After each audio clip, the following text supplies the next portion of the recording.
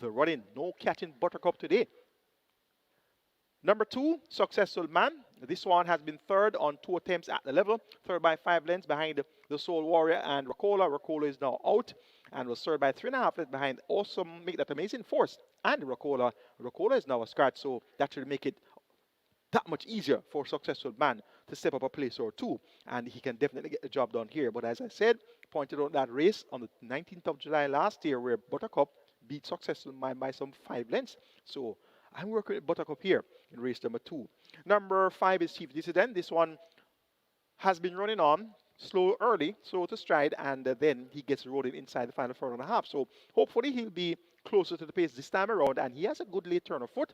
Champion apprentice Damar Williams, more popularly known as Struggle, picks up the mount for trainer Patrick Lynch, also known as the Professor, and owner Joyous Racing. So Chief Dissident at 85 last time out, only able to muster 4th by 6 3/4 lengths in that same event won by the Soul Warrior over Rakola and Successful Man. So Rakola now out.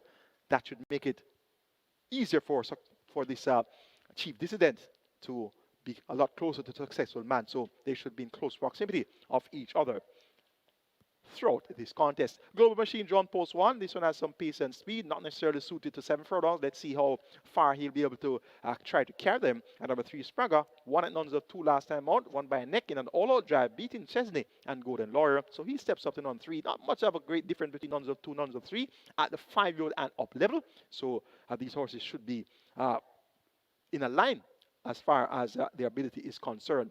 Small field of 5, but it looks quite competitive. I'm going to go for number 4, Buttercup, to make it one scrape, one way in, one way out traffic in race number 2, and that's number 4, Buttercup. For second, make it number 2, Successful Man. For third, make it number 5, Chief Dissident. And of the other 2, between Global Machine and Spragger, it's going to be a toss-up there. I suspect that Spragger should be able to outstay Global Machine for the 4th spot. Let's now take a look at my Catch 9 ticket for the Saturday card.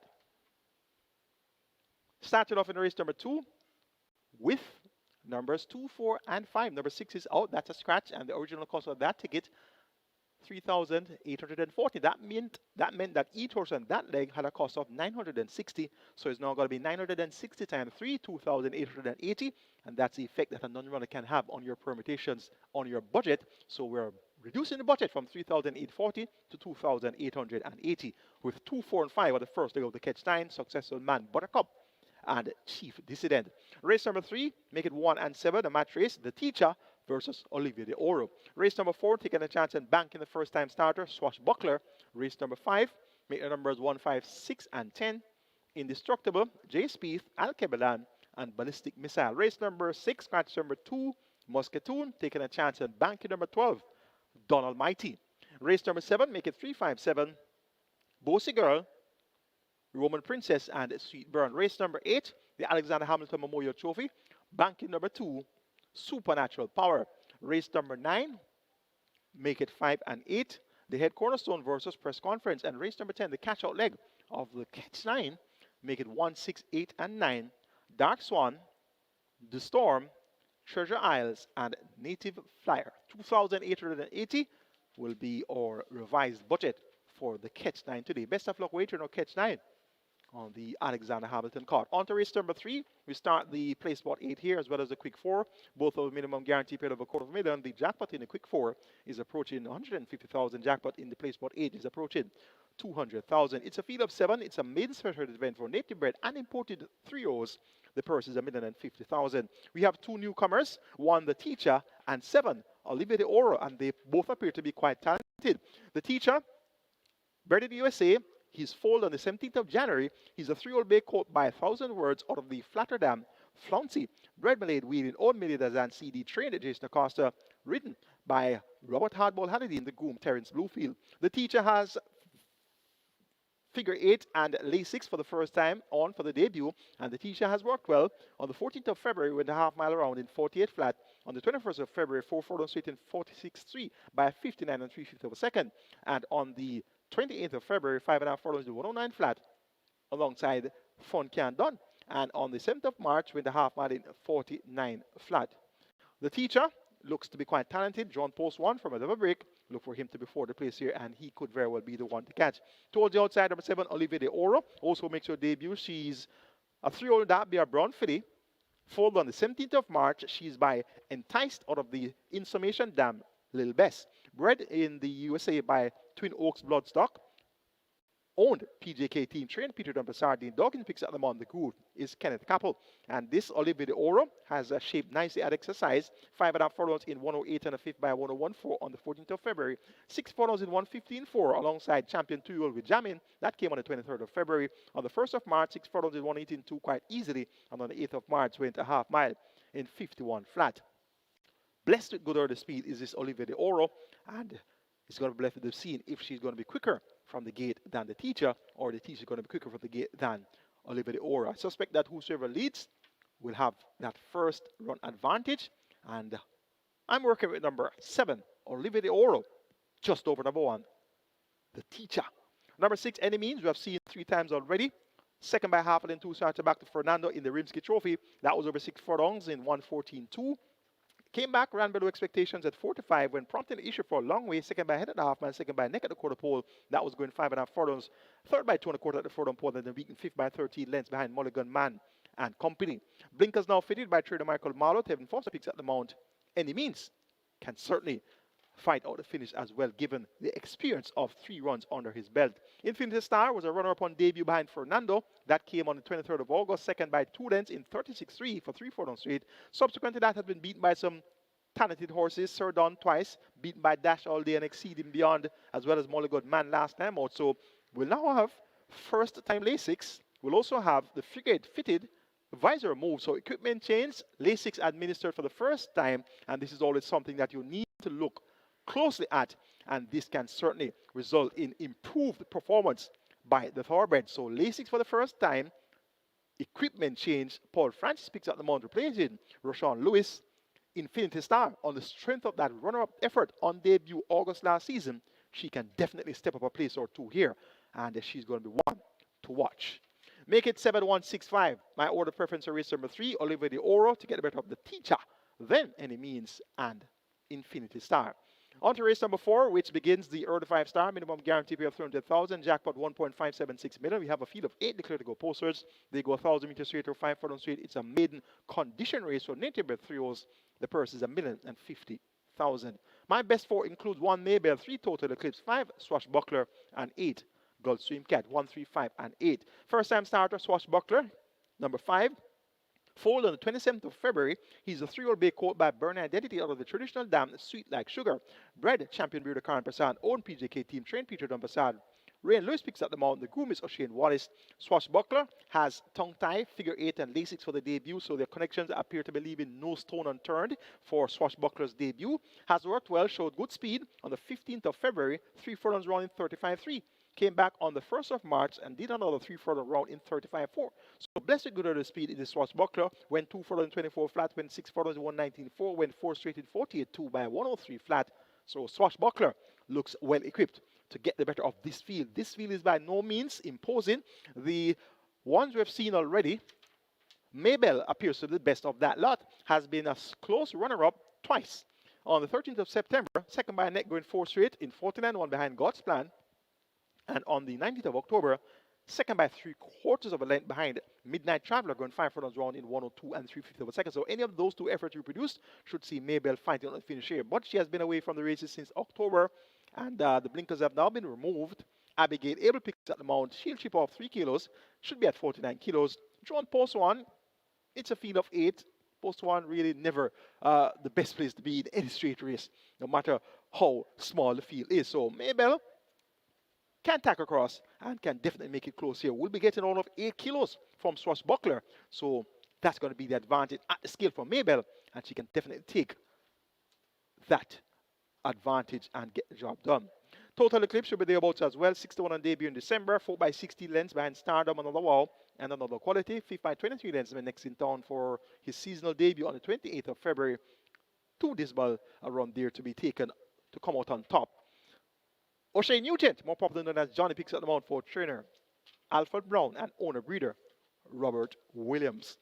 Towards the outside, number 8 Gulfstream Cat, a half sister to none other than Burning Edge. Burning Edge, last year's winner of the 1,000 guineas.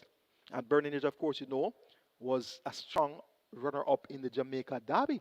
So this Gulfstream Cat is bred in the purple as far as the burning mark dam, burning clearance is concerned, but has not shown anything near the type of ability that her half sister has. That's a Burning Hedge, but Gulfstream Cat showed surprise speed last time out, going 7.5 furlongs, led at half mile by length and a half, but then weakened rapidly to finish sixth by a wide margin. But the thing is, first time speed, surprise speed, that's always something that you can use to draw a line to say that this horse is on the upgrade. The distance now reduced from 7.5 furlongs to 5 furlongs straight, so look for Gulfstream Cat to be a lot more resolute throughout this contest. Make it 5, 1, 3, and 8, my order of preference for race number 4. Swashbuckler over Maybell, Total Eclipse, and Gulfstream Cat. On to race number 5, which starts out Twilight 6, minimum guarantee of 3.5 million. We have a field of 11. Declare to go posters. They go 1,000 meters straight. It's the 3 on up, optional claim 11, 700,000 out to 600,000, and native bred 5 years and up, nuns of 4, and importees 6 years and up, nuns of 4 can take part without a tag, and so can importees 5 years and up, non-winners of 3. My best 4 includes 1, Indestructible, 5, J Speed, 6, Alkebelan, and 10, Ballistic Missile. 1, 5, 6, and 10. That's where we'll go in race number 5. Number 10, Ballistic Missile, won by 6 1/4 lengths last time out, going 5 furlongs straight, beating Radam and Tornado Steel. That was among nuns of 3. Now takes on claiming company at the 700,000 level, racing without a tag, of course. Christopher Mandin maintains the mount for trainer Joseph Thomas. Ballistic Missile is what I like on top here, and based on the amount of missiles you see flying all over the place when you're watching the news, the international news, and this could be the rake you're looking for today, Ballistic Missile, to make it back-to-back wins. Number 6 is Alkebelan. This one won easily at the 500,000 level out last, of course, races of the tag, being eligible to do so as an nuns of 3. Well, now has won 3 races, is up the ladder from 500,000 up to 700,000. Demar William, the champion apprentice, maintains the mount for trainer Earl Burke, and Odin Bash, Alkebelan can also fight out the finish here. Number 1 is Indestructible. Had a spill last time out. Jockey fell at the start. Was sent off the 75 favorite. And that was that. Back here now. John Post 1 in a field of 11. Never the best place to be. And last time out was actually John Post 1. So not sure what happened there. But Indestructible will have to do it the hard way. 57 kilos. Post position 1. 5 furlongs straight in a field of 11. He's quite useful. But he'll have to do his utmost best here. And even his utmost best may be not good enough to get the job done here. But I'm keeping on the right side based on the choice of rider, and Radish Roman has had wins in the not-too-distant past with this Indestructible. And number 5, J Speed. This one fits snugly in this spot. And based on this 4th place effort on the 22nd of November at the overnight announced level, 4 by 7.5 lengths to Prince Aman, Champion Bubbler, and Atlantic Convoy in 58.3 for 5 furlongs straight, that effort alone would brush these aside. So J Speed races without a tag among 700,000 claimers, and that run in November is much better than all of these. Last time out went 5 furlongs straight, was 6 by 10 lengths to Uncaptured Empress, Dream to Reality, and Design Diva, the identical level that he races today. So had a chance that day, didn't really deliver at 7-2.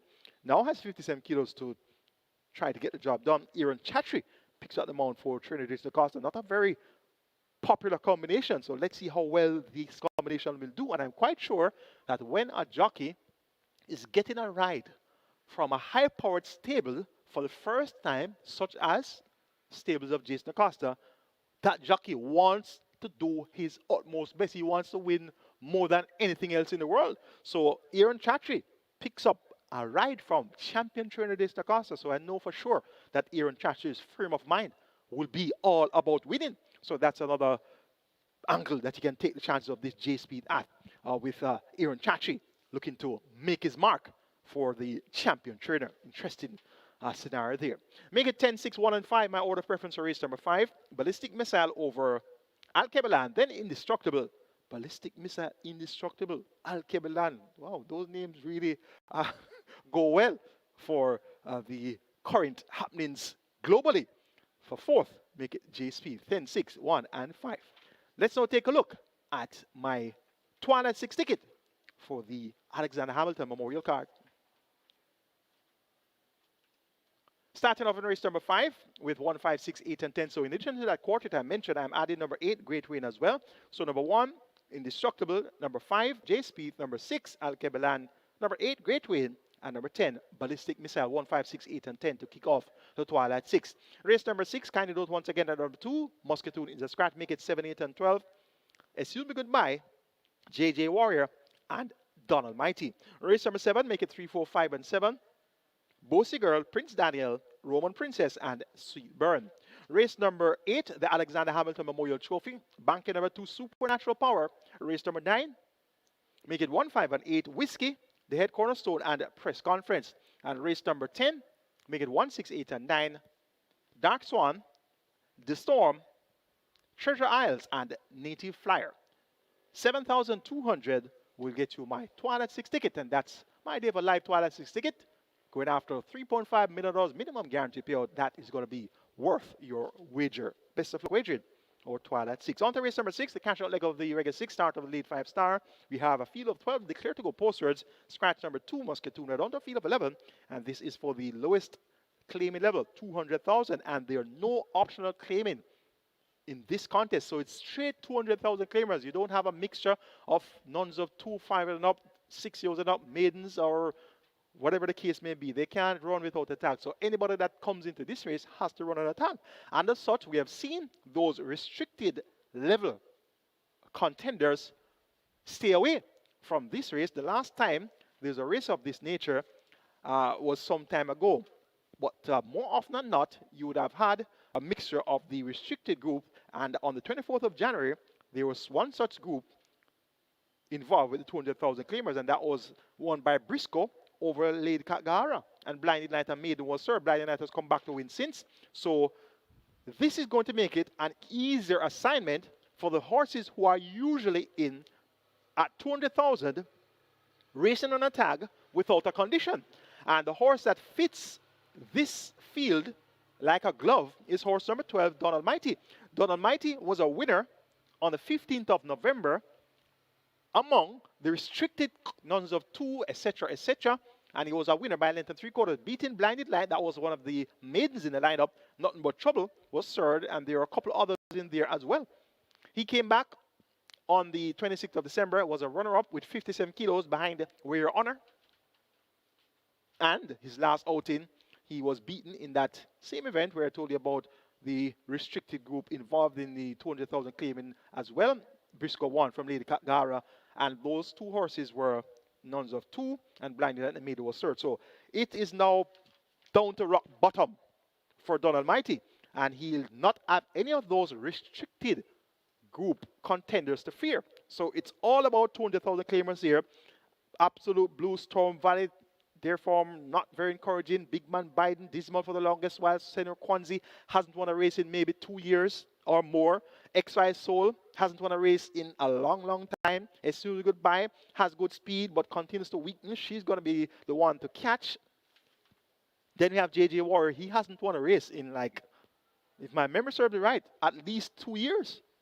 Then you have No Surrender. That one basically has surrendered for the longest while. Mo Aviator hasn't won a race in a while but has been running some useful races in the last few months, or last season. Had a couple of encouraging runs. Kindly Go. He has been dismal for almost an eternity. So Don Almighty really stands out in this lineup.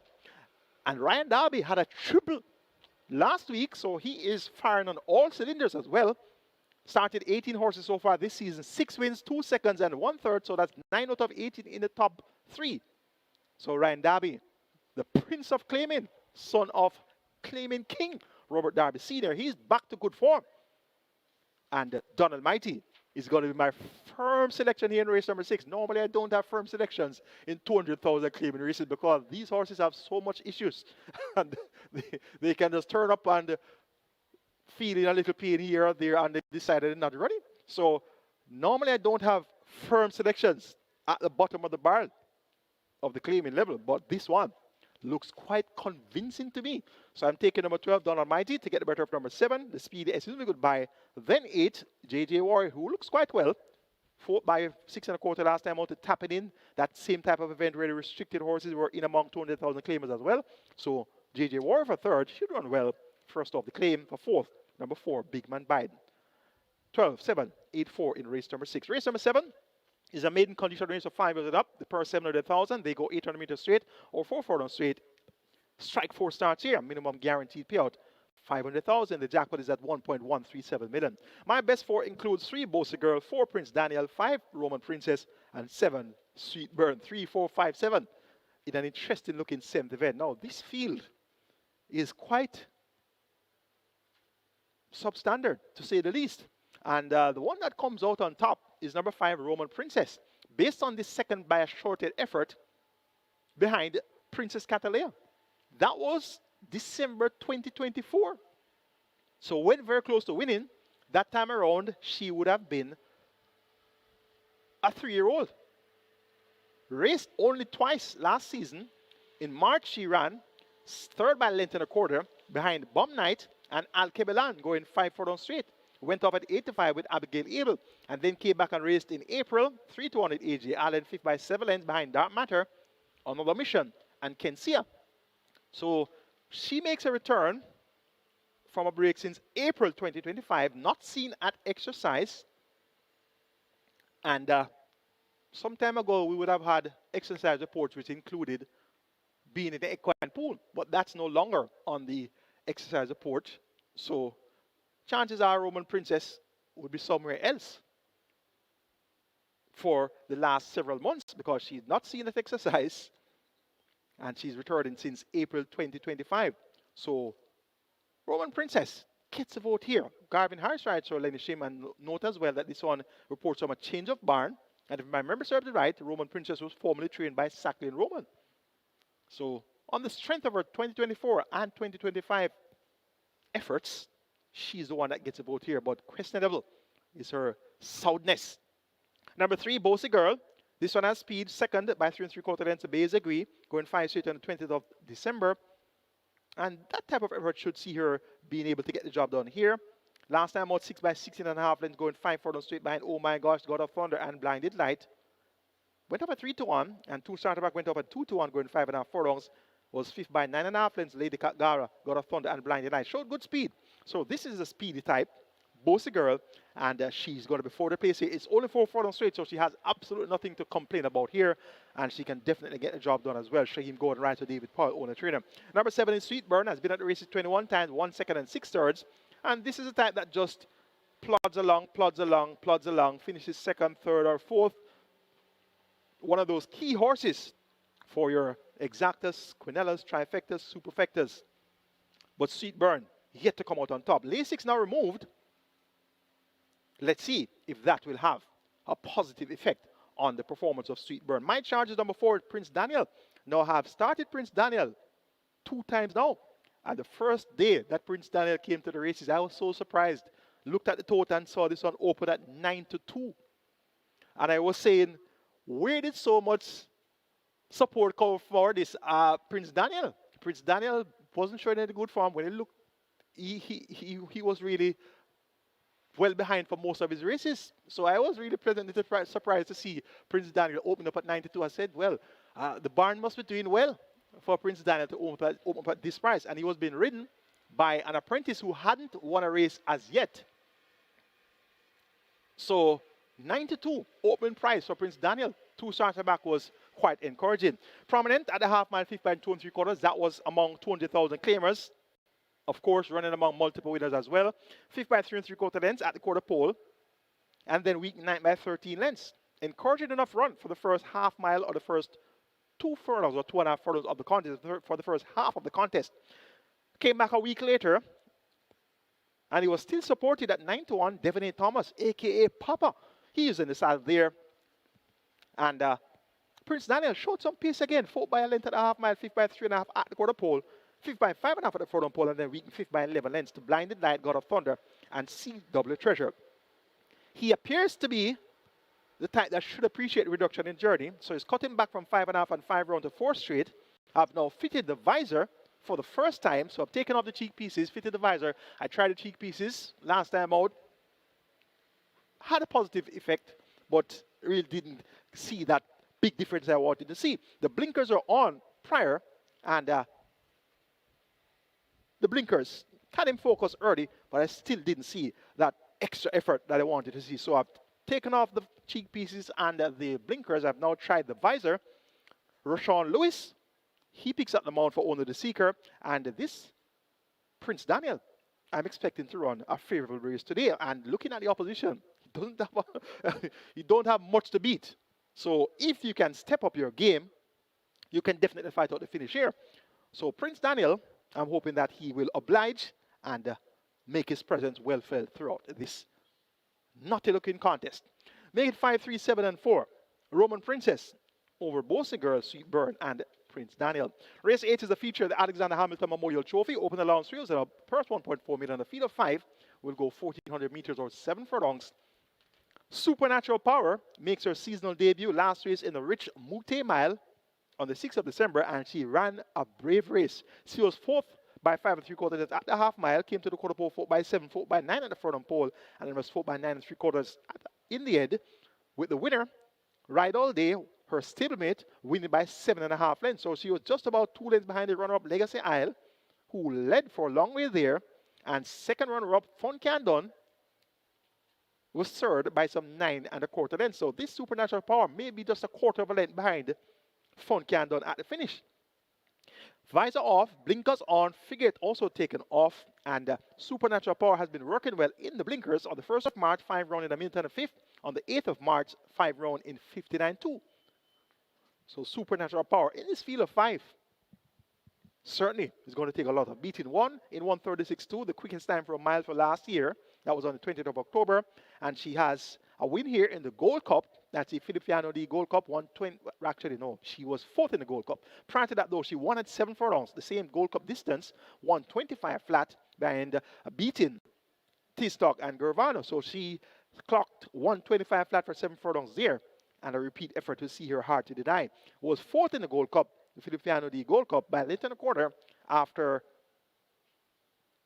missing the start, and the reed didn't respond favorably to the removal of the visor there. So Supernatural Power, headgear back on, and she's going to take some beating here. Fun Can Done should be finishing well from off the pace. 7 furlongs, not his best trip, but his last win at 7 furlongs came in 126 flat.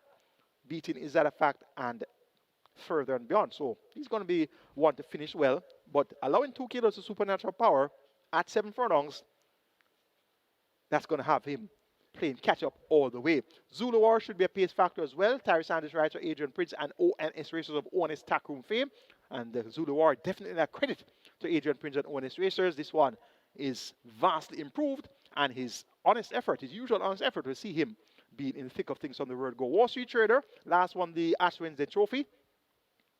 Christopher Mandin teams up with Ron Matty and Vincent Main. They have multiple open allowance wins in recent. Rather, multiple open allowance wins. They won the Island Cligot, and they also won another big cup race.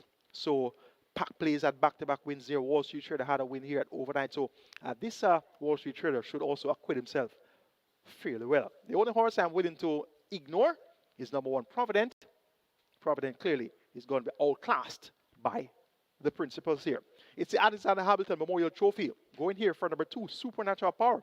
To get a better of number 3, Fun Can Done. Then 5, Wall Street Trader, and 4, Zulu War. The 9th and penultimate is next. We'll bring in the start of a late double here with the 1.5 down to 1.2 million claimers. The purse is $110,000, 6.5 furlongs or 1,300 meters of trip. Number 5, the head cornerstone, 4 to 5 the last 2 appearances, and disappointed. Third by 2.5 lengths to Randy Bangala and Smart Trick on Mute Mile Day. And the last time was 7 by 5 lengths to Wizkid, a 67-1 winner over Randy Bangala and Sonny T and Chippy. Ran 1 pace throughout there. So one more chance for the head cornerstone. He has continued to work well. 5.5 furlongs in 108.3 by 102.3 on the 8th of March. On the 1st of March, 5 round in 102.2. So the head cornerstone giving this one edge once again. Radish Roman, the sneaky fox. He maintains the mount for trainer Adrian Prince, more popularly known as Dan Dan, and owner Leon Ball. Number 8 is press conference, claimed in August. And it's just coming back to the races. So clearly had setbacks since being claimed.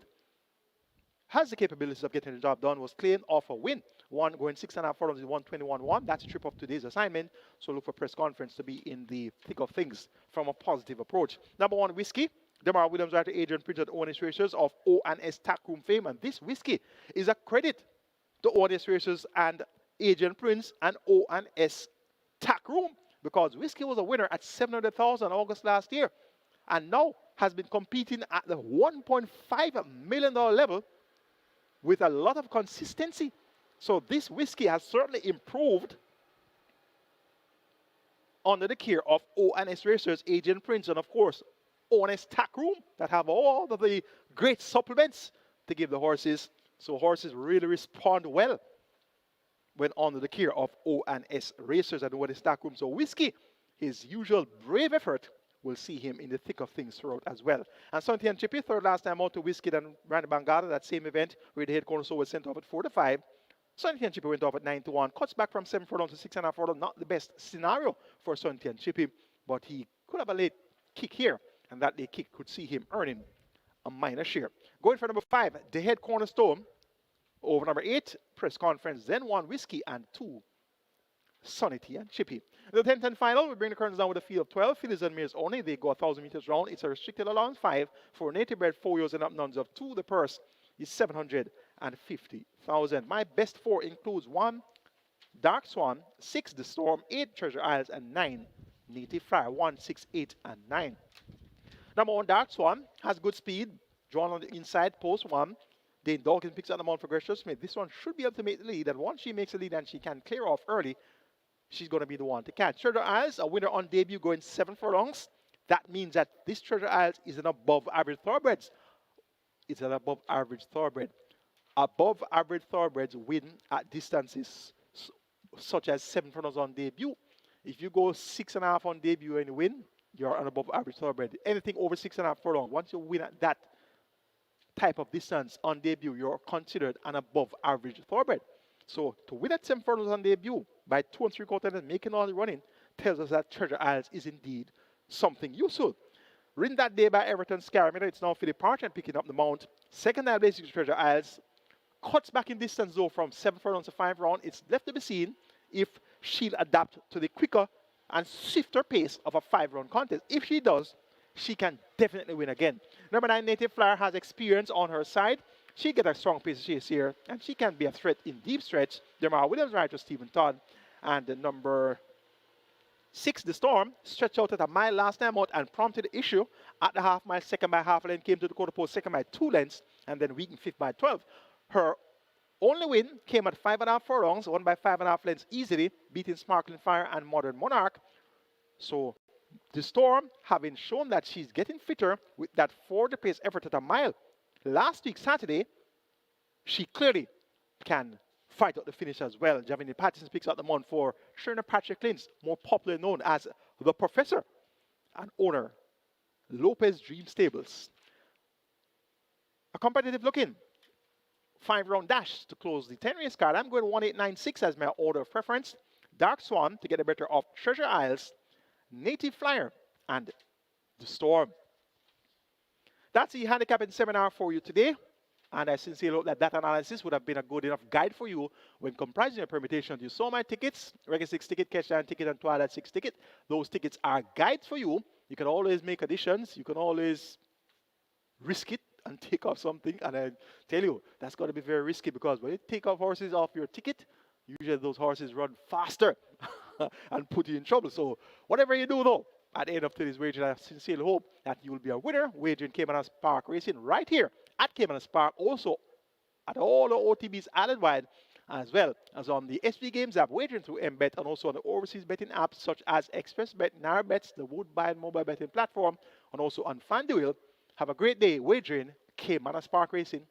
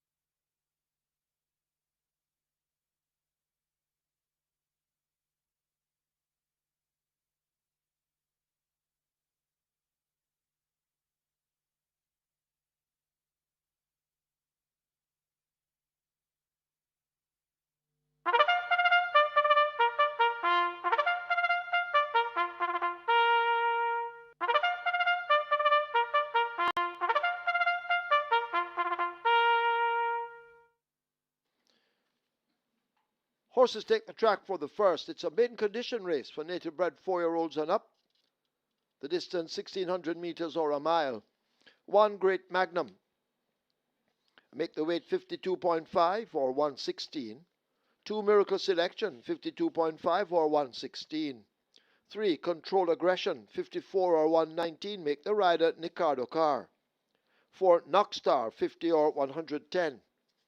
7 Smoking Tom 53 or 117. 8 Lagertha 50.5 or 111. Same for 9 Friends Connection 50.5 or 111. Wagering offered on double event, Exacta, Quinella Trifecta, Superfecta High 5. Superfecta has a carryover in excess of 335,000. High 5 in excess of 233,000. Superfecta on its way to 750,000. High 5 the same, heading for 750,000. Reggae 6 begins here. The single winner bonus in excess 8.3 million. Reggae 6 at 9 and climbing. Rolling triple heading for 900,000. Get your wagers on.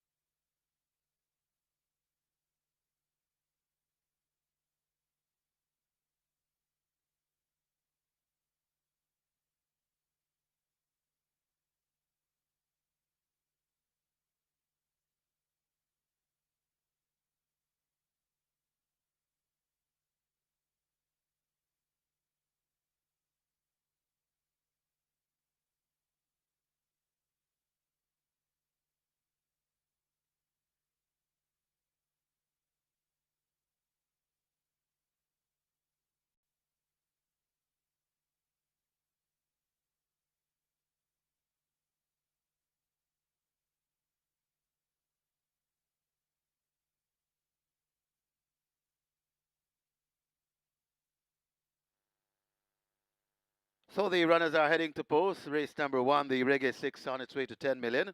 Reggae 6 approaching 10 million, the jackpot bonus. A big one, in excess 8.3 million.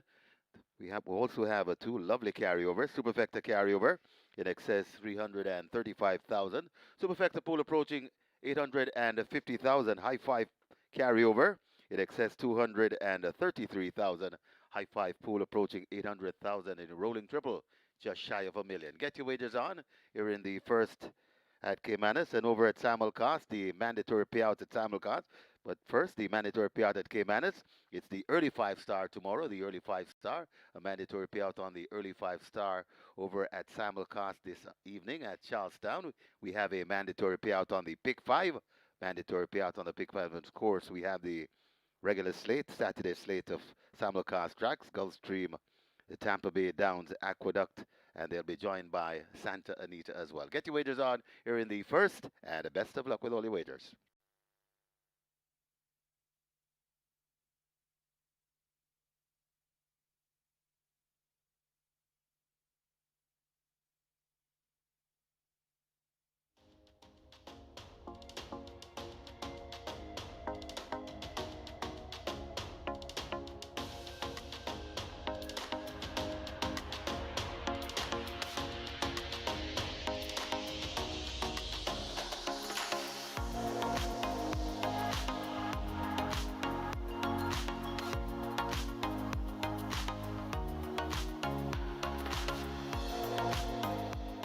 Hello again, Thorby Racing fans, and welcome to Caymanas Park, home of the Caribbean's #1 derby, where the Caribbean's finest thoroughbred at home of the Mute Mile. We have 10 races in store for you today. Our features the Alexander Hamilton Memorial Trophy. That's going to be race number 8 on the card. The field of 5 will go 1400 meters or 7 furlongs. The purse here 1.4 million. And we see the return of Supernatural Power going up against Fun Can Done, as well as O Street Trader, Zulu Warrior. And the other horse in the lineup is Provident. We are on to post for race number 1, and the regular 6 pool is approaching 10 million. It's at 9.5 million. Early triple is at 950,000. And remember, we have big carryovers in the Superfecta and High 5, so a lot going on in race number 1. Main condition race at a mile, 10 horses on the way to the starting gate. Top selection goes to number 6, Prince Zayden. Champion jockey Radish Roman rides for trainer Louis Richards. Runner-up last time out, going 7 furlong behind Treasure Isles. Tongue-tied, take it off. The trip increased to a mile. Second time, lay 6. Prince Zayden is your 8-5 favorite in the betting, and he is my top selection. Number 7, Smoking Tom gets 5-2. Shaheem Gordon rides for Christopher Pearson, more popular known as Superman. And this Smoking Tom, 5th by 2 lengths when sprinting last time out, ran a strong second, going 7 furlongs to Laurie in January. A similar effort, we see Smoking Tom being banked in contention from the very start. Great Magnum number 1 gets 3-1. Has been well whispered so far. 15-1, 4-1 on the first 2 attempts. Now gets 3-1. Should get a mile. Looks well. Richard Henry rides for Ray Phillips and Brian Witherspoon. Good chance for Great Magnum. And number 2, Mercury Selection, 46-1.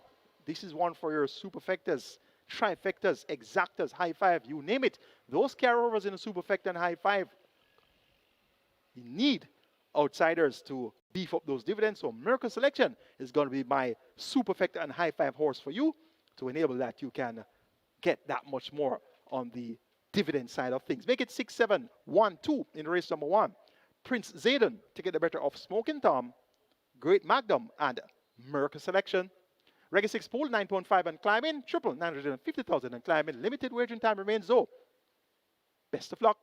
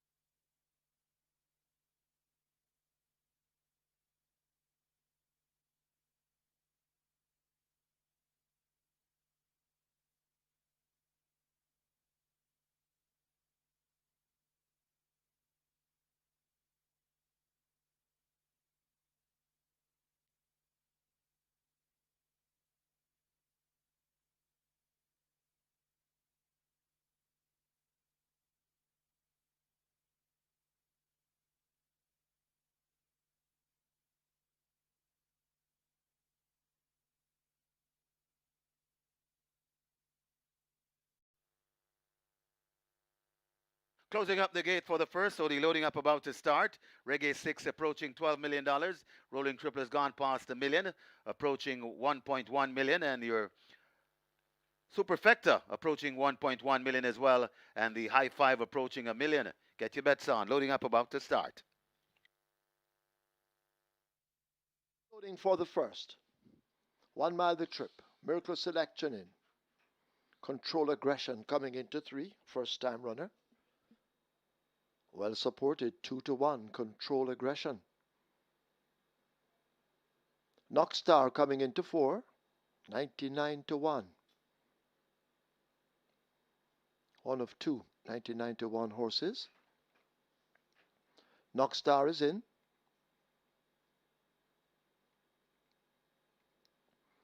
Rider coming off God of Thunder, 9-1. They've opened gate 5. To accept God of Thunder.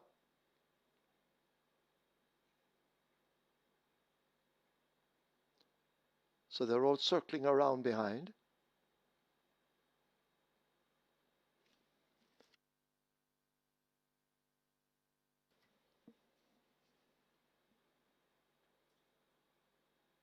So God of Thunder, they try with, now locked away at 5.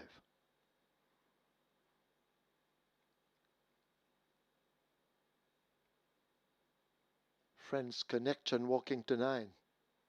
23-1.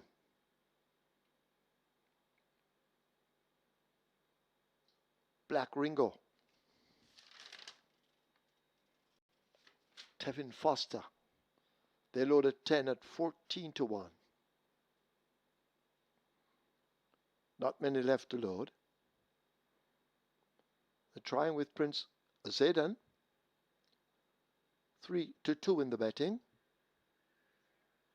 Was it 8-5? Now 3-2. So Prince Zayden riderless, giving problems to load, now goes in.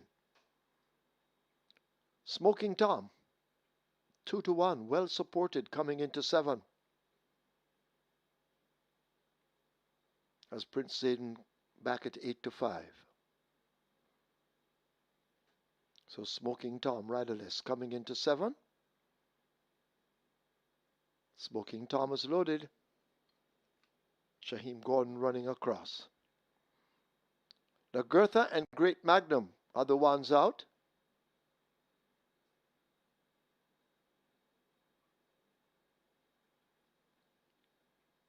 So they're obviously going to load Great Magnum last, as they're trying with Lagertha.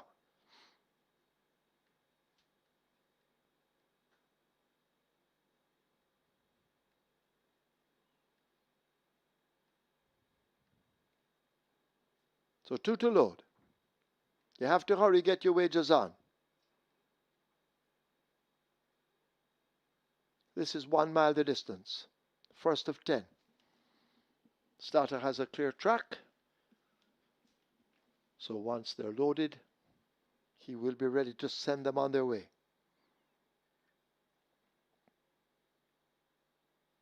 Lagertha coming into 8.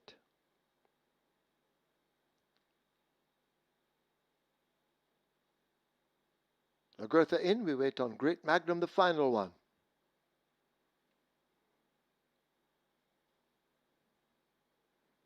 So Prince Zayden the favorite in the first event, as Great Magnum is coming into 1.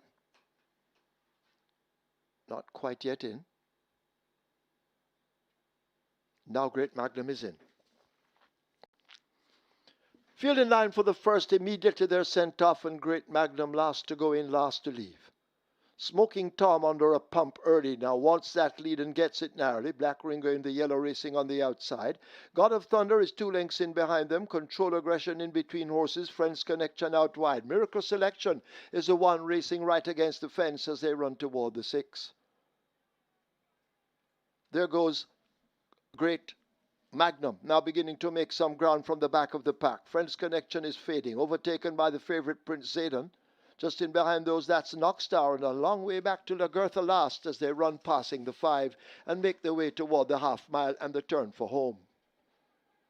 Smoking Tom attempting to go all the way, 2 lengths in front of Black Ringo chasing. God of Thunder now urged and asked to get closer. Miracle Selection is there. Great Magnum pulling right alongside. That's the grey and the pink now beginning to make some ground. The favorite Prince Zayden has a lot to do from that position. Just in behind them, 3 further lengths away, that's Control Aggression in the white and red. Friends Connection toward the back. A gap opening up to Knockstar, fading badly, and Lagertha has never been in it as they've left the 5/16th and will come into the top of the lane. And Smoking Tom continues to repel all challengers. Black Ringo in the yellow cap chasing, but needs to find 3, maybe even more. Great Magnum is kicking in on the outside, but still they have to catch Smoking Tom, and now the stick comes out in the right hand. It's Smoking Tom and Shaheem Gordon arriving at the furlong pole, still with a clear advantage. Great Magnum on the outside looks to be finishing best of the rest. Black Ringo just on the inside of that one, but it is Smoking Tom looking to go all the way, gate to wire, and Smoking Tom goes all the way to win it by maybe 4. Great Magnum is second.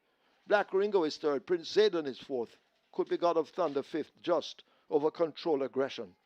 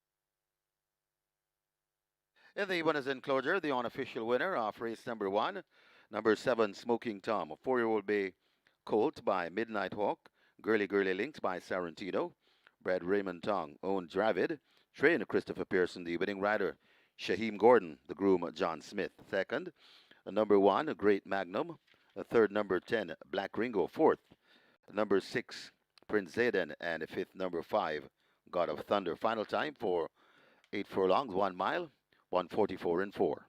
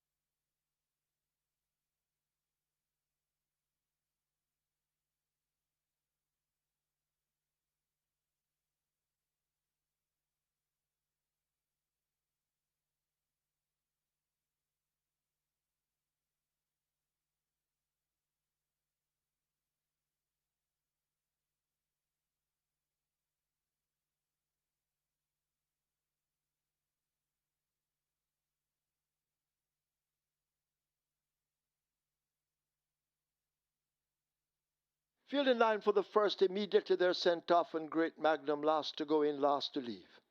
Smoking Tom under a pump early now, wants that lead and gets it narrowly. Black Ringo in the yellow racing on the outside. God of Thunder is 2 lengths in behind them. Control Aggression in between horses. Friends Connection out wide. Miracle Selection is the one racing right against the fence as they run toward the 6. There goes Great Magnum, now beginning to make some ground from the back of the pack. Friends Connection is fading, overtaken by the favorite Prince Zayden. Just in behind those, that's Knockstar, and a long way back to Lagertha last as they run passing the 5 and make their way toward the half mile and the turn for home. Smoking Tom attempting to go all the way, 2 lengths in front of Black Ringo chasing. God of Thunder now urged and asked to get closer. Miracle Selection is there. Great Magnum pulling right alongside. That's the grey and the pink now beginning to make some ground. The favorite Prince Zayden has a lot to do from that position. Just in behind them, 3 further lengths away, that's Control Aggression in the white and red. Friends Connection toward the back. A gap opening up to Knockstar, fading badly, and Lagertha has never been in it as they've left the 5/16th and will come into the top of the lane, and Smoking Tom continues to repel all challengers. Black Ringo in the yellow cap chasing, but needs to find 3, maybe even more. Great Magnum is kicking in on the outside, but still they have to catch Smoking Tom, and now the stick comes out in the right hand. It's Smoking Tom and Shaheem Gordon arriving at the furlong pole, still with a clear advantage. Great Magnum on the outside looks to be finishing best of the rest. Black Ringo just on the inside of that one, but it is Smoking Tom looking to go all the way, gate to wire, and Smoking Tom goes all the way to win it by maybe 4. Great Magnum is second. Black Ringo is third. Prince Zayden is fourth. Could be God of Thunder fifth, just over Control Aggression.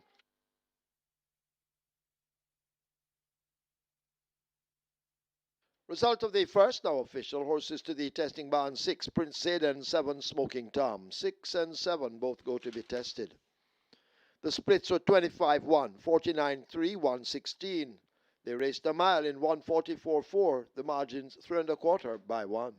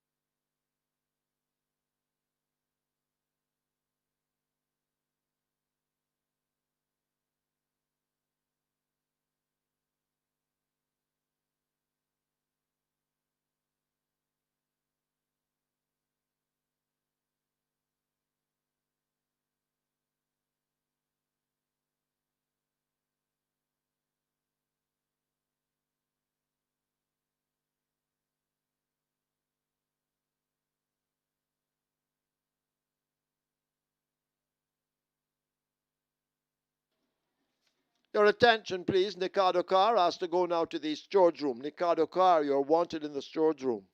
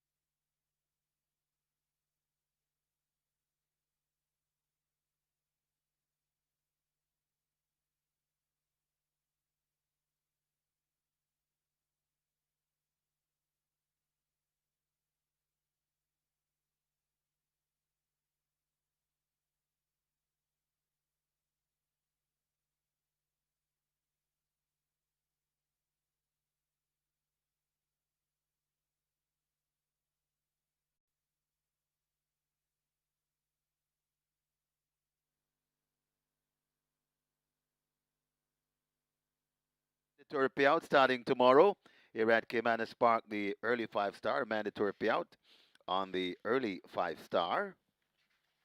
And of course, we have a massive jackpot bonus on the 5-star, nearly 1.6 million. If this is not taken down today, it's up for grabs tomorrow. A mandatory payout. It will be a jackpot bonus carryover, and maybe in excess, somewhere in the region of 1.7 or in excess for tomorrow. Also on the 29th of March, there'll be a mandatory payout on the Strike 4, a mandatory payout on the Strike 4. And don't forget, Gulfstream Park, the good news, the late triplet Gulfstream, it's now a minimum guaranteed payout of $40,000. So the late triple at Gulfstream every day, Gulfstream runs, you'll have a minimum guaranteed payout of $40,000 on your late triple. Later on at Charlestown this evening, we'll have a mandatory payout on the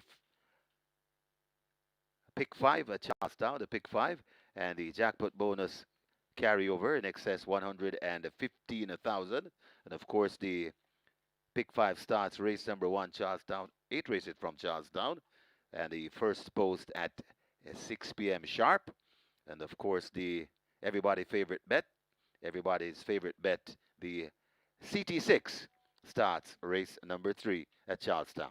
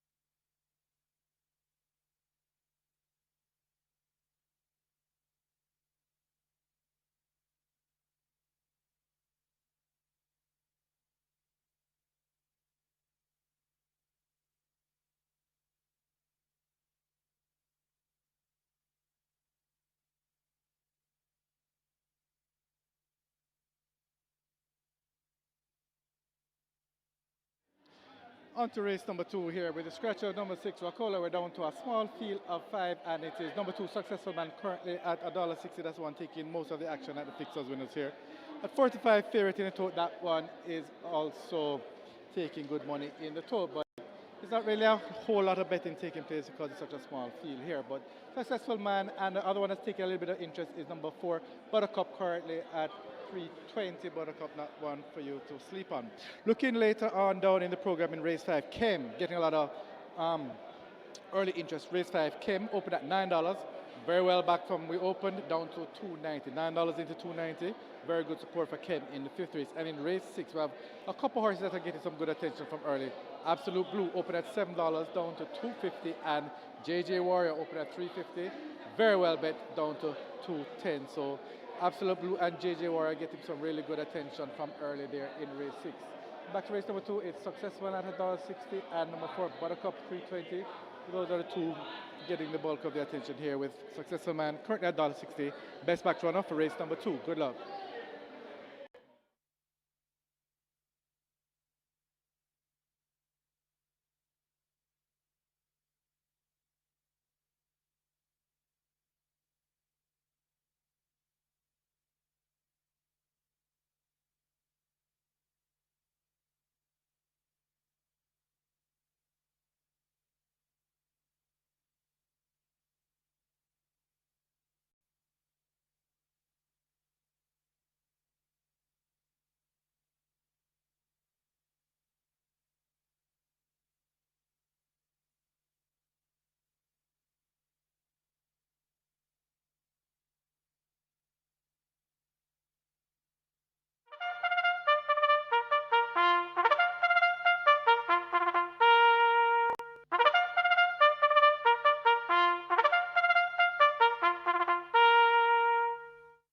Horses take the track for the second. It's a restricted allowance 4 for native bred 5-year-olds and up, non-winners of 3, and imported 5-year-olds and up, non-winners of 2.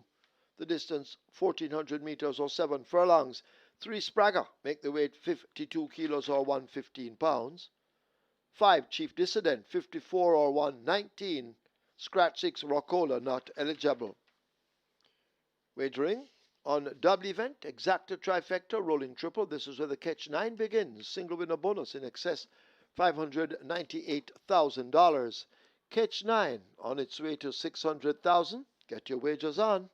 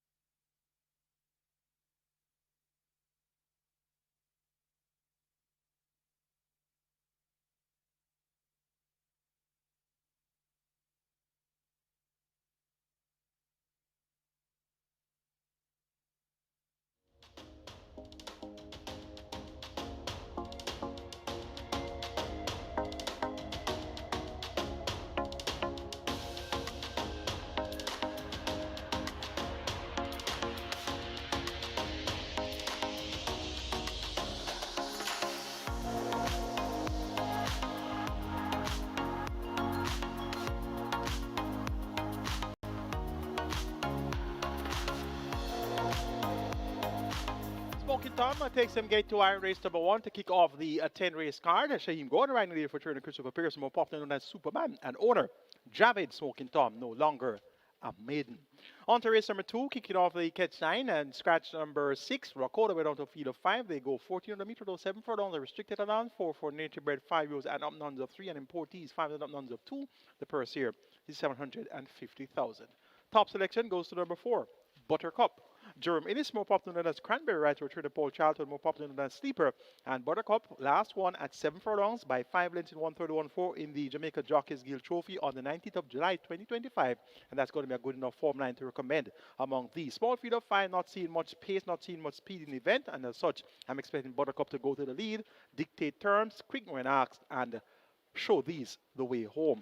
Number 2, Successful Man, the 65 favorite, Kevin Foster Rider Errol Burke, third on 2 attempts at nuns of 3, the last 2 attempts at nuns of 3, and that came behind the Soul Warrior Rakoda and Amazing Force and Rakoda. Rakoda scratch, so Successful Man can very well step up a place or 2, and that could see him getting the job done. Your 65 favorite, he looked well. Number 5 is Chief Dissident, has been somewhat disappointed the last few outings, 8-5, and continues to be slow on the stride, but continues to run on. Champion apprentice Damar Williams picks up the mount to place in Babita Harvey, and he rides for trainer Patrick Lynch, more popularly known as the Professor.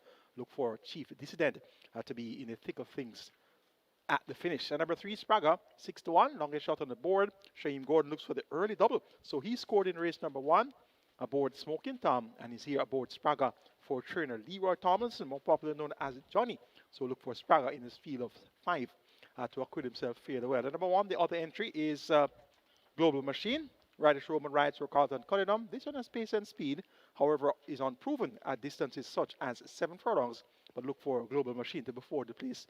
A field of 5, going 7 furlongs, looks fairly competitive. I'm going 4, 2, 5, and 3 as my order of preference.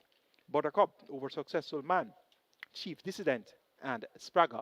Catch 9 put at 650,000, triple 350,000 and climbing. Get your wages on now, and best of fortune.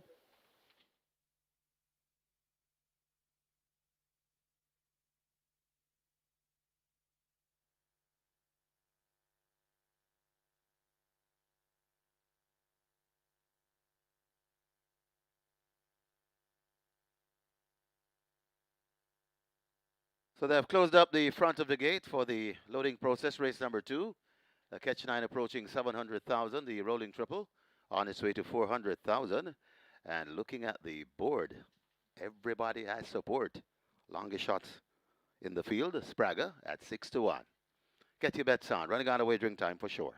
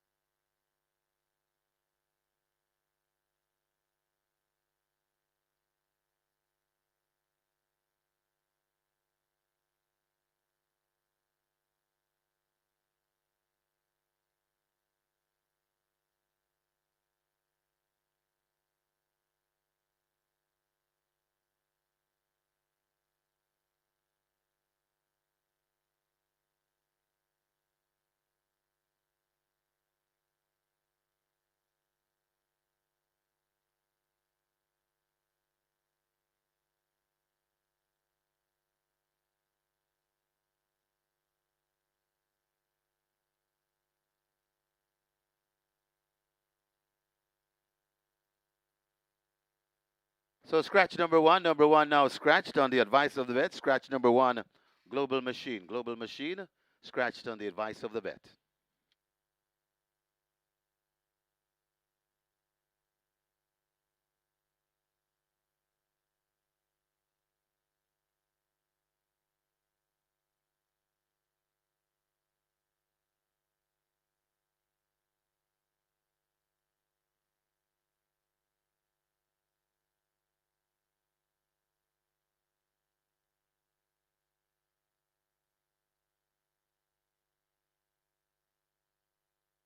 So Global Machine, number 1 is scratch, so you get a chance to change your wagers and make additional wagers.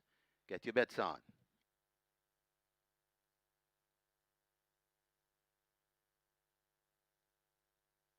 Horses loading.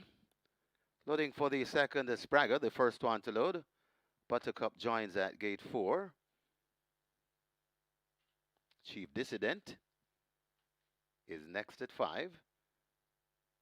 And a Successful Man to complete the line. 7 furlong the trip. Successful Man, that's the one we wait on. The 3 to 5 favorite. Competitive betting here in the second. 4 to 5 Successful Man. 9 to 5 apiece on a Buttercup and a Chief Dissident. Successful Man, part of the way in.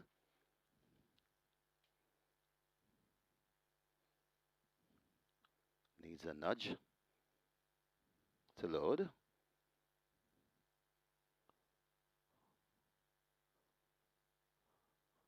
Successful Man is in. 7 furlong the trip. Best of luck with all your wagers. Often racing, Successful Man steps a bit slow. Sprague sent through for that lead. Buttercup hounding on the outside. They head toward the 6, and it's Sprague.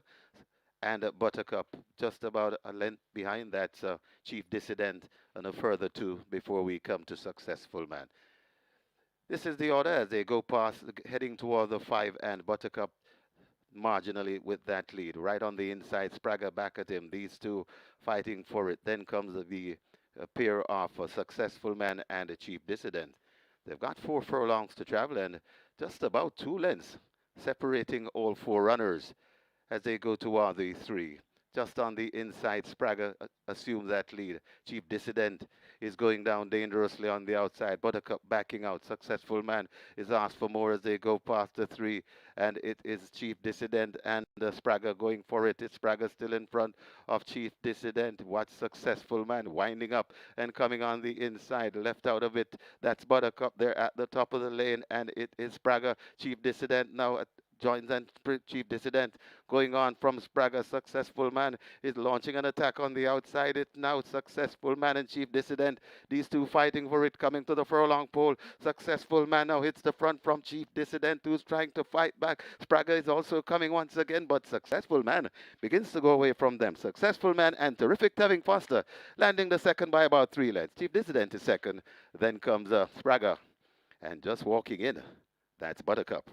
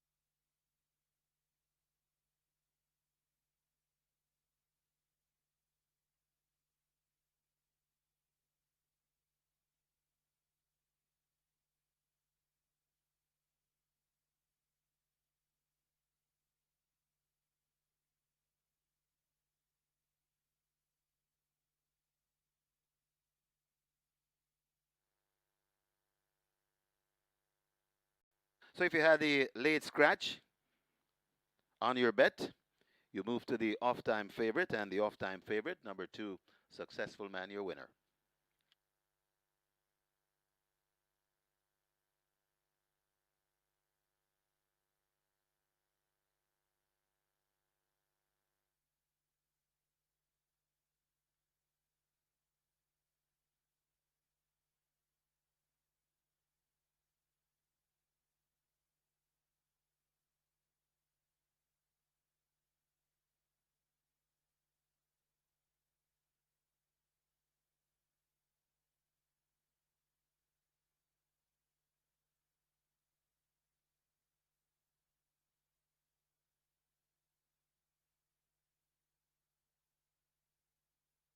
In the winners enclosure, the unofficial winner of race number 2, number 2, Successful Man. 5-year-old chestnut horse by Patton Proud. Dunkirk Evita by Dunkirk. Bred Michael Bernard. Owned David Pottinger, trained Earl Burke, the winning rider. Terrific, Tevin Foster. And of course, Tevin is powered by True Shake Nutrition Shake. The winning groom, Adam Beckford, second. Number 5, Chief Dissident. A third, number 3, Sprague, fourth. Number 4, Buttercup. Final time for 7 furlongs, 1:30 and a 2.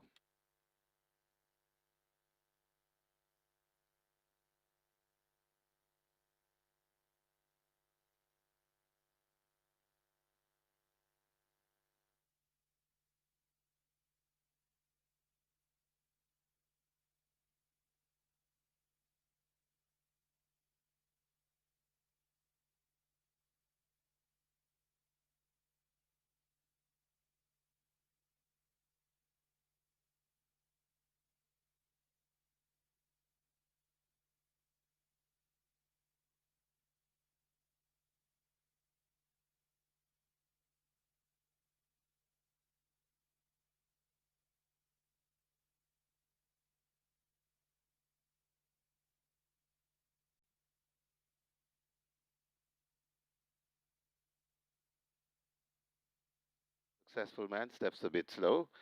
Sprague sent through for that lead.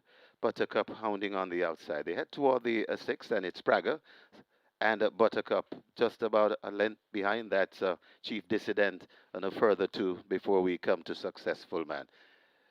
This is the order as they go past, heading toward the 5, and Buttercup marginally with that lead. Right on the inside, Sprague back at him. These two fighting for it. Then comes the pair of a Successful Man and a Chief Dissident.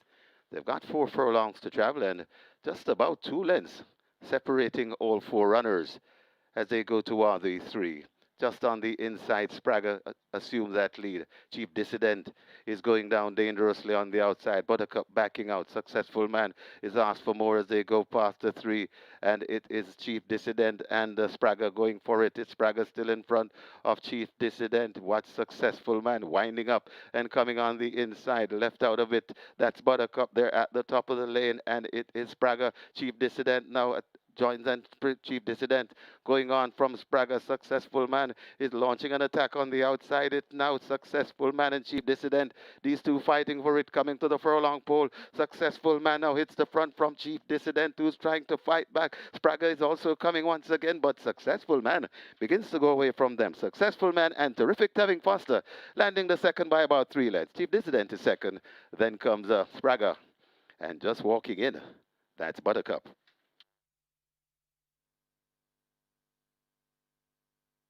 Result of the second now. Official horses to the testing barn. 2, Successful Man. 3, Sprague. 2 and 3. Both go to be tested. Splits 24-4, 49-4, 116-3. They raced 7 furlongs in 1:30 and 2. The margins 4 by 2.5. Supreme Ventures Racing and Entertainment Limited, SVREL, has announced a $1 million contribution to the grooms who deliver their services at Caymanas Park. The initiative delivers direct financial support to grooms through a series of grants tied to race performance during March that is observed as Grooms Appreciation Month at the park. During the designated race period of March 14 to March 28, 2026, each winning groom will receive a grant of $15,000. The grant recognizes and rewards the indispensable role grooms play in preparing horses for competition. In a special tribute on Grooms Association Day scheduled for March 28, there will be additional grants. The best dressed groom will receive a $10,000 grant, and the groom of the best presented horse on race day will also receive a $10,000 grant. These incentives are designed to celebrate excellence in horse presentation and the pride that grooms take in their craft. All grants under this initiative will be paid directly to the Jamaica Racing Commission and applied toward the renewal of recipients' 2026-2027 grooms licenses. This mechanism ensures that support reaches grooms in a structured and meaningful way while directly reducing the financial burden of maintaining their professional standing and keeping them actively employed in the sport. This contribution forms part of SVREL's broader mission of creating a sustainable industry by helping to elevate every tier of the horse racing ecosystem in Jamaica, from ownership and training to the essential stable staff who make race days possible.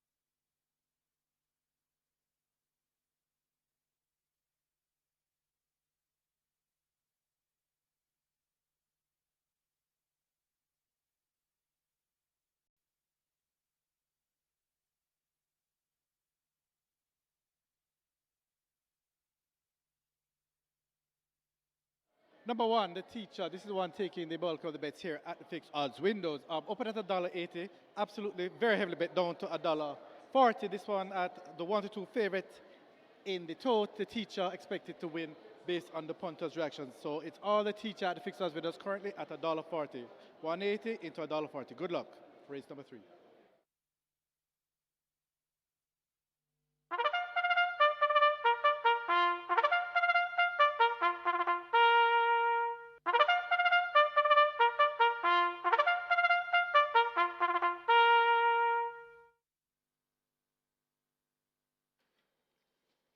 Horses take the track for the third. It's a maiden special weight for native bred and imported 3-year-olds. The distance 1100 meters or 5.5 furlongs. Number 3, Honey Brown, make the weight 52 kilos or 115 pounds.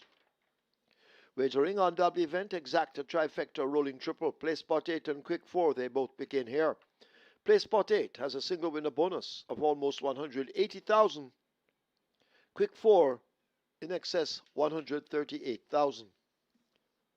Quick 4 heading for 500,000. Play spot 8 700,000. Get your wagers on.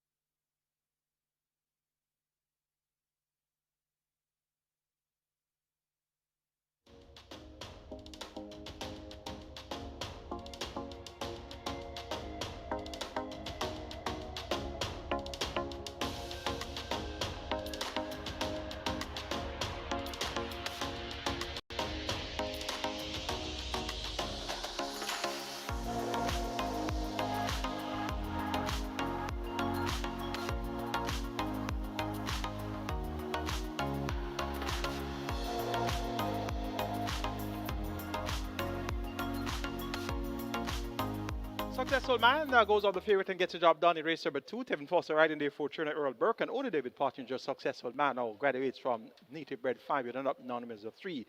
Chief Dissident ran a strong second. Live ticket gone to the regular 6 after the second leg, 2,214 with 7.7 million plus in the net pool there. And the cat stand starts off on 488 live tickets and 597,000 plus in that net pool. It's now on to race number 3, which kicks off for place spot 8 and quick 4, both of a minimum guarantee period of $250,000, and both jackpots are approaching 200,000. It's a field of 7. These are maidens, native bred and imported 3-year-olds, and the purse is $1,050,000. 5.5 furlongs, the trip. Top selection goes to number 7, Olivia Dioro. Makes her much anticipated debut. She's a 3-year-old dark bear brown filly foaled on the 17th of March. She's by enticed out of the Insummation Dam, Little Bess. Bred by Twin Oaks Bloodstock, owned PJK team, trained Peter Novasar. Dean Dawkins is aboard. Olivia de Ora groomed by Kenneth Capel. Looks quite well, and she's quite muscular. She has worked well on the 14th of February, 5.5 furlongs in 108 and a fifth of a second by 101.4, when 6 furlongs in 115.4 on the 23rd of February alongside champion 2-year-old with Jamin. And this Olivia de Oro really looks the part, and she appears to be blessed with a lot of early speed. Number 1, the teacher, also quite impressive looker. This one, foaled on the 17th of January. He's a 3-year-old bay colt by 1,000 words out of the Flatterdam Flouncy. Bred by Milade Wheeling, owned Milade as and CD, trained Jason Acosta. Robert Haldane is aboard.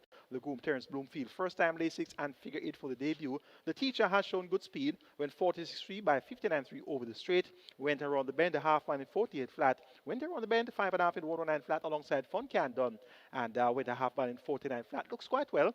And the teacher, drawn post 1. We'll have to get up that 1 draw in good order, and if he does, he could very well prove to be the one to catch. It appears to be a 2-horse race on the talent displayed at exercise. The teacher versus Olivia de Oro. Of the ones I've seen already, Any Means ran well to be second, 2 starter back to Fernando in the Rimsky Trophy, so he's going to be my third choice. I'm going 7, 1, 6, and 5, Olivia de Oro over the teacher, Any Means, and for 4th, make it Infinity Star.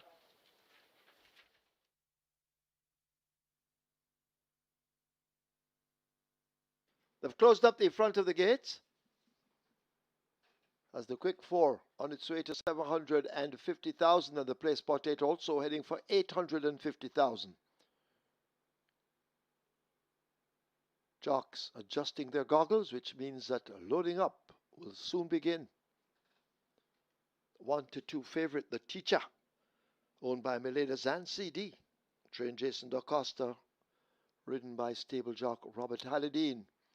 And gate 2 is now filled with Comuna Atrese. Honey Brown goes into 3. 5.5 furlongs, What a Spun, walking to 4 after being extensively warmed up. Infinity Star they try with at 5.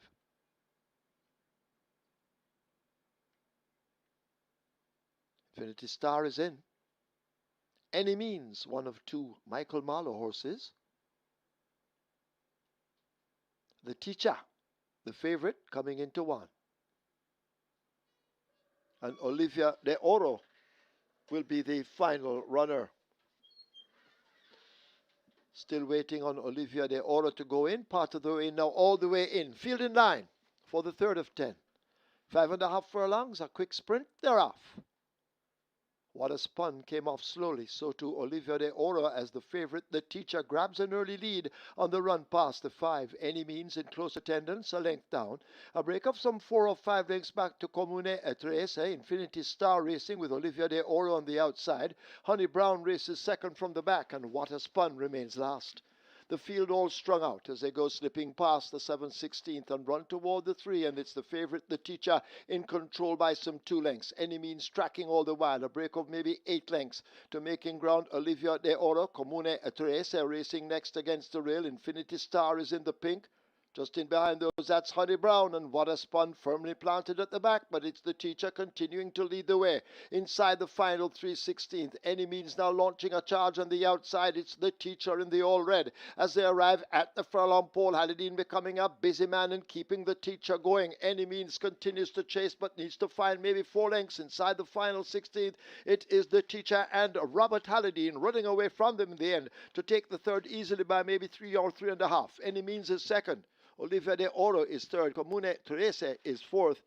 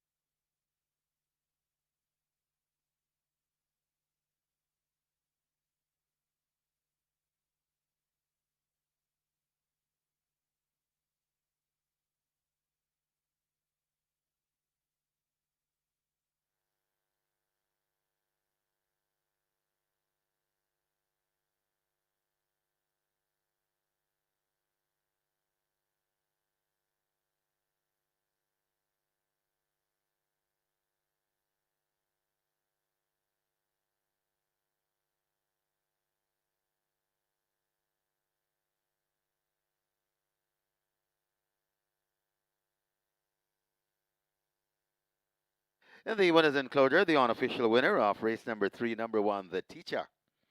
A 3-year-old bay colt by 1,000 Words. Flouncy by Flatter. Bred Milad Wheeling. Owned Miladas and CD. Conditioned by the champion trainer, Jason Da Costa. The winning rider, the hardball, Robert Halladine. The groom, Terence Bloomfield. Second, number 2, Any Means.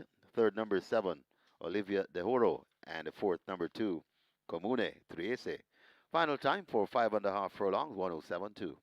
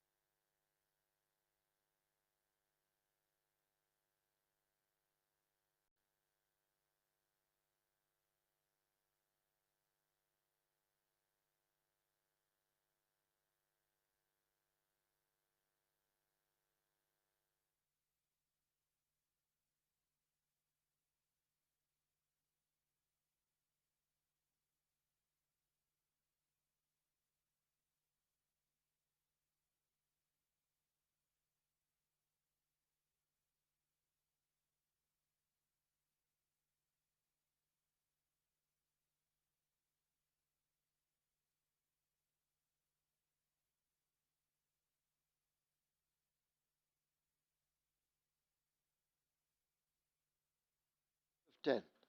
5.5 furlongs, a quick sprint, they're off. What a Spun came off slowly, so too Olivia de Oro as the favorite. The Teacher grabs an early lead on the run past the 5. Any Means in close attendance, a length down. A break of some 4 or 5 lengths back to Comune Trece. Infinity Star racing with Olivia de Oro on the outside. Honey Brown races second from the back, and What a Spun remains last. The field all strung out as they go slipping past the 7/16th and run toward the 3, and it's the favorite, The Teacher, in control by some 2 lengths. Any Means tracking all the while, a break of maybe 8 lengths to making ground. Olivia de Oro, Comune Trece racing next against the rail. Infinity Star is in the pink. Just in behind those, that's Honey Brown, and What a Spun firmly planted at the back, but it's The Teacher continuing to lead the way. Inside the final 3/16th, Any Means now launching a charge on the outside. It's The Teacher in the all red. As they arrive at the furlong pole, Halladine becoming a busy man and keeping The Teacher going. Any Means continues to chase, but needs to find maybe 4 lengths inside the final 16th. It is The Teacher and Robert Halladine running away from them in the end to take the third easily by maybe 3 or 3.5. Any Means is second. Olivia de Oro is third. Comune Trece is fourth.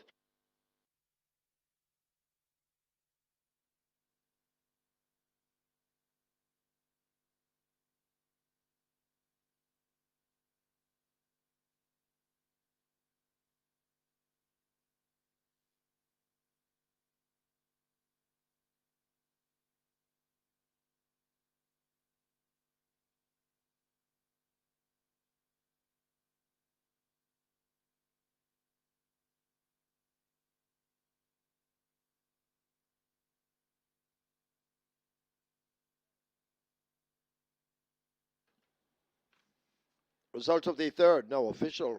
Horses to the barn. 1, The Teacher. 6, Any Means. 1 and 6 both go to be tested. Splits 23-2, 48. They finished 5.5 furlongs in 107.2. The margin 3 3/4 by 7.5.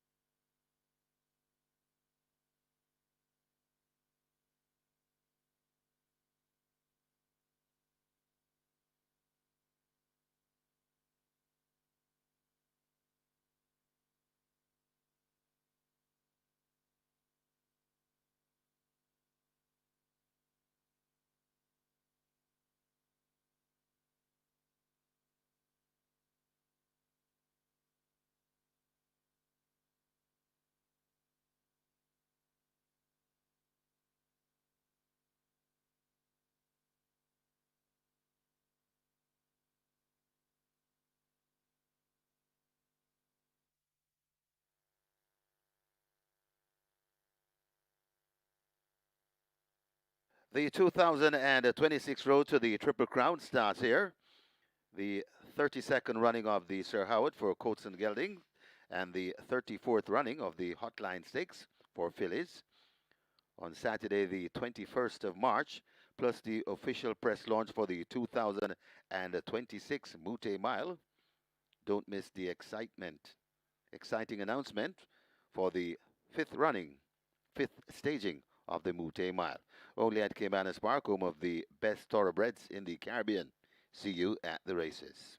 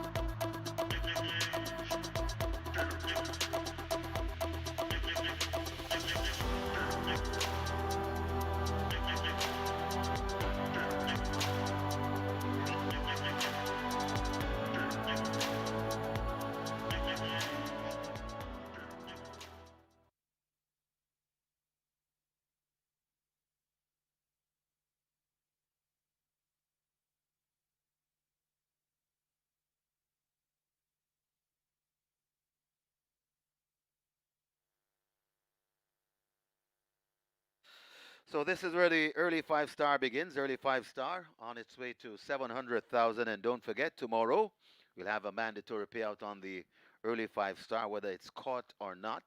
And we have a massive jackpot bonus, nearly 1.6 million. So if not caught, we may see nearly 1.8 million as a jackpot bonus carryover for the mandatory payout on the early five-star on tomorrow's program. Get your bets on here in the fourth. Really five-star approaching 700,000 rolling triple on its way to 3.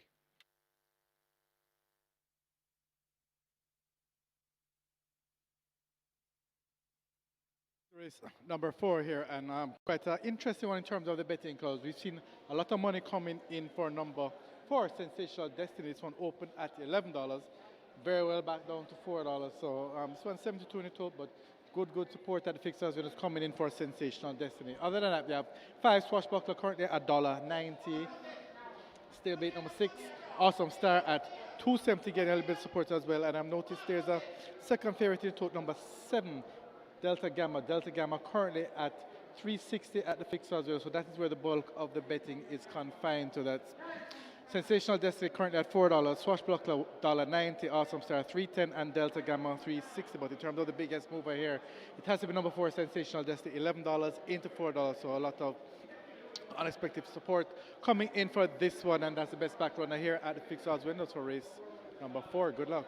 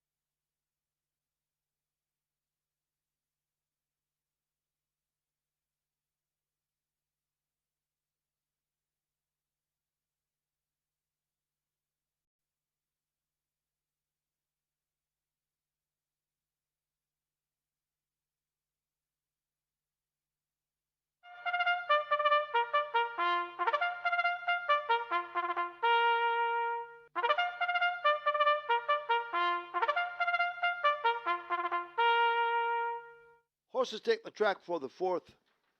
It's a maiden condition race for native bred 3-year-olds, a distance 1,000 meters or 5 furlongs straight. Number 1, Maybell, make the weight 49.5 or 109.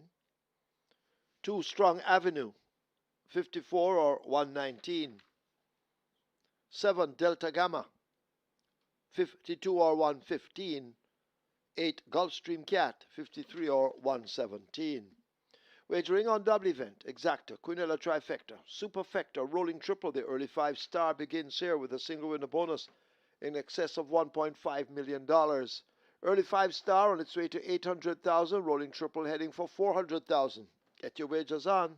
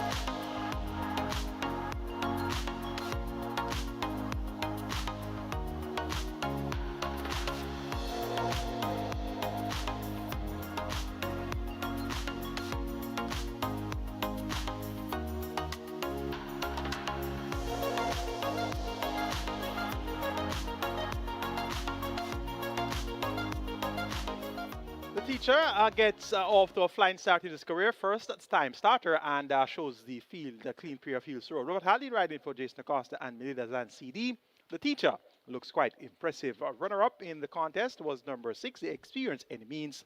Live ticket count on the Reggae 6 2011 with 7.7 million plus in the net pool. Their catch time is at 401 live tickets and just under 600,000 in that net pool. It's on to race 4, which kicks off for early 5-star. Minimum guarantee pair of 300,000. We have almost 1.6 million in that jackpot. 8 horses will go 1,000 meters straight. And these are maidens, native bred thrills. The purse, 150,000. Top choice goes to the newcomer, number 5, Swashbuckler. This one is a 3-year-old bay colt foaled on the 27th of February. He's by Burn Identity out of the traditional dam, Sweet Like Sugar. Bred champion Beauty Karen Passad, own PJK team, trained Pedro Passad. Ray Lewis picks up them on the groom, O'Shane Wallace. Tongue tie figure, Lasix for the debut, has shown good speed. Went 35-3 for 3 furlongs round on the 15th of February. Went 35-4 also for 3 furlongs round on the 1st of March. So speed, it looks to be the order of the day here for Swashbuckler. And this one is your 4-5 favorite and should be the horse to beat. Number 1, Maybell, has experience on her side, has raced 4 times. 2 runner-up efforts, a 3rd place effort, and a 4th place on the other outing. So experience should count for something here. It's a mere 49 kilos for Abigail Abel. Blinkers taken off. Inside draw, not necessarily the best place to be. And Jason Acosta, he looks for the quick double. Maybell gets good value at 4-1. Number 3, Total Eclipse, is at 25-1. Big price. O'Shane Newlet Rider Alfred Brown was at 6-1 on debut in December. 4 by 16 lengths of stardom under the wow and under the quality. Came back and showed some pace up to the half mile, 2nd by 3/4 of a length before weakening to finish 5th by 23 lengths to another wow. Passion and Beyond and Red 32. Look for Total Eclipse to show some improvement here. So 25-1 could be worth an each way on your exactas, quinellas, trifectas, and superfectas. At number 8 is Gulfstream Cat. Showed surprise speed last time, going 7.5 furlongs, dead at the half mile by 10.5 before weakening badly. Cuts back in distance now by 2.5 furlongs, so it's now 5 furlongs straight. Gets outside post, gets Roger Hewitt for Carl Anderson, owner trainer breeder. Gulfstream Cat, a half sister to Burning Hedge. And of course, Burning Hedge, a classic winner, won the 1,000 Guineas last year and was runner-up in the Derby as well. So Gulfstream Cat is bred to do well. Make it 5-1, 3, and 8 in race number 4. Swashbuckler over Maybell, Total Eclipse, and Gulfstream Cat. Early 5-star pool is approaching $1 million. Your triple is at 400,000. Horse is approaching the starting gate. Best of luck.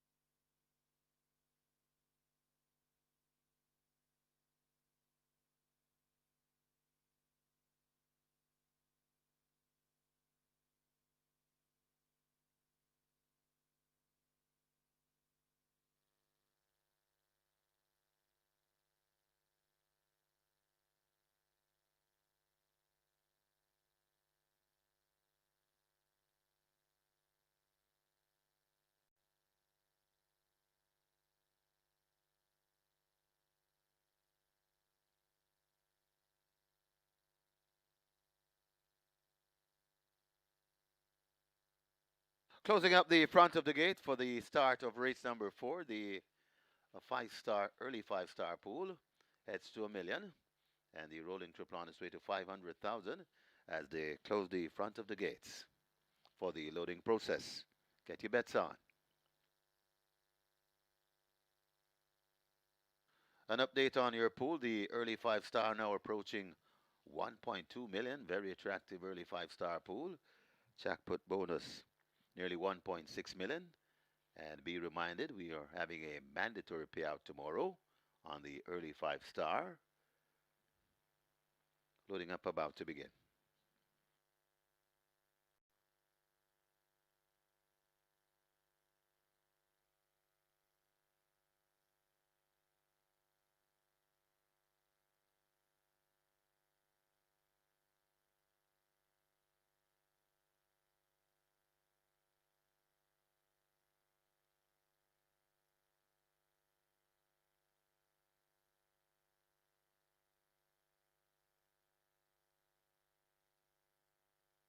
Horses loading for the fourth. First one in Maybell. Abigail Abel there at 3-1. Well fancied in the betting. Strong Avenue comes up to gate 2. Got an even money favorite. Number 5, Swashbuckler.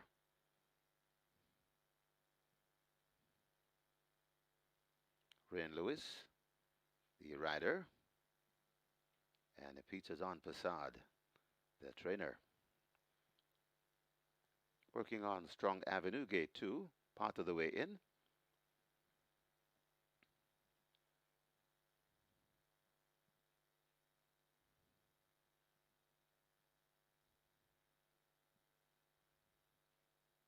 So Strong Avenue now goes in.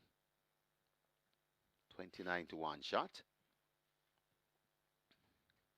The outside of the party. Total Eclipse loads at 3. Sensational Destiny comes to gate 4. Quietly whispered at 7-1. Or fancied at 7-1, I should say.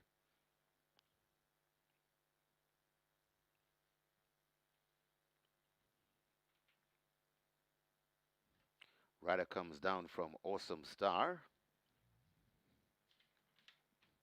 That's devastating the Indoor Kings.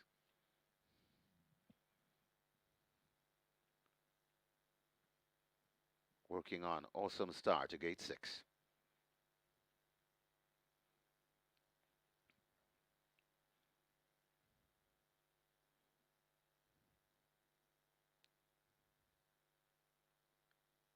Awesome Star looks to be in.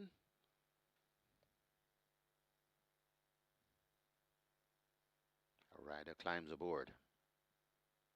Swashbuckler's next. 4-5 in the betting.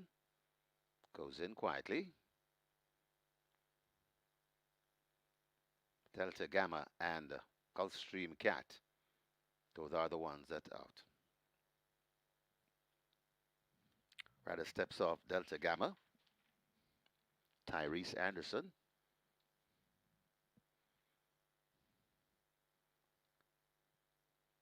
Delta Gamma is in. One to load, Gulfstream Cat. 5 furlongs straight the trip.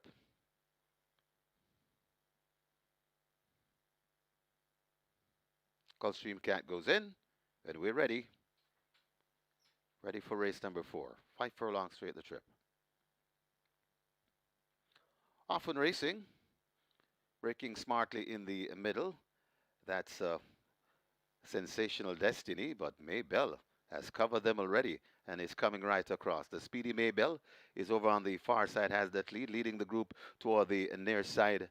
That's Awesome Star. Swashbuckler is also in the mix, right under the fence and trying to come on. That's Gulfstream Cat. They're spread right across the track. Maybell in the middle, racing prominent along with Awesome Star. Swashbuckler just behind them. Over on the far side, that's Total Eclipse. Behind Total Eclipse, that's Sensational Destiny, but it is Awesome Star and Maybell. Awesome Star looks to have the lead as they come with just about a furlong and a half to travel. Awesome Star. Maybell is right there too, but it's Awesome Star in front, trying to come on. That Swashbuckler. Awesome Star in front, and Awesome Star Star is flowing the coop, and Awesome Star begins to pull away and will win with ease. Awesome Star and devastating Ding Dawkins wins.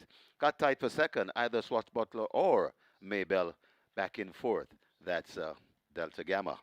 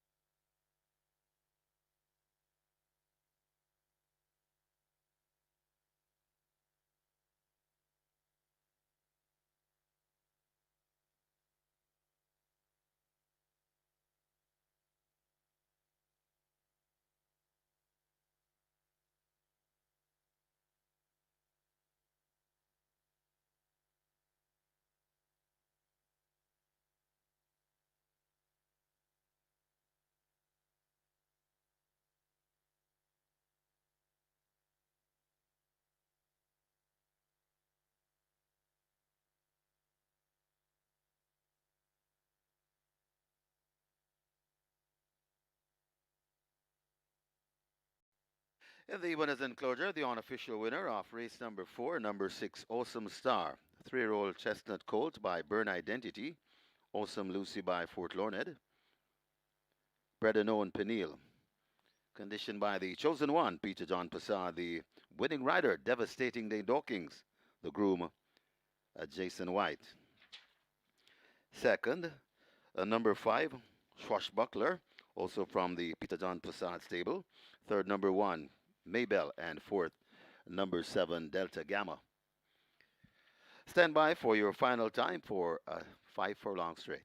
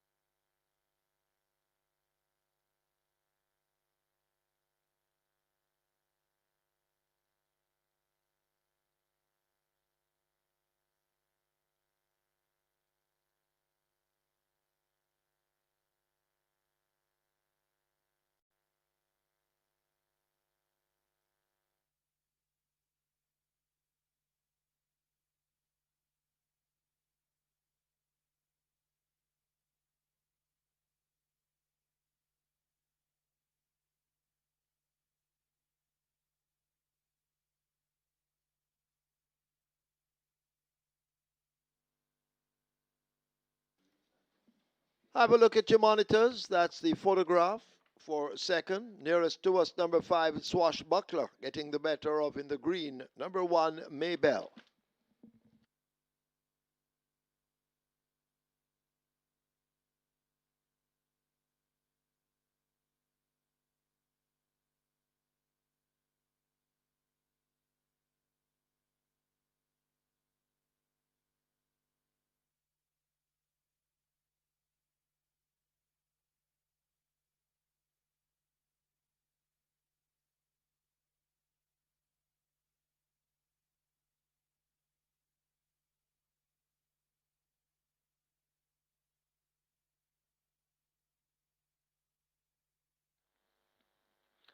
Often racing, braking smartly in the middle. That's Sensational Destiny, but Maybell has covered them already and is coming right across. The speedy Maybell is over on the far side, has that lead, leading the group toward the near side.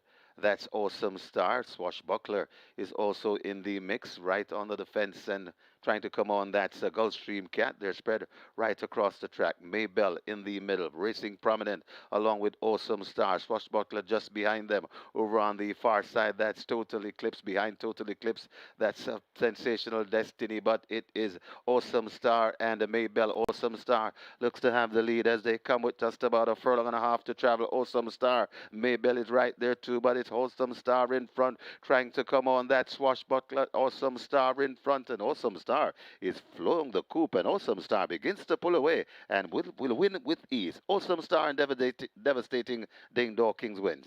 Got tight for second, either Swashbuckler or Maybell back in fourth. That's Delta Gamma.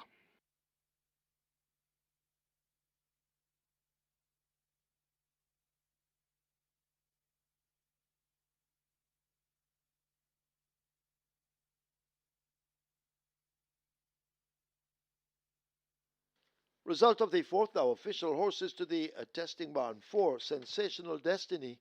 6, Awesome Star. Stand by for times. The margin's 5 1/4 by a nose.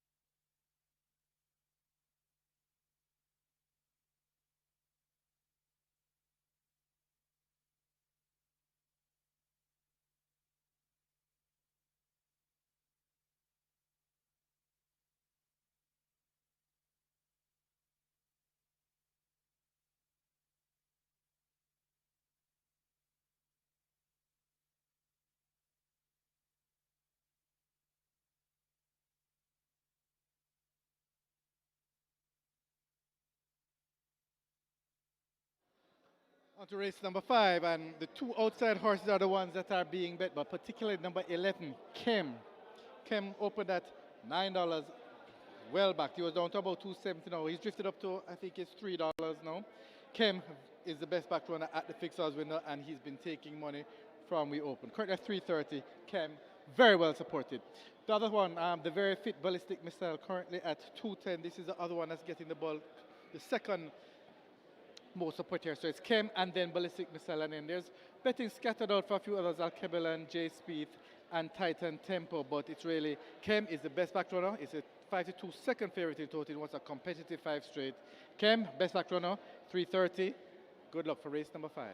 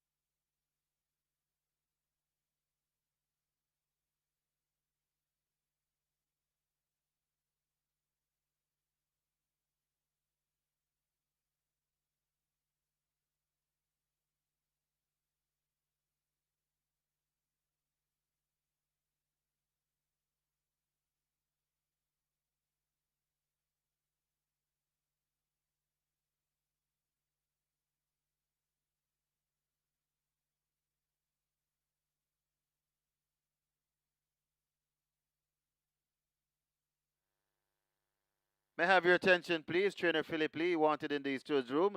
That's Trainer Philip Lee. Please go now to the stewards room.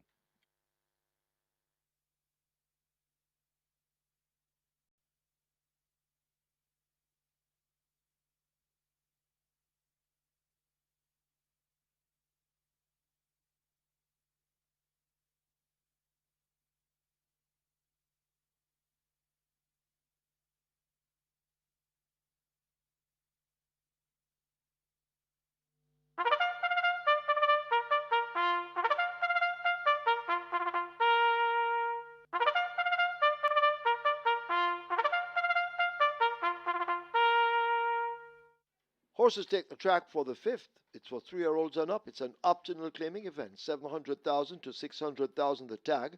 Also native bred 5-year-olds and imported 6-year-olds and up, non-winners of 4. Also imported 5-year-olds, non-winners of 3. The distance 1,000 meters or 5 furlongs straight. Number 3, posing already. Make the weight 51.5 or 114 pounds. 6, Alkebulan, 55 or 121.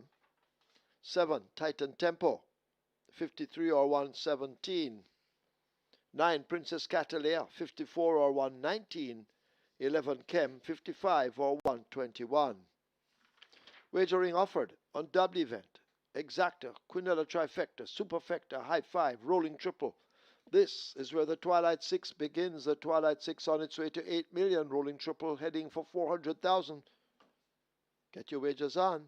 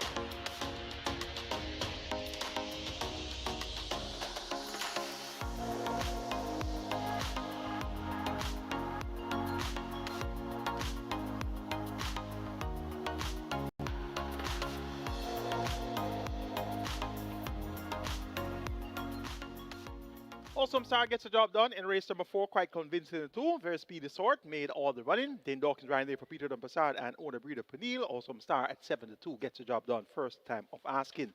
Live ticket count on the Regular 6 now 840 with 7.7 million plus in the net pool there. 114 tickets are going on the catch line, just under 600,000 in that net pool.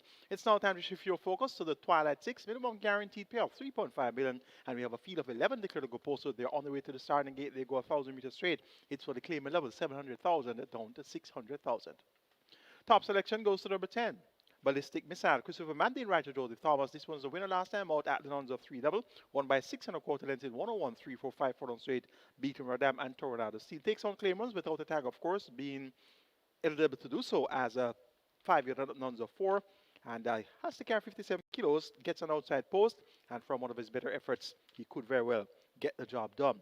Number 6 is Al Kebalan, easy winner last time out by 5 lengths at the 500,000 level, beating Jordan Reigns and Little Go with Things, steps up to 700,000, races without a tag. Lamar Williams maintains the mount for the 3rd consecutive occasion, and he rides the opportunity Errol Burke. Errol Burke had a win in race number 2 with Successful Man, so he's looking for a double, and you're getting a bargain price here for Al Kebalan at 7-1. Number 1 is Indestructible, 7-2 for champion jockey rider showman riding for Turtle Philip Elliott, more popularly known as Jugu. Had a miss up last time out, and the jockey fell at the start. John Post 1 again, coming 5 4 straight. Can tag across, but has to put every hoof right with the top weight, 57 kilos, joint top weight with Gilroy and Jay Spieth as well as Ballistic Missile. So no easy task here for Indestructible. And number 5 is Jay Spieth. He looks sharp coming out onto the racetrack. Aaron Chachi rides for Jason Acosta. 6 by 10 lengths at the same 700,000 level when last out. But this effort of the 22nd of November among open to allowance horses, 4 by 7.5 lengths going 5 straight in 58.3 behind Prince Aman, Champion Bubbler and Atlantic Convoy. If Prince Aman were here, he would be expected to win easily. And if Champion Bubbler were here, she would expect it to be a big-time winner as well, and so would be Atlantic Convoy. So this effort of the 22nd of November shapes up very well for Jay Spieth in this group of runners. Make it 10, 6, 1, and 5 in race number 5. Ballistic Missile from Alakebalan, Indestructible, and the Jay Spieth. Twilight 6 pullers at 8.5 million. Front of the gate now closed. You have limited wagering time remaining. Best of luck.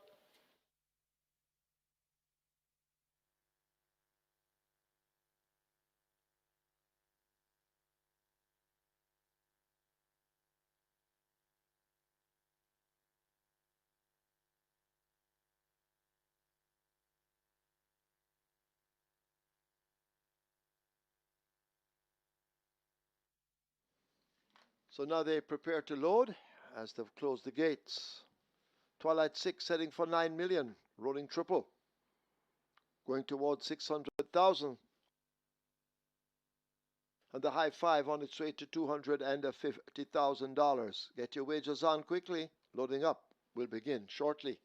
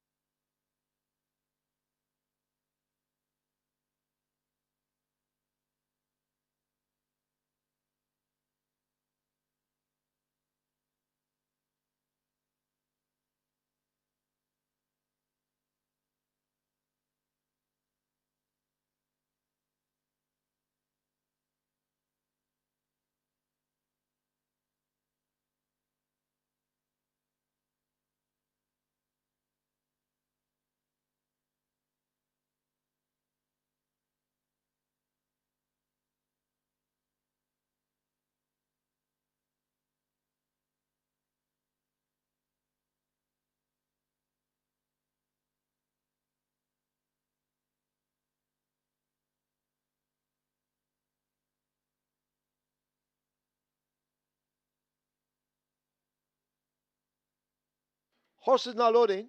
This is the 5th. Gelroy the first to load.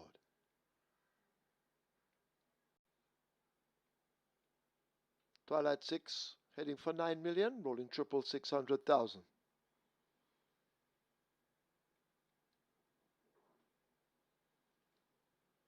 So Gelroy the first one in.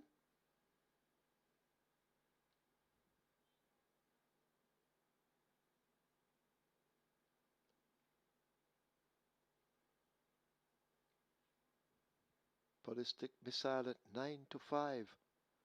Blood Moon comes into 4.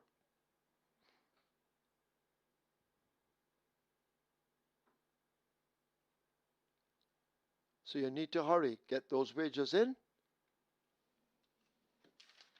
As Jay Spieth loads at 5.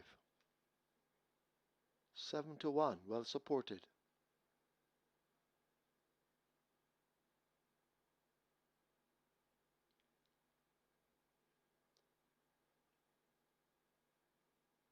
Alki Bolan could be next at 6.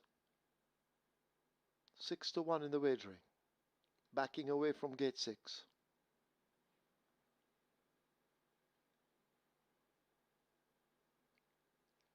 Alki Bolan is in. Coming into 7, Titan Tempo riderless.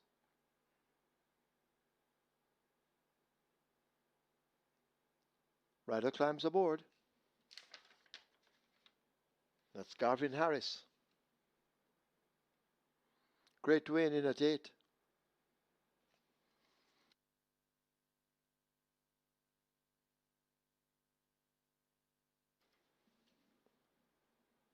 Princess Catalia joins at 9.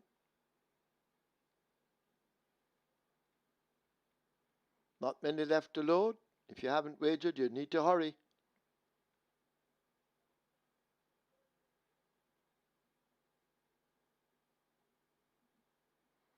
Kem they try with at 11.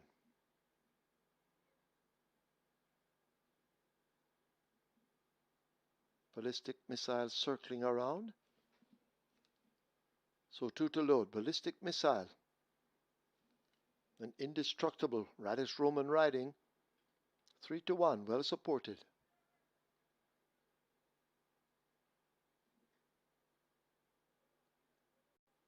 So Indestructible.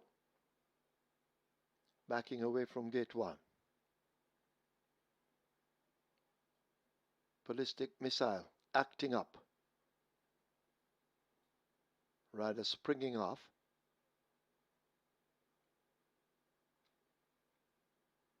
So the attendants having their hands full with Indestructible at gate 1. Now looks to be in. Radish Roman has a seat. And we wait on Ballistic Missile at 10. Christopher Mamdeen. Field in line. 5 furlong straight.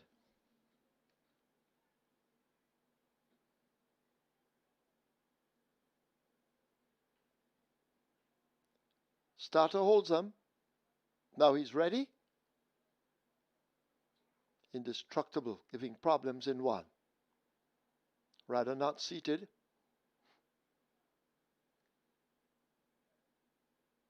Seems to be seated once again. They're off.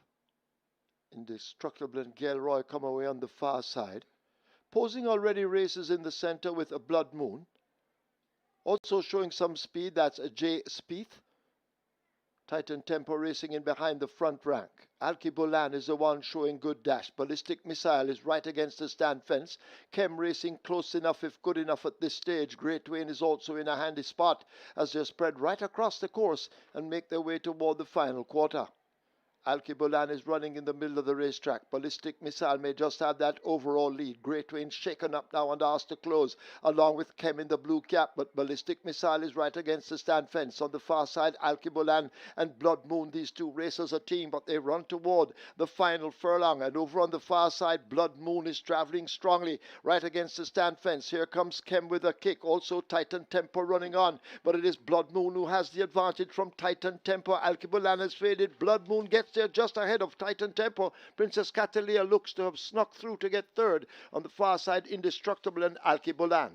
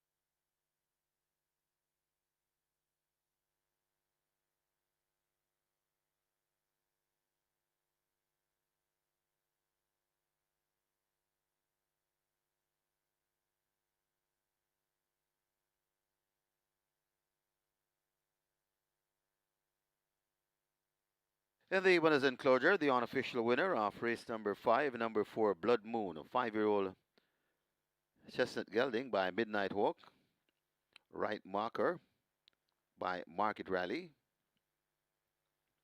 bred Aston Marsh, own Elvis Carney, trained with Alfardiel, the winning rider, Action Pack Rain Lewis, the groom, Darren Longmore, second, number 7, Titan Tempo, a third, number 9, Princess Catalea, fourth, a number 1, Indestructible, and a fifth, a number 6, Alkibulan.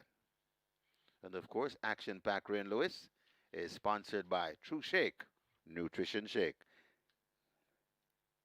Final time for 5 furlong straight, 101 and 1.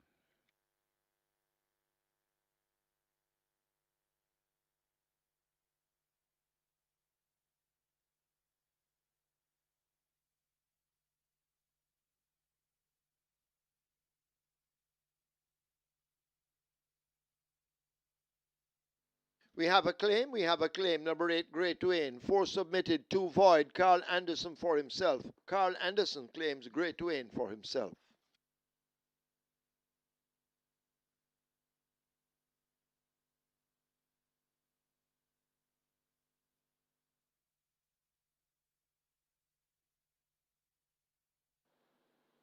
They're off. Indestructible and Gilroy come away on the far side. Posing already races in the center with a Blood Moon. Also showing some speed, that's a J. Spieth. Titan Tempo racing in behind the front rank. Alki Bolan is the one showing good dash. Ballistic Missile is right against the stand fence. Kem racing close enough if good enough at this stage. Great Wayne is also in a handy spot as they spread right across the course and make their way toward the final quarter.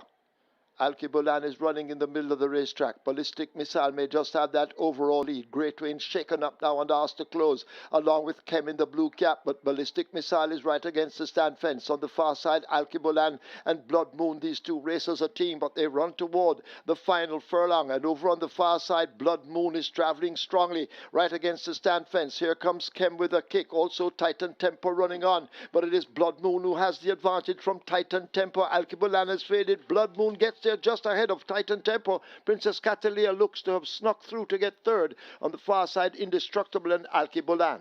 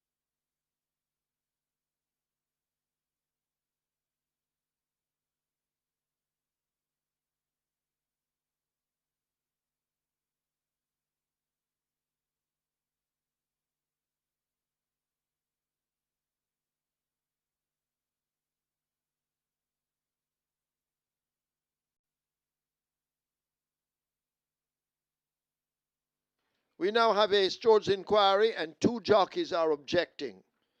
Number 2, Gelroy, objecting against fourth past the post. Number 1, Indestructible, leaving the 200-meter point.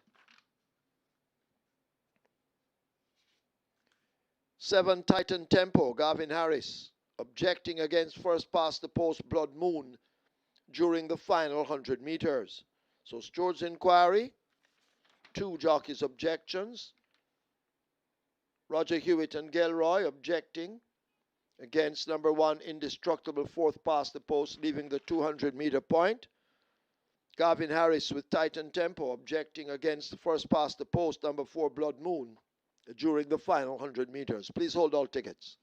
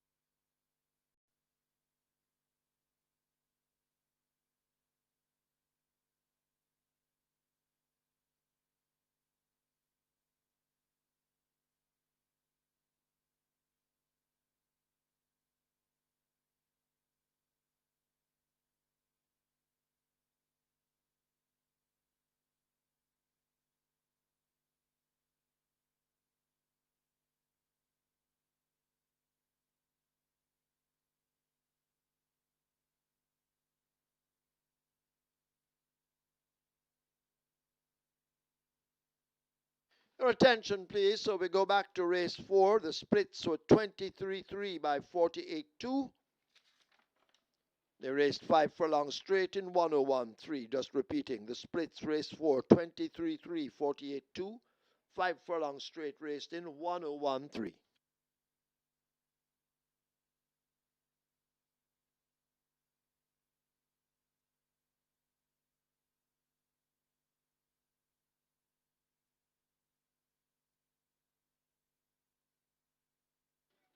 And after the objections, both objections have been overruled. There will be no change. No change to the order of finish.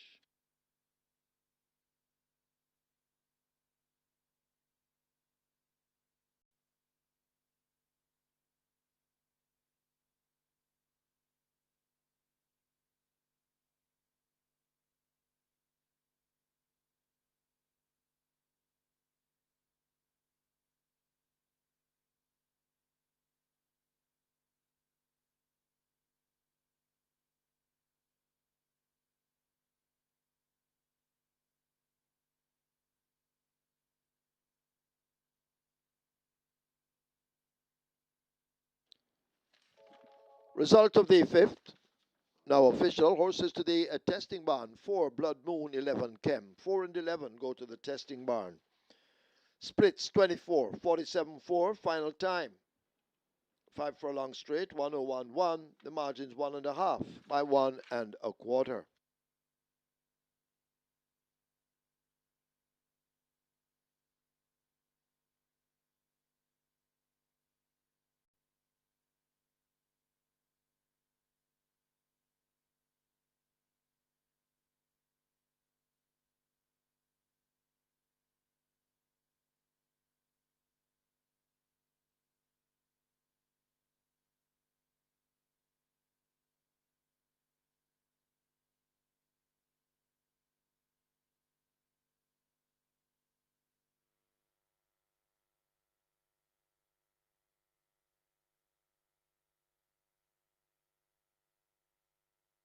Ladies and gentlemen, please join us in the winners enclosure as we have a special presentation to our champion jock, the Sneaky Fox, Radish Roman, on his 5 winners the last race day. He had 5 winners: a Storm, Off a Revolution, He Stands Alone, Baumore, and One Yanza Link. So congratulations to the Sneaky Fox, our champion jock, Radish Roman.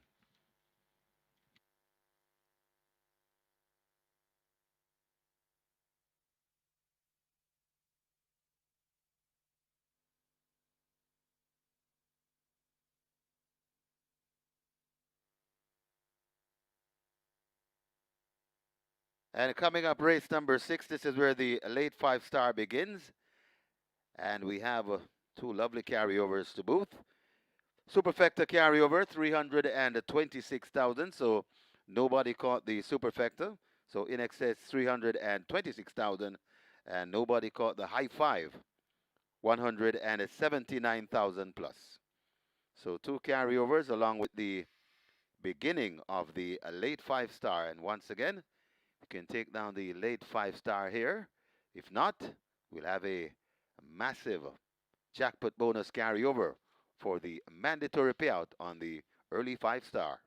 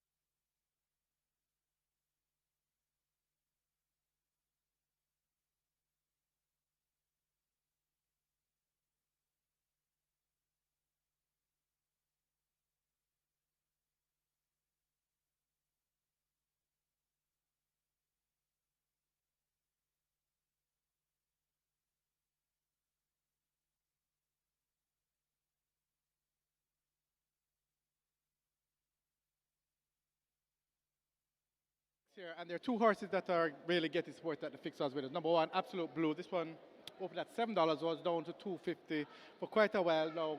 More late money coming in Absolute Blue now at $1.90. The other one is getting support, and that's number 8, JJ Warrior, currently at $2.20. JJ Warrior opened at $3.50, so this was a big mover as well. $3.50 into $2.20. JJ Warrior, good support there. And the story of this race is pretty much just these two horses getting support at the fixers windows. One, Absolute Blue, $1.90. JJ Warrior number 8, currently at $2.20. These are two at the fixers windows, so head to your fixers windows, have yourself a bet for race number 6. Good luck.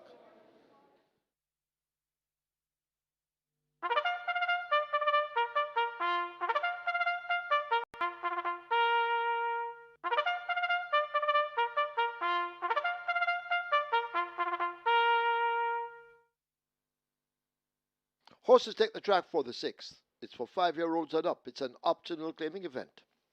$200,000 only.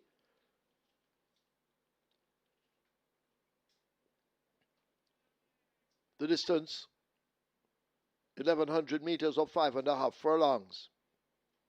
One Absolute Blue, make the weight 53 kilos or 117 pounds. Scratch 2 Muscatoon, sick. 3 Storm Valley, 55 or 121. 5 Senior Kwanzi, 54 or 119. 7 Excuse Me Goodbye, 54 or 119. 8 JJ Warrior, 51.5 or 114. 9 No Surrender, 55 or 121. 12 Don Almighty, 55 or 121. Wagering on double event, exacta, quinella, trifecta, superfecta, high 5, rolling triple. Superfecta has a carryover in excess of 326,000. It's on the way to 350,000. High 5 has a carryover of almost 180,000. It's heading for 250,000. We also offer late 5-star betting, and the late 5-star heading for 900,000 on its way to $1 million. The rolling triple heading for 300,000. Runners make their way to post. Hurry, get your wagers on.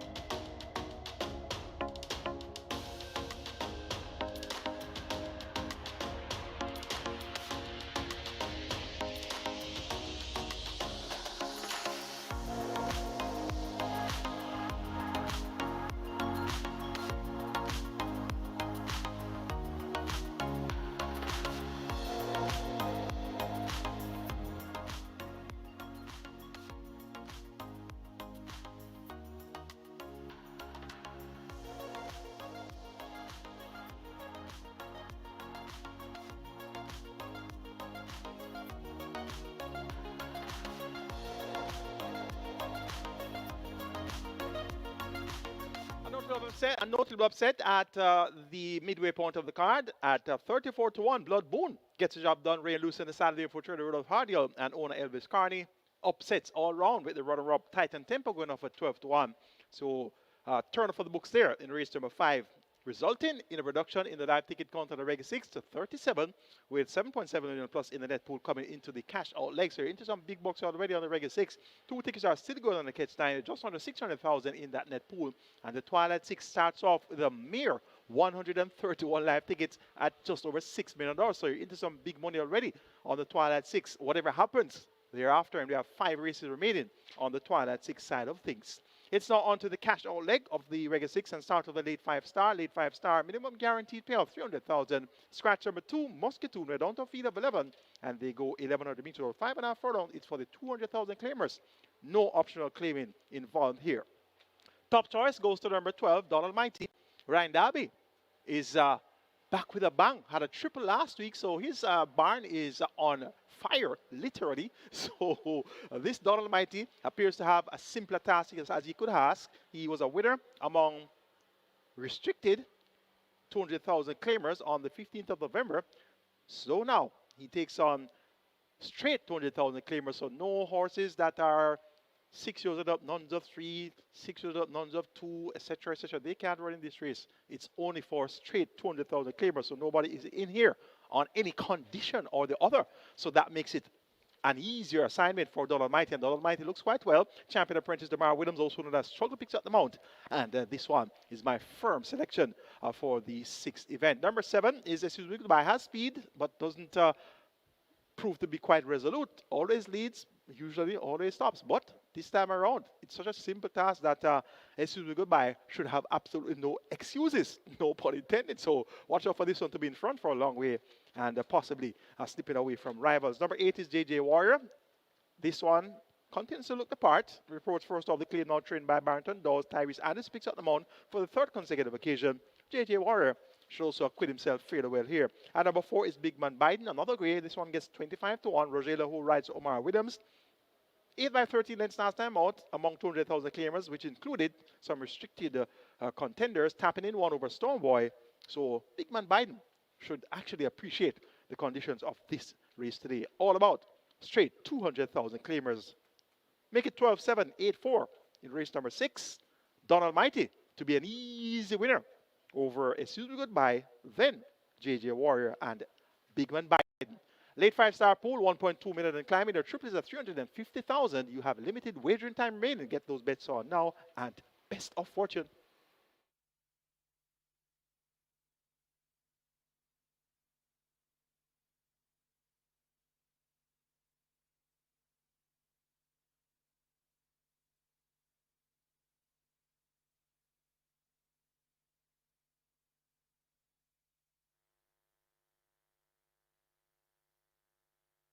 So the runners are making their way to post. The late 5-star begins here, and we have a lovely late 5-star pool that's approaching 1.3 million.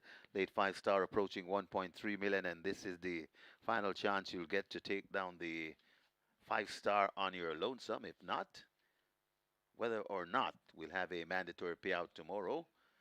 Late 5-star pool approaching 1.3 million. The rolling triple on its way to 400,000.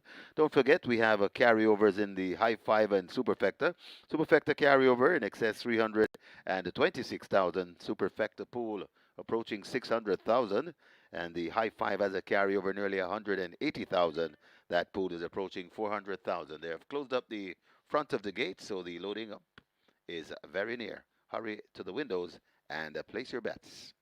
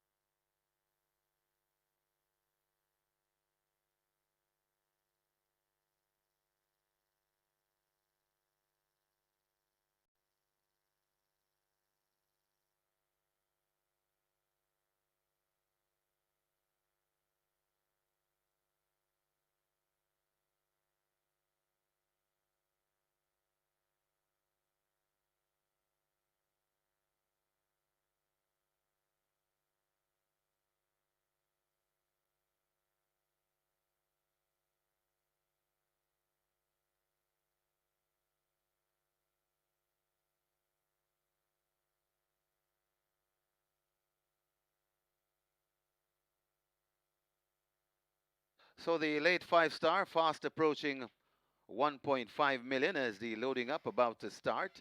Storm Valley pulled towards gate number 3. Storm Valley goes in. Horses loading. Loading for the 6th. Big Man Biden is next. One of 3 grays. Goes in at 4.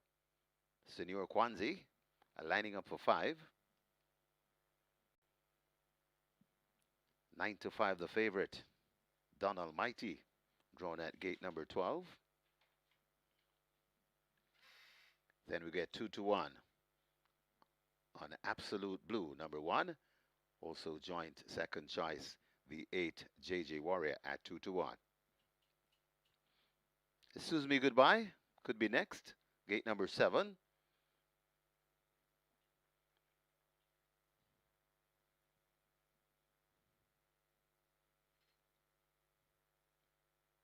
Superfecta pool approaching 800,000. High 5 pool approaching 500,000. Rider ups off the 7. That's terrific Tevin Foster. He looks for 2 on the day. JJ Warrior goes in at 8.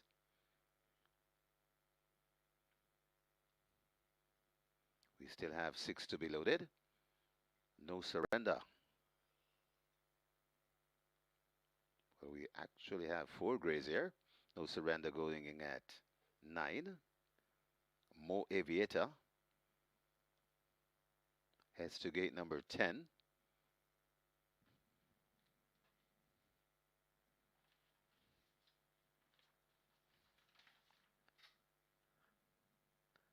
Kai on the go, gate 11. So 3 to load. XY Soul, Don Almighty, and Absolute Blue. Don Almighty, gate number 12. XY Soul, gate 6. And Absolute Blue with the back to the gate to complete the line. 5.5 furlong the trip. Best of luck with all your wagers. Absolute Blue, a bit stubborn. Hard-working started attendant. Trying to get this one into gate number 1. And then we'll have a line.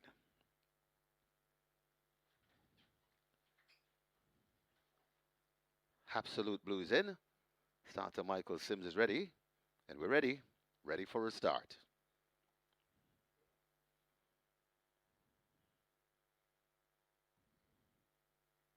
Starter holding them. Maybe 1 or 2 fussy in the gate. Now they're off and racing. Absolute Blue and the Storm Valley rushing forward to go for that lead as No Surrender misses it. As they go past the 5, it's Absolute Blue in front. Mo Aviator coming down on the outside. Then comes Excuse Me Goodbye. Out wide, that's Don Almighty. Sandwiched in between horses, that's JJ Warrior. Then comes Storm Valley backing out of it. XY Soul comes next. Then comes Kai on the go. 4 or 5 lengths before we come to Big Man Biden. Another 8 or so before we come to No Surrender and Senor Kwanzi racing at the back of the field. Absolute Blue absolutely tearing away as they come at the top of the lane. Absolute Blue says, catch me if you can. Just under 2 furlongs to travel. Don Almighty is set alight. Also coming on, that's JJ Warrior right against the rail. That's Excuse Me Goodbye. It's Absolute Blue trying to tell this field ta-ta, coming to the furlong pole with a commanding looking leader. About 6 or 7. Running on for second. That's Don Almighty. Absolute Blue in front. Don Almighty cutting into the margin, but Absolute Blue looks to have done enough. It's Absolute Blue and Garvin Harris. Absolute Blue is absolutely fantastic this afternoon. About 5 lengths. Absolute Blue beats Don Almighty. Then comes JJ Warrior. Got tied for 4th. Maybe XY Soul or Excuse Me Goodbye.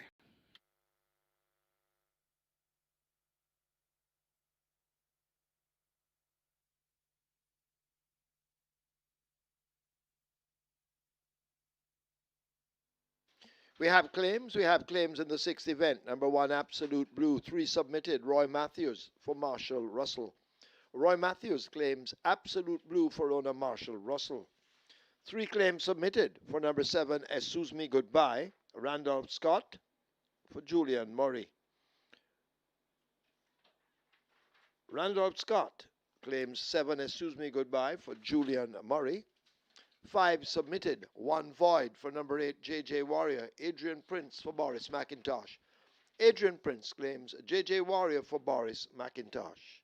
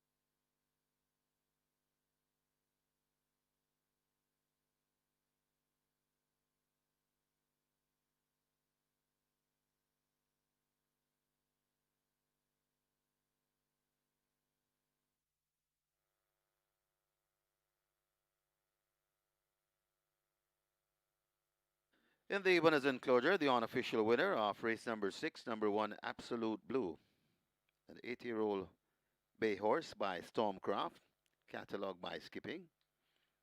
Bred Carl Anderson owned Byron Anderson, the winning trainer. Lawrence Fremantle, the winning rider. Front running score, Garvin Harris. The groom, Michael Dwyer, second. Number 12, Donald Mighty. Third, number 8, JJ Warrior. Fourth, number 7, Excuse Me Goodbye. And fifth, number 6, XY Soul. Final time for 5.5 furlongs, 111 flat.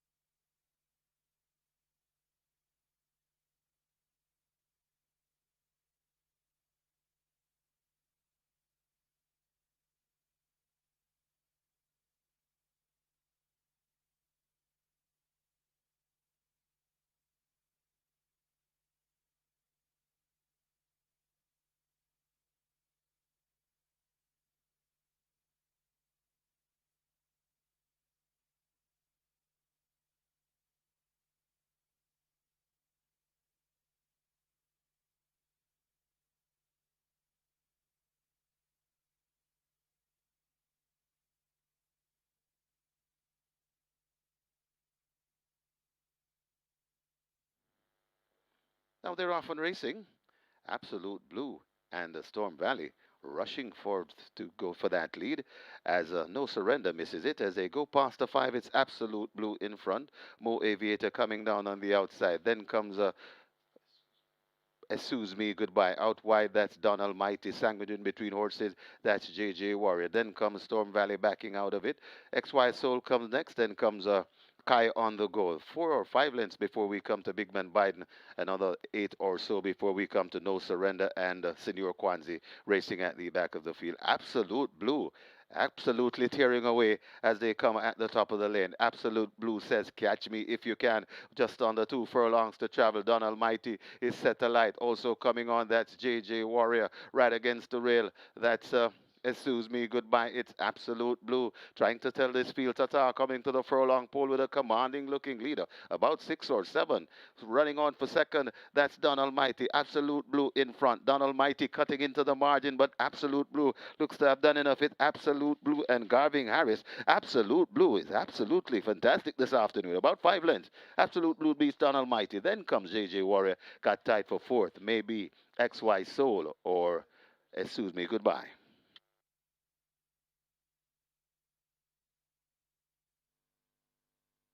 Result of the 6 now official. Horses to the barn. 1, Absolute Blue. 8, JJ Warrior. 1 and 8 go to be tested. The splits were 24-2, 49-1. They raced 5.5 furlongs in 111 flat. The margin 6 by 5.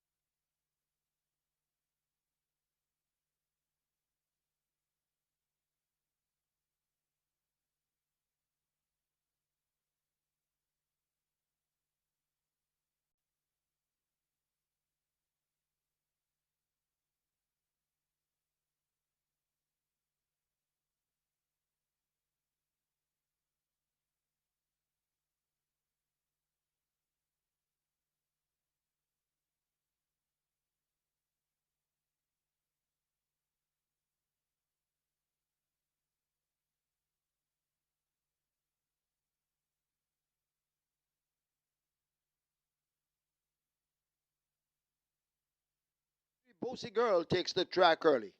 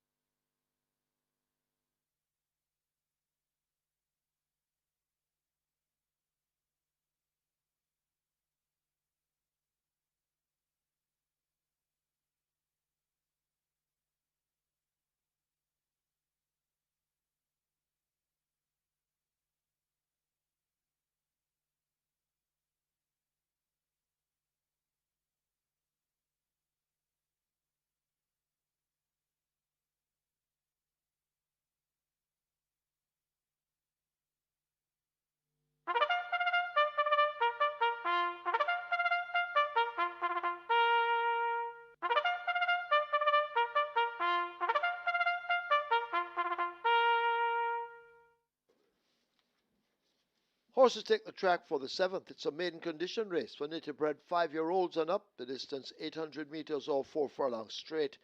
One Time Bomb, they weighed 52 kilos or 115 pounds. 2 Midnight Storm, 48 or 106. 4 Prince Daniel, 52.5 or 116. 5 Roman Princess, 53 or 117. 6 Skedaddle, 55 or 121. 7 Sweet Burn, 53.5 or 118. 8 Native Alliance, 54 or 119. Wagering on double event, exacta, quinella, trifecta, superfecta, rolling triple. This is where the strike 4 begins, with a single winner bonus in excess of $1.137 million. Rolling triple on its way to 300,000, strike 4 heading for 800,000. Runners go to post, get your wagers on.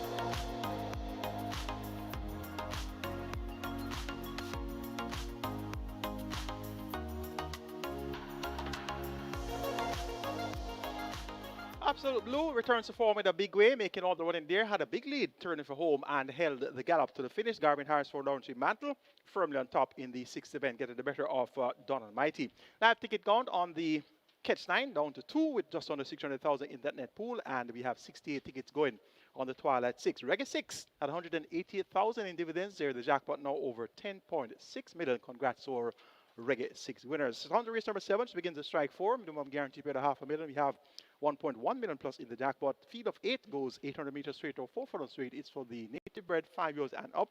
Maiden level, the purse is 700,000. Top choice goes to number 5. Roman Princess comes off a break since April 2025, but had good form December 2024, second by short to Princess Catalea, and was third by length and a quarter in March 2025 behind Bomb Knight and Al Kebelan. Not seen at exercise, but reported in good nick, looked well, coming out onto the track. Garvin Harris looked for a quick double. Roman Princess at 3-1 gets the vote. Number 3, Bossy Girl, 5-1 the price. Raheem Gordon, he won race number 1 with an all-the-way winner, and that was Smoking Tom. So he's looking for a double right here for David Paul, owner trainer. Bossy Girl has speed, and that speed should be used to her advantage here. She's at 5-1. That's a fairly generous price. Number 7, Sweet Burn.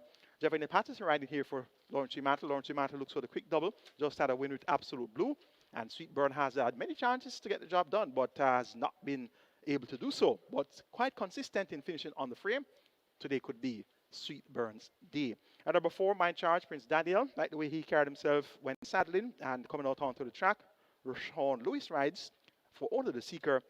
Visor on, cheek pieces off. Let's see how well that will help Prince Daniel.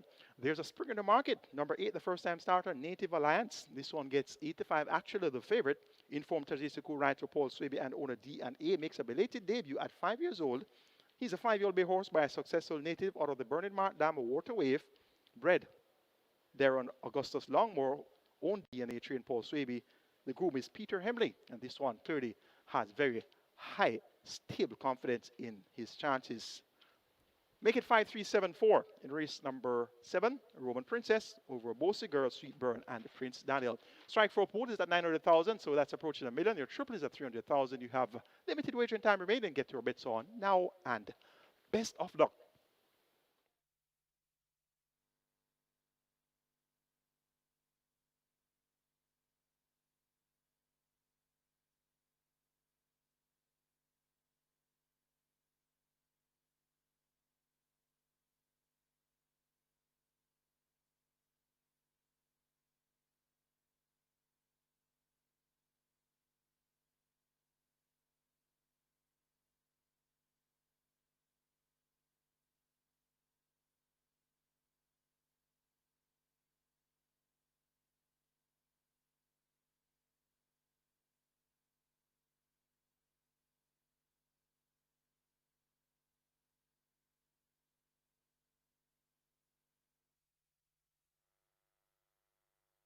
So the runners are arriving at the post. Race number 7, the strike 4, well on its way to 1.5 million.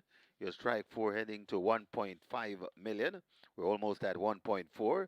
And don't forget, the mandatory payout on the strike 4 will be on the 29th of March as they're closing up the front of the gates. The rolling triple on its way to 400,000. Get your bets on. Runners arriving at the post.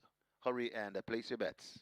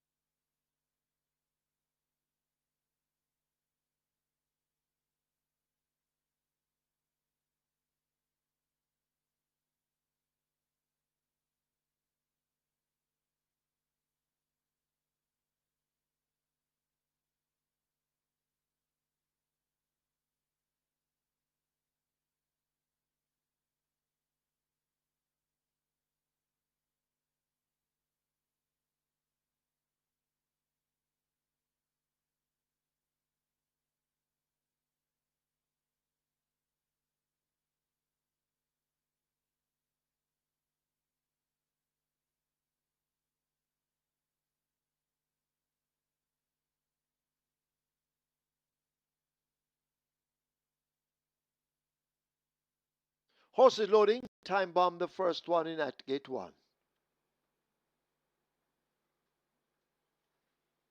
We have joint favorites in Sweet Burn and Native Alliance. Native Alliance running for the first time.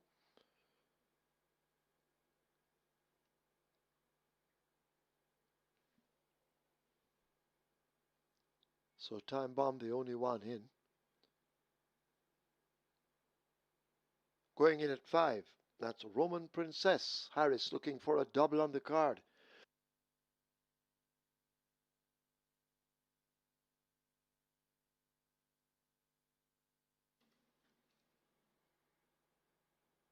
So Roman Princess is in, along with Time Bomb. Prince Daniel in at 4. Skedaddle acting up, rider coming down. That's Philip Parchment.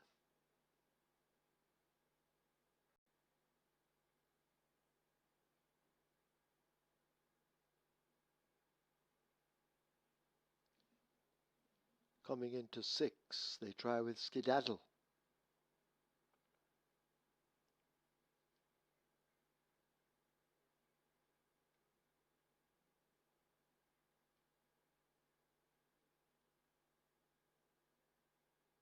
So Skedaddle giving problems to load.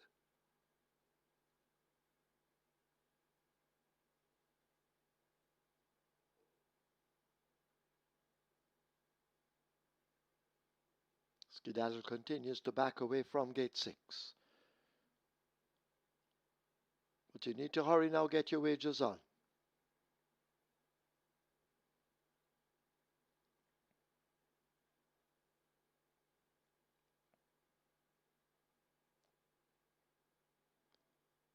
And now Prince Daniel acting up in gate 4.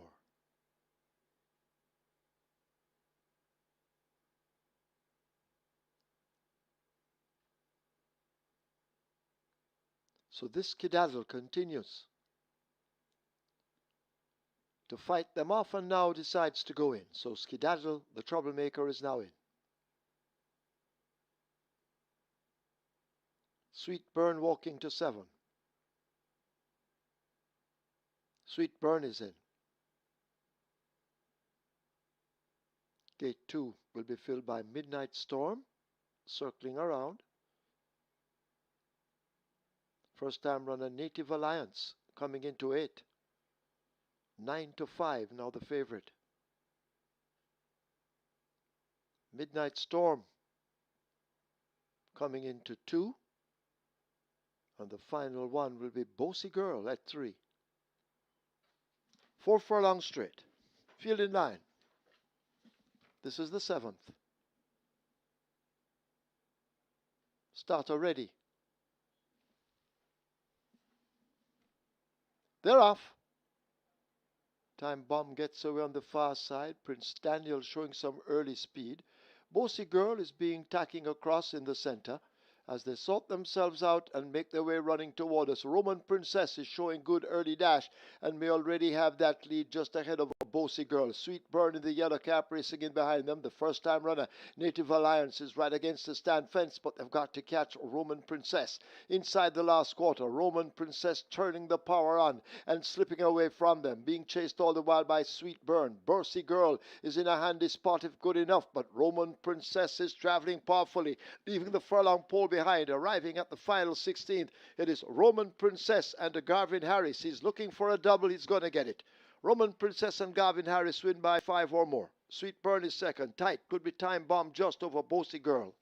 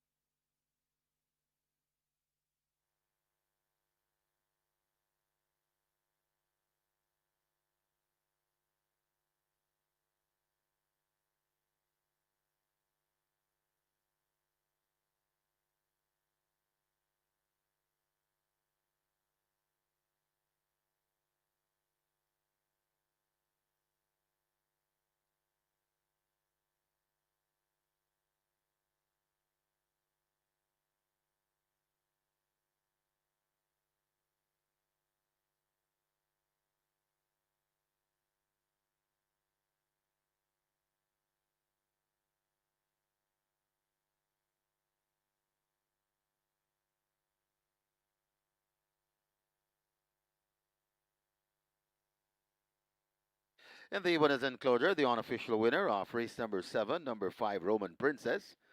5-year-old chestnut mare by Soul Warrior. A Lovely Day by Dodo Gold. Bred Jeffrey Mordecai. Owned Sidney Roman. Trained Lenny Shin. Back-to-back wins for Garvin Harris. He's riding very well. And that to make it 2 on the day. The winning groom, Shavon Young. Second, number 7, Sweet Burn. Third, number 3, Bossy Girl. Fourth, number 1, Time Bomb. The final time for 800 meters or 4 furlong straight, 49-2.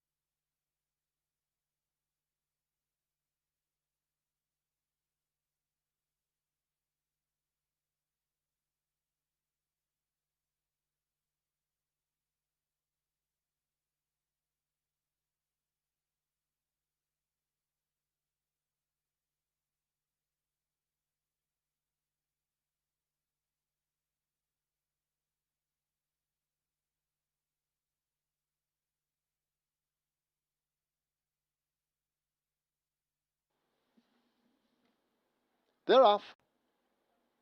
Time Bomb gets away on the far side. Prince Daniel showing some early speed. Bossy Girl is being tacking across in the center. As they sort themselves out and make their way running toward us, Roman Princess is showing good early dash and may already have that lead just ahead of a Bossy Girl. Sweet Burn in the yellow cap racing in behind them. The first time runner, Native Alliance, is right against the stand fence, but they've got to catch Roman Princess. Inside the last quarter, Roman Princess turning the power on and slipping away from them, being chased all the while by Sweet Burn. Bossy Girl is in a handy spot if good enough, but Roman Princess is traveling powerfully, leaving the furlong pole behind. Arriving at the final 16th, it is Roman Princess and Garvin Harris. He's looking for a double. He's going to get it. Roman Princess and Garvin Harris win by 5 or more. Sweet Burn is second. Tight. Could be Time Bomb just over Bossy Girl.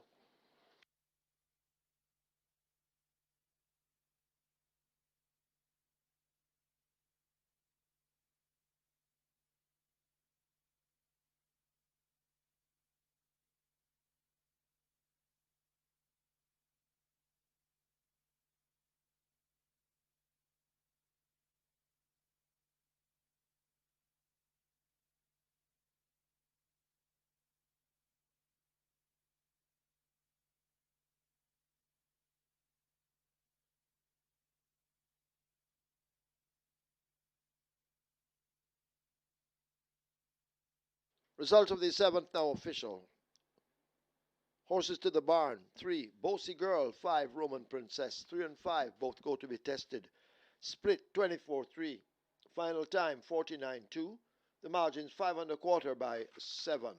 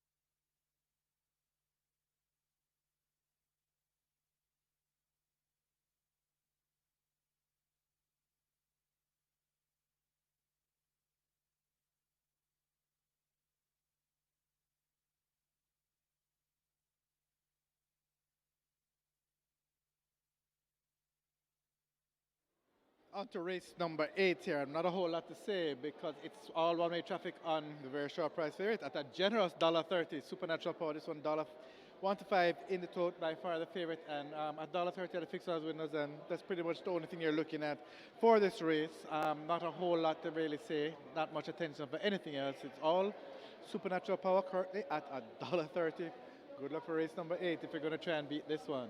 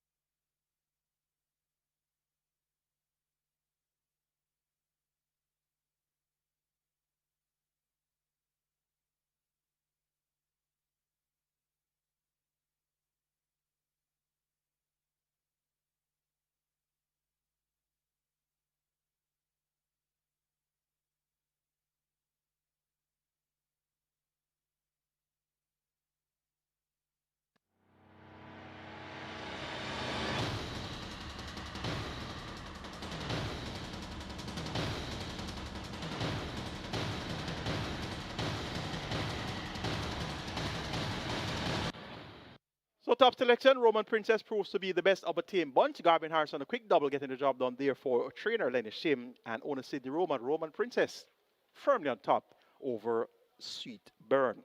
Congrats to our Reggae 6 winners, each receiving 188,069 with the jackpot now over 10.6 million. Let's now take a look at the closing stages of our Reggae 6 races. Great Magnum is kicking in on the outside, but still they have to catch Smoking Tom, and now the stick comes out in the right hand. It's Smoking Tom and Shaheem Gordon arriving at the furlong pole, still with a clear advantage. Great Magnum on the outside looks to be finishing best of the rest. Black Ringo just on the inside of that one, but it is Smoking Tom looking to go all the way. Gate to wire, and Smoking Tom goes all the way to win it by maybe 4. Great Magnum is second. Black Ringo is third. Prince Zayden is fourth. Could be God of Thunder fifth, just over Control Aggression. It is Sprague, Chief Dissident now joins and Chief Dissident going on from Sprague. Successful Man is launching an attack on the outside. It now Successful Man and Chief Dissident. These two fighting for it, coming to the furlong pole. Successful Man now hits the front from Chief Dissident, who's trying to fight back. Sprague is also coming once again, but Successful Man begins to go away from them. Successful Man and Terrific Tevin Foster landing the second by about 3 lengths. Chief Dissident is second. Then comes Sprague.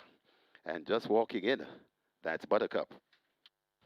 The Teacher continuing to lead the way inside the final 3/16. Any Means now launching a charge on the outside. It's The Teacher in the all red as they arrive at the furlong pole. Haladin becoming a busy man and keeping The Teacher going. Any Means continues to chase but needs to find maybe 4 lengths inside the final 16th. It is The Teacher and Robert Haladin running away from them in the end to take the third easily by maybe 3 or 3.5. Any Means is second.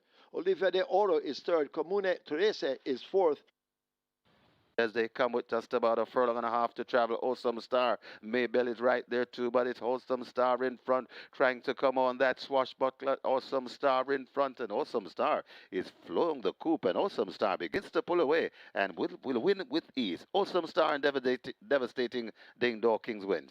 Got tight for second, either swashbuckler or Maybell back in fourth. That's Delta Gamma.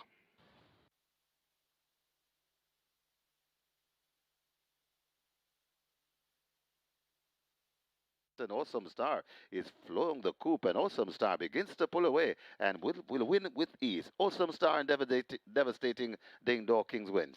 Got tight for second, either Swashbuckler or Maybell back in fourth. That's Delta Gamma. Ballistic Missile is right against the stand fence. On the far side, Alkebulan and Blood Moon, these two racers are team, but they run toward the final furlong. And over on the far side, Blood Moon is traveling strongly right against the stand fence. Here comes Kem with a kick. Also Titan Tempo running on, but it is Blood Moon who has the advantage from Titan Tempo. Alkebulan has faded. Blood Moon gets there just ahead of Titan Tempo. Princess Catalia looks to have snuck through to get third. On the far side, Indestructible and Alkebulan. Just under 2 furlongs to travel. Don Almighty is set alight. Also coming on, that's JJ Warrior right against the rail. That's excuse me, goodbye. It's Absolute Blue trying to tell this field Tata coming to the furlong pole with a commanding looking leader. About 6 or 7. Running on for second, that's Don Almighty. Absolute Blue in front. Don Almighty cutting into the margin, but Absolute Blue looks to have done enough. It's Absolute Blue and Garvin Harris. Absolute Blue is absolutely fantastic this afternoon. About 5 lengths. Absolute Blue beats Don Almighty. Then comes JJ Warrior. Got tied for fourth. Maybe XY Soul or excuse me, goodbye.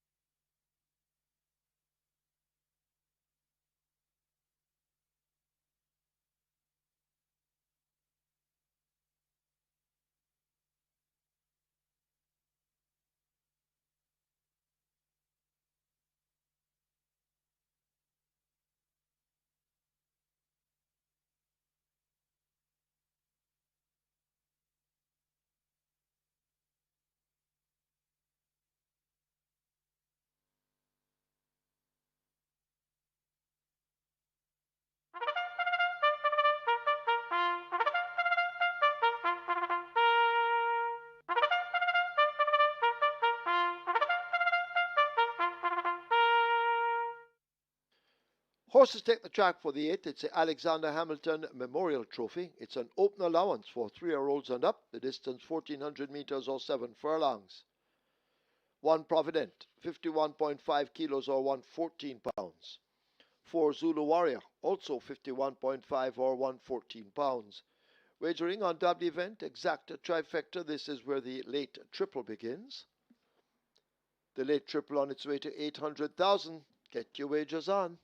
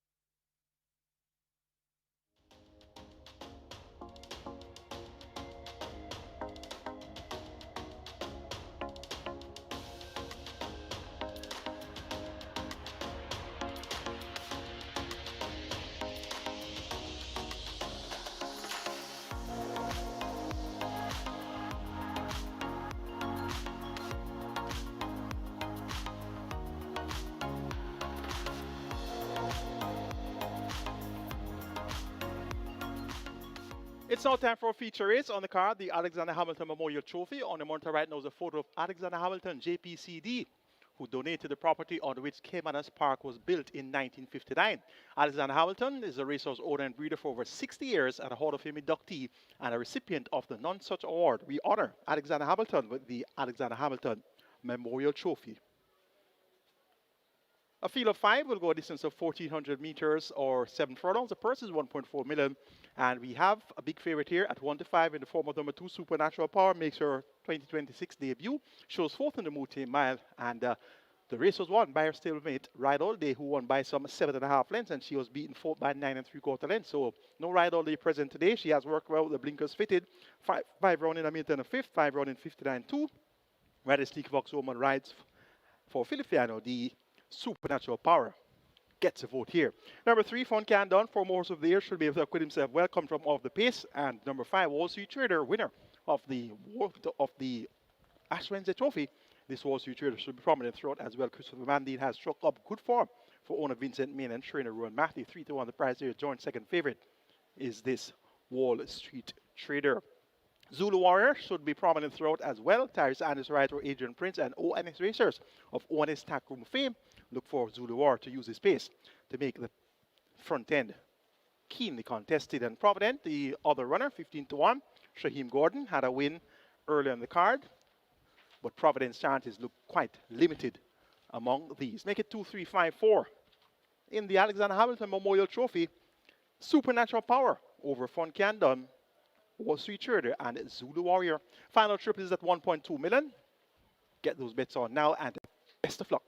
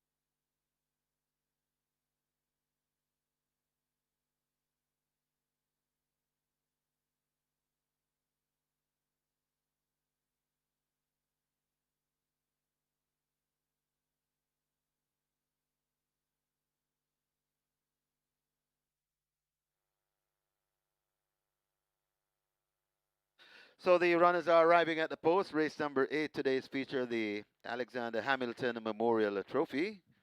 And this is where the very popular late triple begins. As you can see on screen, we're approaching 1.3 million, possibly heading to 1.5. So it's well worth your wager. The late triple as usual. Closing up the front of the gates. So not much time to place your bets. Get your wagers on, only 5 runners, so they load quickly. Hurry and place your bets.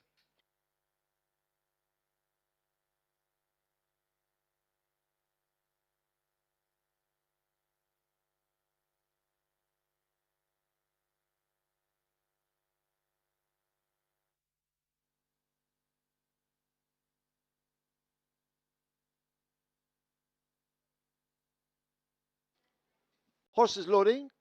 First one in Provident. Jason DaCosta has 2 runners here. Fun Can Done. Won the Mute Mile, Fun Can Done. 2 to 1 in the wagering. In at 3. Rider off Zulu Warrior.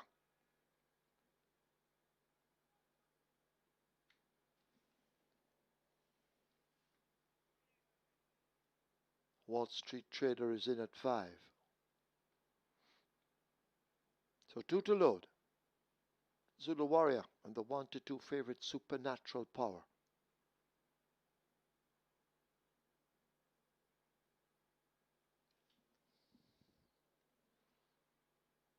Zulu Warrior coming into 4. Waiting on the favorite Supernatural Power to load at 2.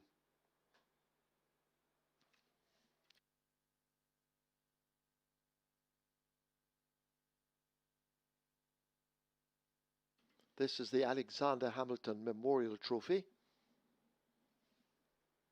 Supernatural Power. They try to get into 2.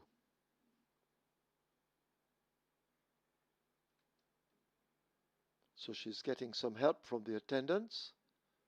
2 to 5 in the wagering. Supernatural Power pushed in. Field in line. Michael Sims is ready.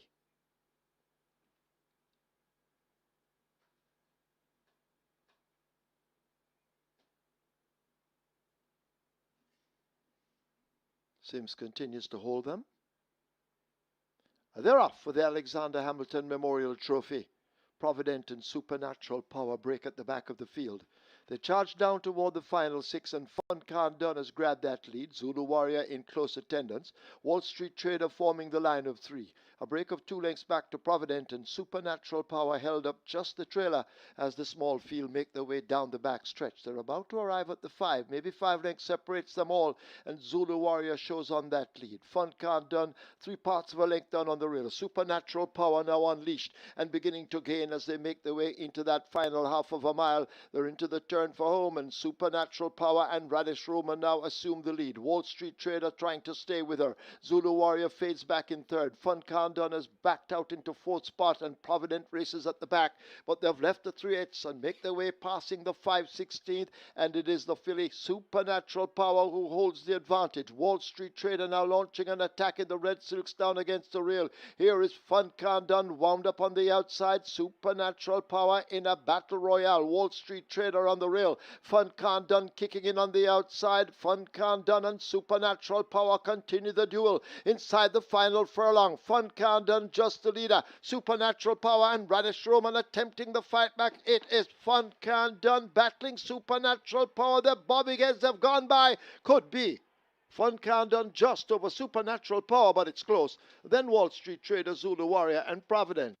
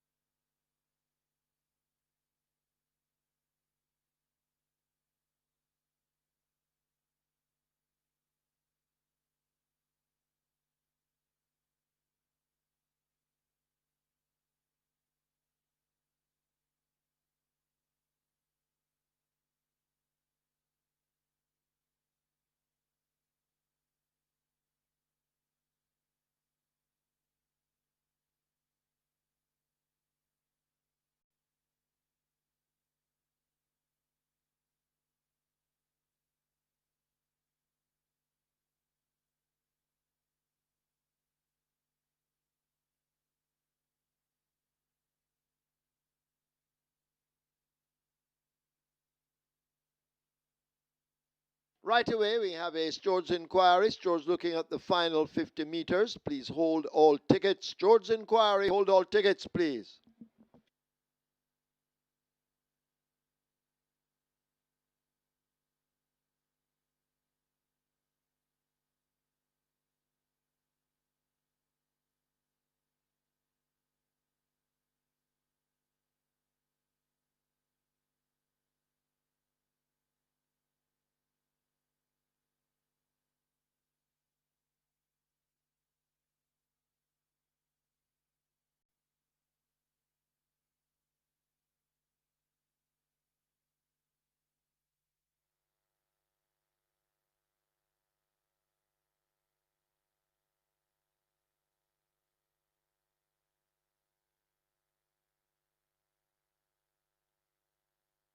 In the winners enclosure, the unofficial winner of race number 8, the Alexander Hamilton Memorial Trophy, number 3, Fun Can Done, 5-year-old Bay Horse by Klimt, 50 Shades of Fun by Empire Maker, bred Phyllis Adair, Connie Brown, and Bill Adair. Owned Carlton Watson, conditioned by the champion trainer Jason DeCoster. That's 2 on the day for Jason. And also 2 on the day for the winning rider Robert Hardball Halidine, the groom Terence Bloomfield. Second, number 2, Supernatural Power. Third, number 5, Wall Street Trader. And fourth, number 4, Zulu Warrior. Final time for 7 furlongs, 124 and 4. Stewards Inquiry, hold all tickets, please. Stewards Inquiry.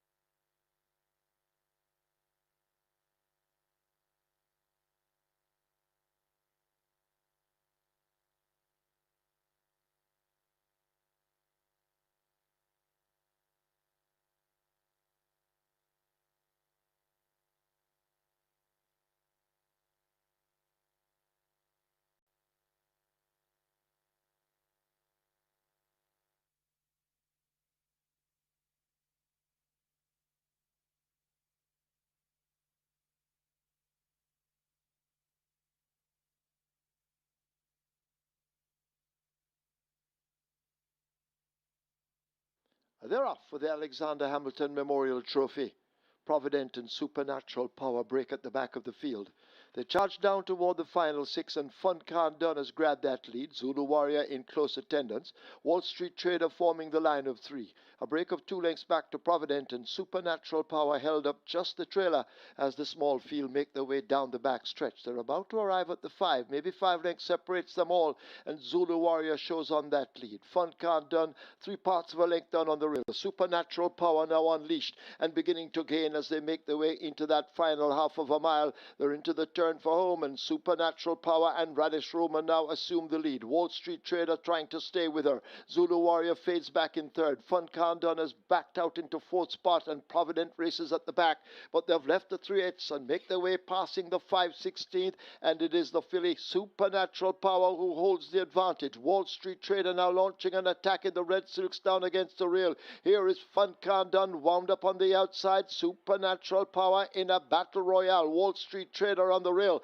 Fun Can Done kicking in on the outside. Fun Can Done and Supernatural Power continue the duel inside the final furlong. Fun Can Done just the leader. Supernatural Power and Radish Roman attempting the fight back. It is Fun Can Done battling Supernatural Power. The bobbleheads have gone by. Could be Fun Can Done just over Supernatural Power, but it's close. Then Wall Street Trader, Zulu Warrior, and Providence.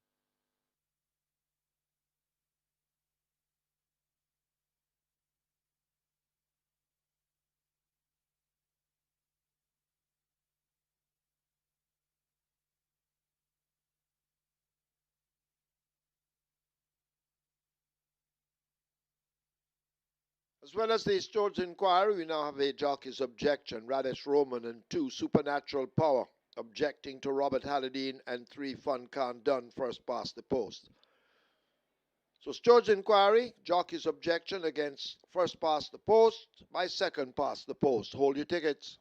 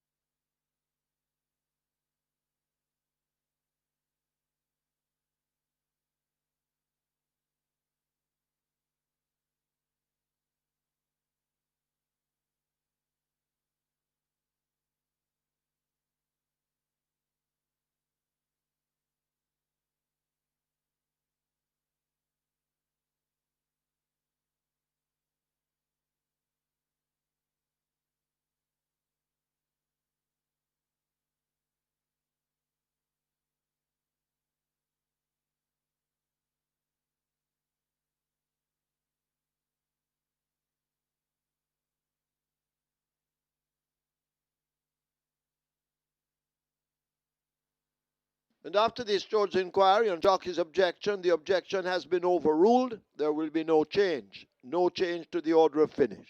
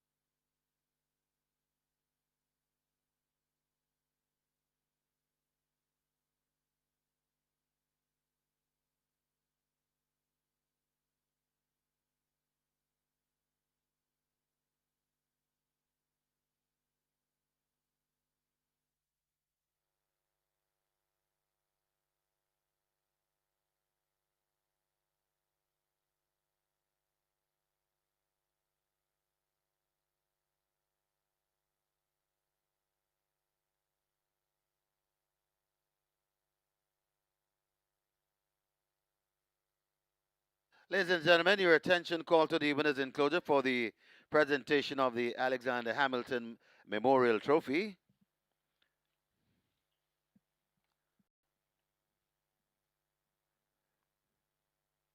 Making the presentation, Jonah Hamilton, and he makes it to Simon Roberts. Representing the winning owner, Carlton Watson. Also in the presentation party, John Hamilton, Hazy Mackenzie, and Tristan Martinez. Congratulations to the winning connections, race number 8, the Alexander Hamilton Memorial Trophy.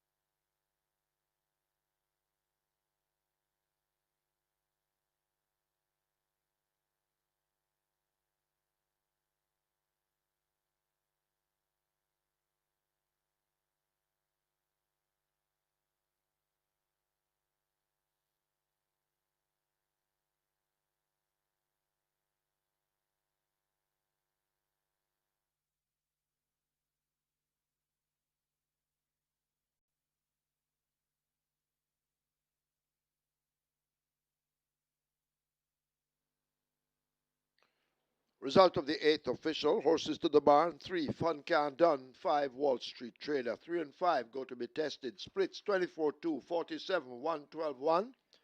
They raced 7 furlongs in 124-4, the margins ahead by 4.5.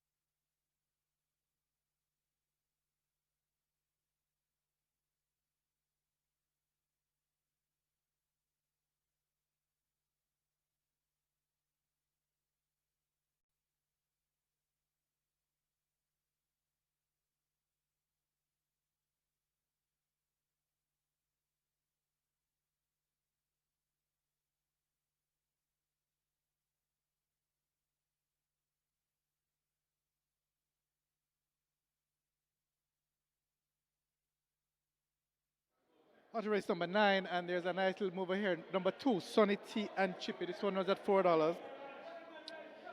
Back some good, a little flood of late money just coming in on it, down to 250. Sunny T and Chippy, very well supported at 250, one of the biggest movers in this race. There's the head cornerstone currently at $1.70, so there's good support for that one as well. And some support for number 1, Whiskey, along with the outside horse, Press Conference at 380, but the big mover here and the one that's taking a lot of late money, number 2, Sunny T and Chippy, currently at 250, and that's the best back runner at the Fixers winners for race number 9. Good luck.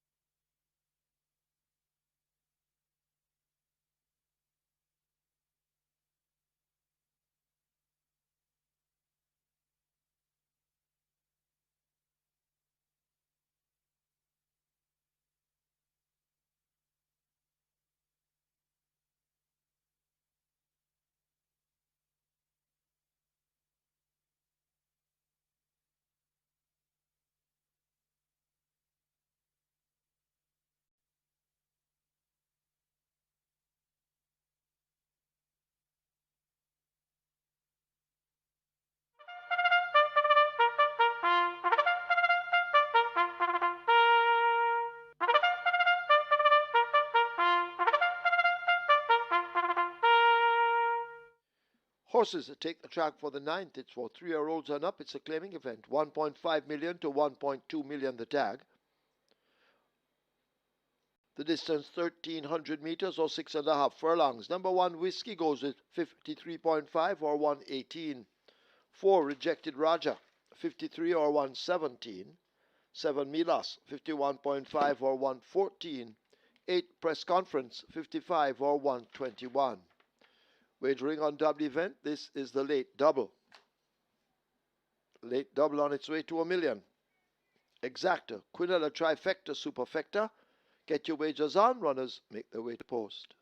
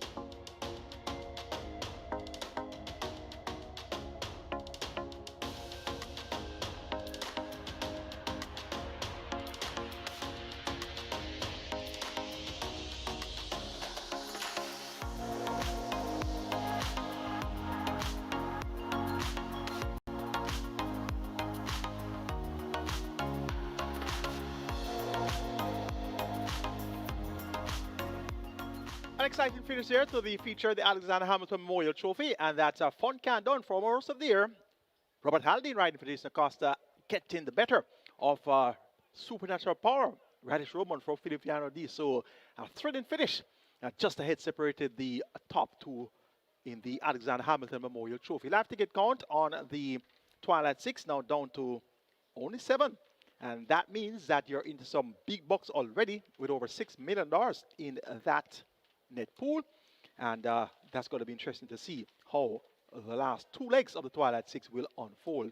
It's now on to the start of the late double, and we have a set of high-level claimers, 1.5 million down to 1.2 million. A field of 8 will go 1,300 meters or 6.5 furlongs. The per series, 1,010,000. Top selection goes to number 5. The head cornerstone has been sent off 4-5 favorite his last 2 assignments, but has not delivered. So we're giving him the edge once again. He's looking sharp. Has worked well. 5.5 in 108.3 by 102.3 on the 8th of March. On the 1st of March, 5 rounded 102.2. Radish Roman, he picks up the mount once again for trainer Adrian Prince and owner Leon Ball. The head cornerstone won by 14 lengths in 118.3 for 6.5 furlongs, October 11th last year. And if he can come back to anything near that, he should be able to brush these aside. Number 8, press conference, comes off a break since being claimed in August. And he was claimed off a win. So clearly, would have had some setbacks since. 1 in 121.1 for 6.5 furlongs. The triple of today's assignment is 6.5 furlongs. Robert Haldane looks for the quick double, and he is getting 92 here in this press conference. Whiskey number 1, as fit as hands can make him, a model of consistency, and the credit to ONS Racers and ONS Tack Room. And of course, trainer Adrian Prince. This one was a 700,000 claimer last year when winning, and he has stepped up all the way up to 1.5 million, and he continues to run extremely well and actually has won at the $1.5 million level. So Whiskey, clearly a one to reckon with here. Number 2 is Sunny T and Chippy. This one is at 5-2. Ran on to the third by length and a half last time, out going 7 furlongs. So reduction in journey from 7 furlongs to 6.5 furlongs won't necessarily suit him. But his late turn of foot should see him getting close to the frame in deep stretch. Make it 5-8-1-2. My order of preference for race number 9. The head cornerstone over press conference, Whiskey and Sunny T and Chippy. Late double comes up now. Get those bets on and best of luck.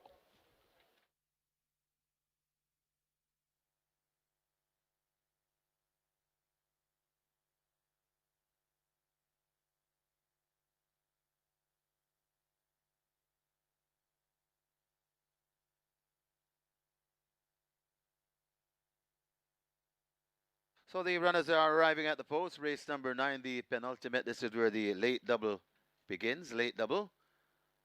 Nearly 1.2 million wagered. So we're heading to 1.3 in the late double. Get your bets on. Runners arriving at the post. They'll be closing the front of the gates momentarily for the loading process. Get your wagers on.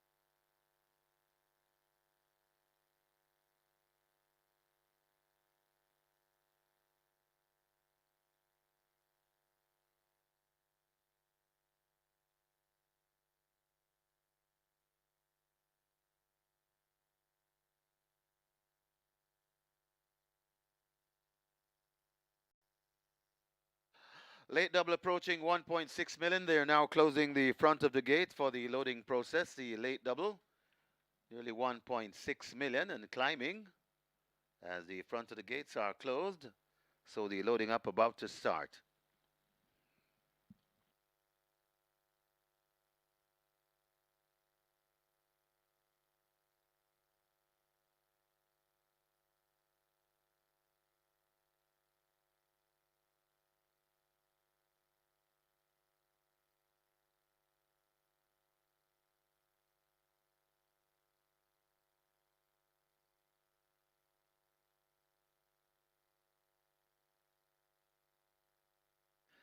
Got a favorite in the 5, the head cornerstone at even money. That's the favorite.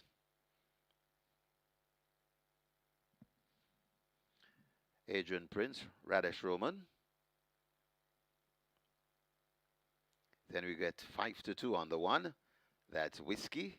5-2 press conference. Joint second choices. 7-2 on Sunny T and Chippy. So those are the fancied ones.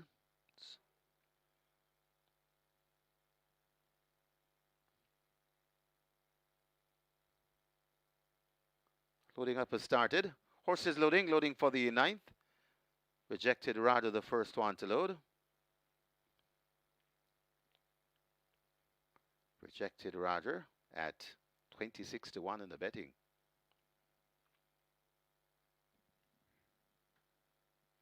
And the amount of Garvin Harris, he has two already. Sir John is in at 3. Milas in at 7. Press conference comes to gate number 8. Robert Hardball Haladine, he looks for 3. And so does trainer Jason Da Costa, the champion trainer.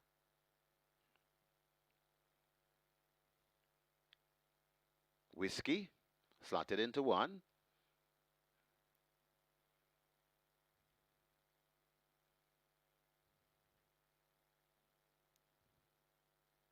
Quaku, working on Quakers to gate 6. 11-1 in the betting.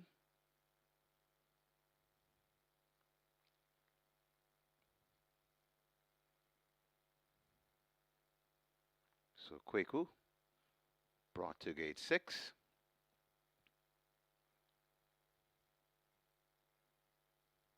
And Quaku is in.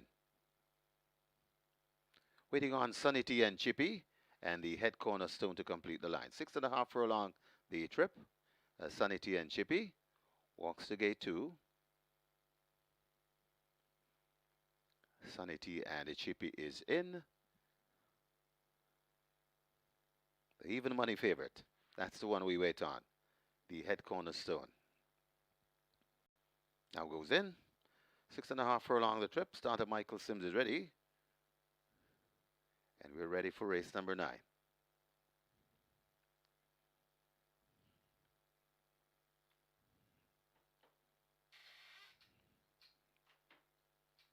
Often Racing, that's a beautiful line.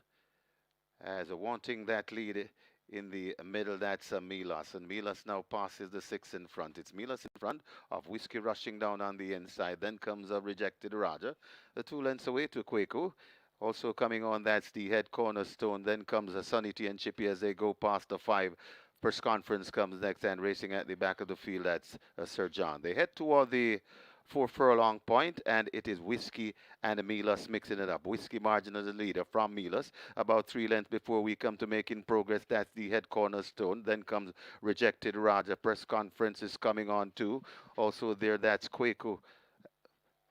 And racing at the back of the field is Sir John. They're coming at the 2.5 furlong point, and it's Whiskey on the inside with that lead. Here comes on the outside, that's the head cornerstone. It's Whiskey in front of the head cornerstone. It's Whiskey in front of the head cornerstone. Sanity and Chippy begins to pick them up. They're coming to the furlong pole. It's Whiskey still in front. Sanity and Chippy is right there too. Still there. The head cornerstone. It's Whiskey in front, trying to make short work of these. It's Whiskey in front. Sanity and Chippy keeps on coming. Whiskey under pressure from Sanity and Chippy. Whiskey hanging from Sanity and Chippy, and it's very close. Could be Whiskey just lasting over Sanity and Chippy. Then comes the head cornerstone, Okweku, back and forth.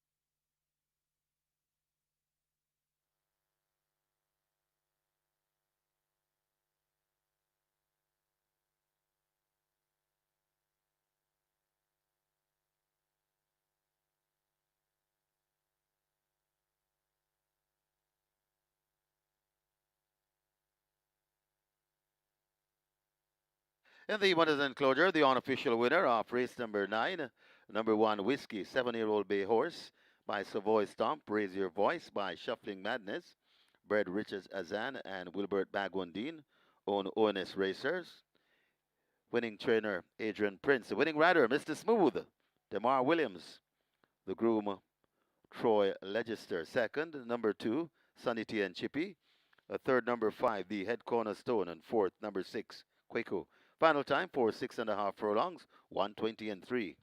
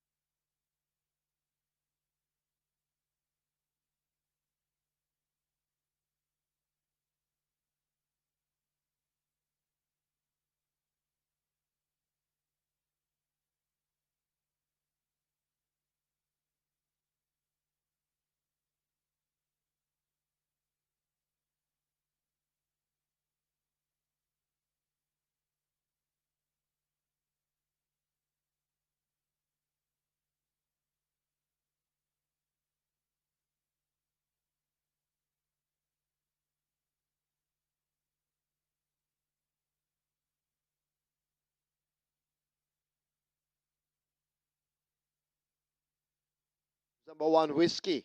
One claim submitted. Peter John Passard for himself. Peter John Passard claims Whiskey for himself. One claim submitted for number 5, the Head Cornerstone. That claim was void.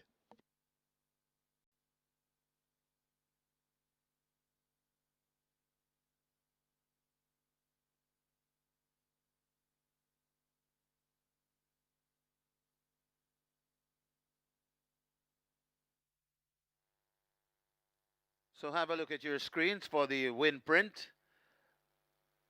Number 1 to the far side, Whiskey hanging on grimly from a fast closing Sunny T and Chippy closest to us. So that's the win print on race number 9.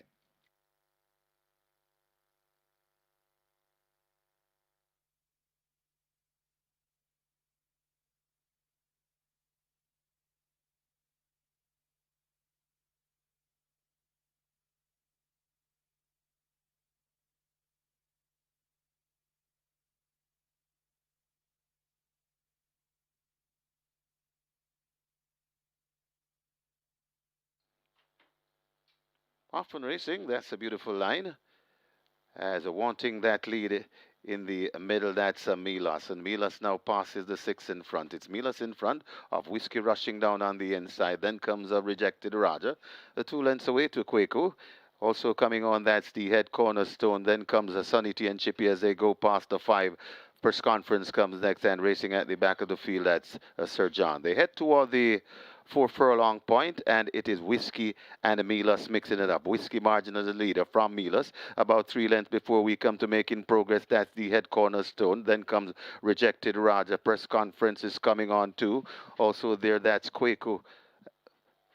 And racing at the back of the field is Sir John. They're coming at the 2.5 furlong point, and it's Whiskey on the inside with that lead. Here comes on the outside, that's the Head Cornerstone. It's Whiskey in front of the Head Cornerstone. It's Whiskey in front of the Head Cornerstone. Sunny T and Chippy begins to pick them up. They're coming to the furlong pole. It's Whiskey still in front. Sunny T and Chippy is right there too. Still there, the Head Cornerstone. It's Whiskey in front, trying to make short work of these. It's Whiskey in front. Sunny T and Chippy keeps on coming. Whiskey under pressure from Sunny T and Chippy. Whiskey hanging from Sunny T and Chippy, and it's very close. Could be Whiskey just lasting over Sunny T and Chippy. Then comes the Head Cornerstone, Kwaku, back and forth.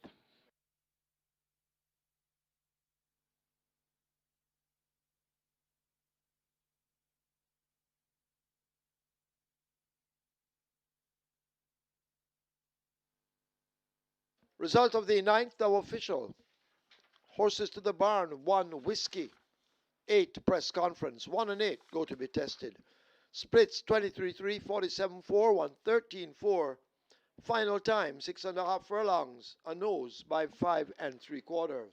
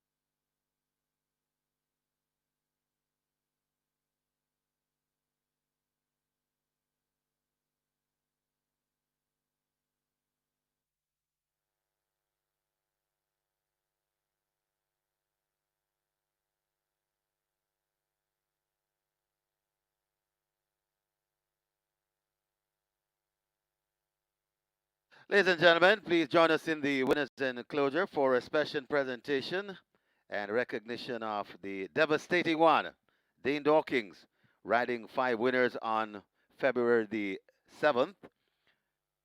The General, Sensational Soul, Feeling Free, Lucy on the Go, and Lexi Lou. Congratulations, devastating Dane Dawkins. 5 winners on February the 7th.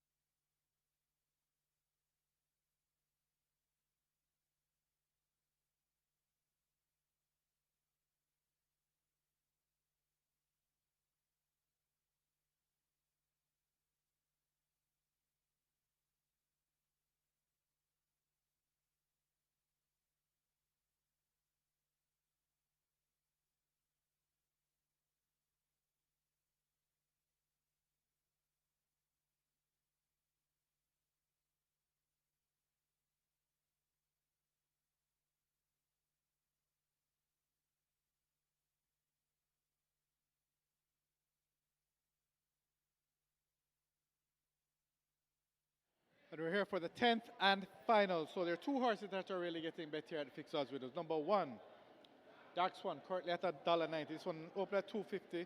Bet down to $1.90. Good support for number one, Dark Swan. The other one that's getting some good support is number 8, Treasure Isle. This one was at $4 not too long ago. Treasure Isle is now at $2.80. These are the two horses that are being the most strongly bet at the fixed odds. There are a couple others getting support. Number 2, last position at $5. 5 total velocity also at $5, and then towards some of the outside horses now there's Jody's Fun at $4.40 and Family Feud at $6.50. But the two main ones, as I mentioned, Dark Swan currently at $1.90, best back runner at the fixed odds winners, but closely followed by number 8, Treasure Isles, currently at $2.80. So good luck for race number 10, and we'll see you tomorrow.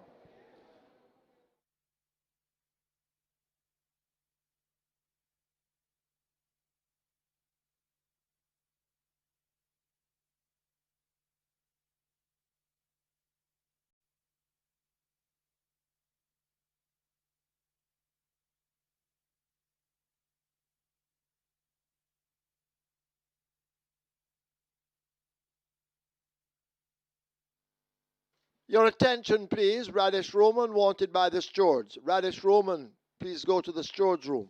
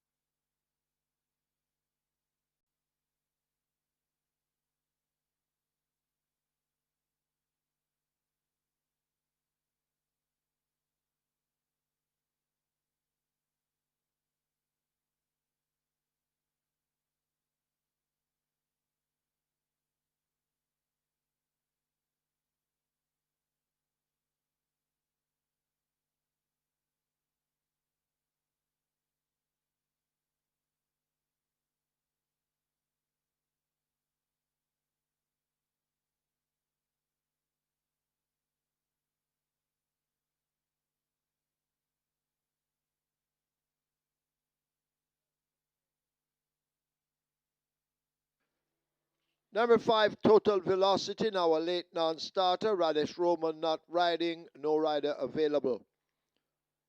5, Total Velocity, a late scratch. Radish Roman down, no rider available.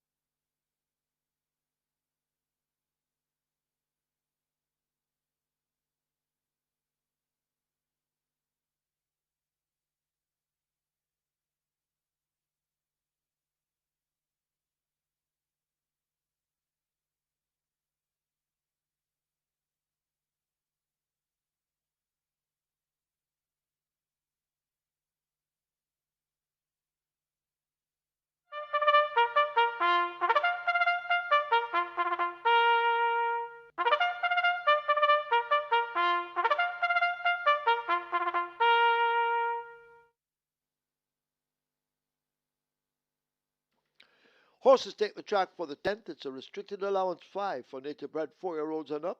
Non-winners of 2, fillies and mares only. The distance 1,000 meters or 5 furlongs round. 1 Dark Swan, 52 or 115. 2 Last Possession, 52 or 115. 4 Sparkling Fire, 53 or 117. Scratch 5 Total Velocity, no rider available. 8 Treasure Isles, 55 or 121. 9 Native Flyer.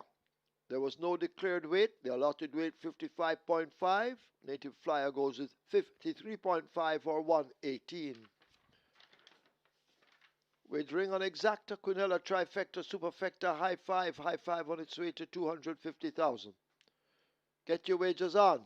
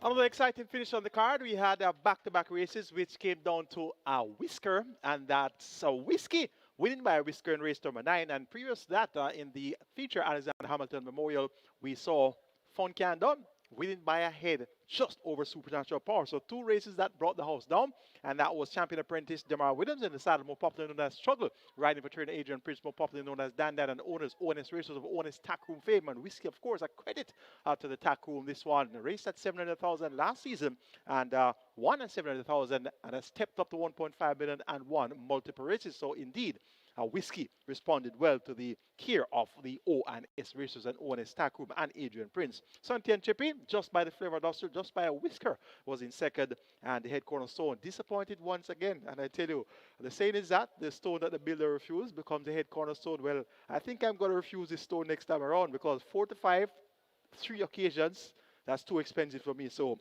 the head cornerstone, I'm not going to be on that train next time around. Live ticket count on the Twilight 6 is down to 6, and we have 6 million plus in that net pool, so you're into some big dividends already. If all 6 tickets remain alive after the running of race number 10, it's going to be $1 million or more in dividends there. So we have now a field of 11 fillies. They go 1,000 meters round. Fillies and mares only. It's a restricted allowance 5 for native bred 4 years old, nuns of 2, and the purse is 750,000. Top selection goes to number 1, Dark Swan. Dane Dawkins rides for trainer Gresham Smith. And owner, Cleveland Lawrence, has shown speed, has been blessed with good early speed. Won her second attempt, made all the running going 5 round, beating Euro My Sweetie and Bad Bad Tanisha. Stepped up to nuns of 2, but was outsped going 5 straight. John Post 1. John Post 1 again. So this is going to be the third consecutive occasion that Dark Swan is John Post position 1. The one draw, not all that as negative as when going over the straight, when coming around the bend. So the one draw, once you can get away from that inside post and you have the speed to clear off, it's going to be a good post for you coming around the bend versus when you're going over the straight. Number 8 is Treasure Isles, won impressively on debut, making all the running at 7 furlongs in 1:32.1. Time not as fast. Prince Zeta won second, reportable offense was third. Treasure Isles cuts back in distance from 7 furlongs to 5 furlongs round. If able to adapt to the quicker pace, the swifter pace of 5 round, we could see Treasure Isles winning again. Has second time late 6, Philip Partner picks at the mount. He replaces Everton's Scarra Miller in the saddle, and Everton Miller did a fine job on debut aboard this Treasure Isles. So Treasure Isles could be anything, and winning 2 races from 2 starts would not be surprising. Number 9, Native Flyer, has experience on her side. She has raced 24 times, 1 win, 2 seconds, and 3/3. And when you compare that to Dark Swan's 3 races and Treasure Isles' 1 race, you see that those 2 horses have more scope to improve than Native Flyer. But at the same time, the flip side of that is that Native Flyer has more experience, and this one has been steadily catching the pace of nuns of 2. Won her maiden race some time ago over the straight course at long odds, so she has caught the pace of nuns of 2 for some time now. Runner-up 2 starts in a row, December 21st and December 27th. Second by a length and a half to Brahma Bowler Colt, going 6 furlongs to 116 flat, and was second by 2 lengths to Ascend, going over the straight course. So Native Flyer clearly has caught the pace of the level and can definitely get the job done here. DeMar Williams looks for the late double after that fine ride aboard Whiskey, and the late double could very well be forthcoming here for DeMar Williams. Number 6 is The Storm. This one gets a nice price, 14-1. That's what they call a nice dig-out handicap price. Japanese pattern ride for Patrick Lynch, the professor. Ran well going a mile at 40-1. Cuts back to sprinting. Her only win came at 5.5 furlongs in 1:10.4, beating Sparkling Fire and Modern Monarch. Once the pace is going to be hot enough, The Storm can definitely pounce on these at the top of the lead. A competitive look in, 10th and final. I'm going 1, 8, 9, and 6. Dark Swan over Treasure Isles, Native Flyer, and The Storm.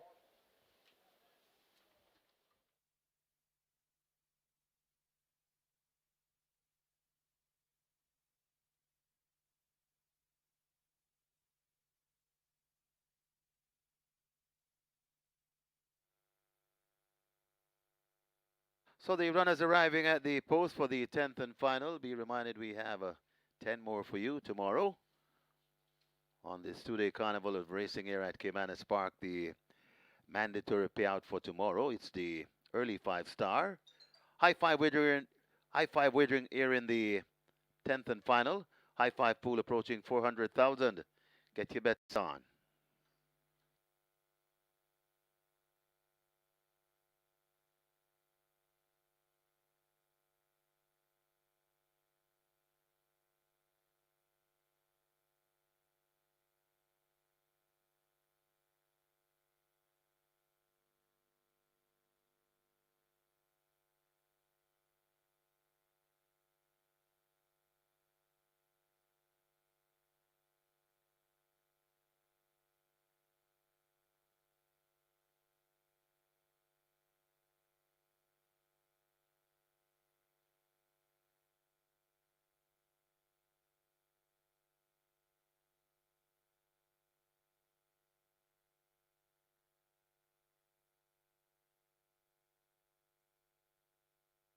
Closing the front of the gate for the loading process. Get your wagers on. Be reminded that when this one live racing at Caymanas is over, we simulcast until about 9:30 this evening, and we close at Charlestown. The very popular bet at Charlestown is the CT6. Well, the mandatory payout on the pick 5 should be underway already. Mandatory payout, the pick 5 at Charlestown, 115,000 plus. That's the jackpot bonus carryover. As the loading up about to start, Proudest Vision pull towards gate 3. Horses loading for the 10th and final. Proudest Vision, the first one to load. Sparkling Fire joins at 4. D Storm heads to gate number 6. Attila might be next at 7.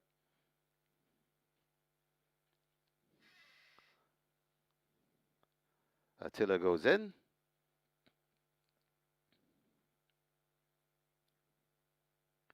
A Native Flyer at gate 9.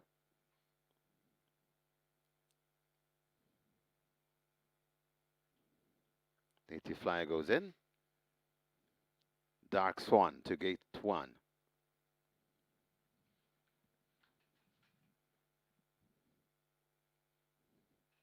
A Dark Swan is in. Rider comes down from Treasure Isles. Philip Parchment. Treasure Isles goes in at 8. Parchment heads to the gate to hop aboard. Last Possession heads to gate number 2. Jody's Fun, gate 10. 2 to load. Pretty Sassy and a Family Feud to complete your line. 5 furlongs round the trip. Pretty Sassy goes in. 1 to load. A Family Feud. Starter Timmel is ready. Ready to close the show. Often Racing. Missing the break, that's Family Feud. Rushing on the inside, that's Dark Swan. Dark Swan in front of Last Possession. Pretty Sassy rushing out wide. Then comes the Proudest Vision, Sparkling Fire. Native Flyer comes next. Then comes the Storm. Just on the outside, that's Attila also making progress. That's Treasure Isles. Then comes Jody's Fund, and racing at the back of the field, that's Family Feud. They head toward the 2.5 furlong point, and Dark Swan taking them along a merry clip, about 2 lengths in front of Last Possession, chasing down on the outside and coming around. That's coming down fast. That's Pretty Sassy. Also out wide and coming on. That's Native Flyer, but it's Dark Swan still in front. Last Possession trying to get to Dark Swan. Dark Swan tying up a bit as Last Possession comes on the outside. They're coming inside the final half of furlong, calling in the middle. Here comes a Perfect Vision, Proudest Vision. Proudest Vision now hits the front. Also coming on late. It's it's a D Storm, but Proudest Vision beats D Storm. Then comes Last Possession, Dark Swan, and maybe Jody's Fun back in 5th.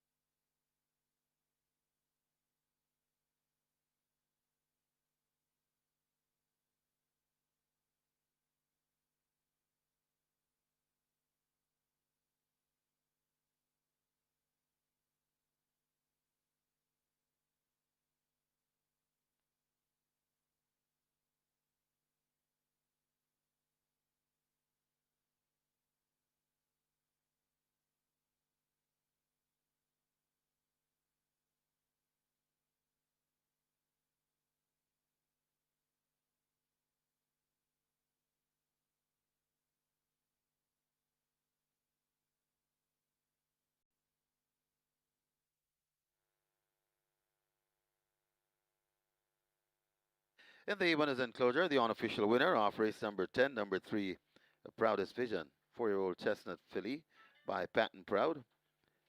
Visionary Wonder by Pollard's Vision, bred Carlsamudo OD.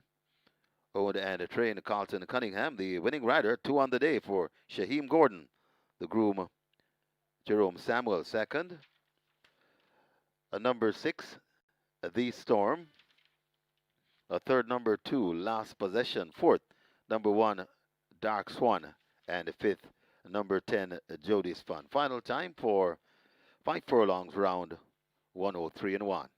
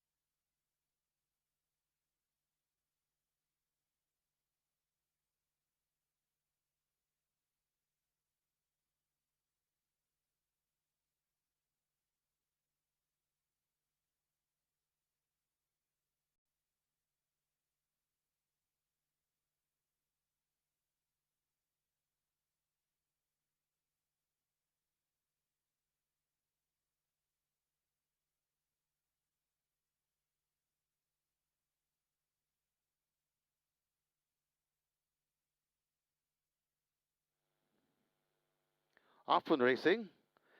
Missing the break, that's Family Feud. Rushing on the inside, that's Dark Swan. Dark Swan in front of Last Possession. Pretty Sassy rushing out wide. Then comes the Proudest Vision, Sparkling Fire.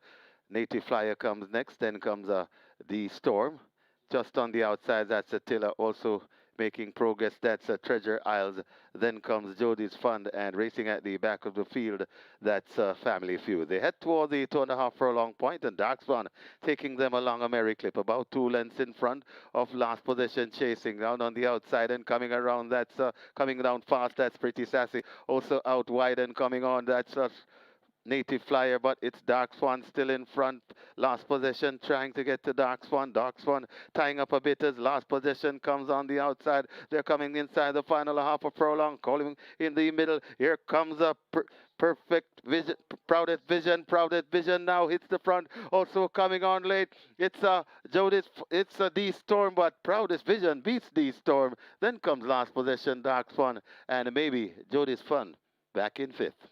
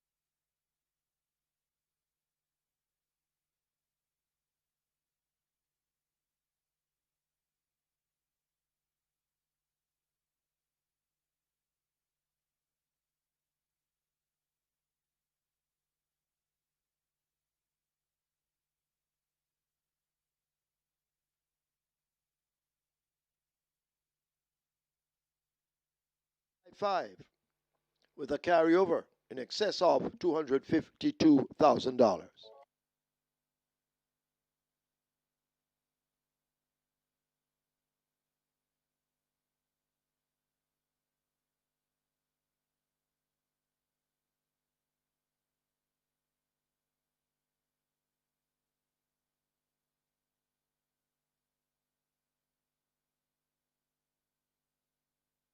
Result of the 10th now official. Horses to the testing barn. 3, Proudest Vision. 6, The Storm. 3 and 6 go to be tested. Splits 24-1, 49-2. They raced 5 furlongs round in 103-1. The margins won by a head. Reminding you of the carryover in the high five come tomorrow, $252,002.74. So we'll be back with you tomorrow with more racing, 10 on the card. Stand by for Michael Kane. He'll let you have your recap.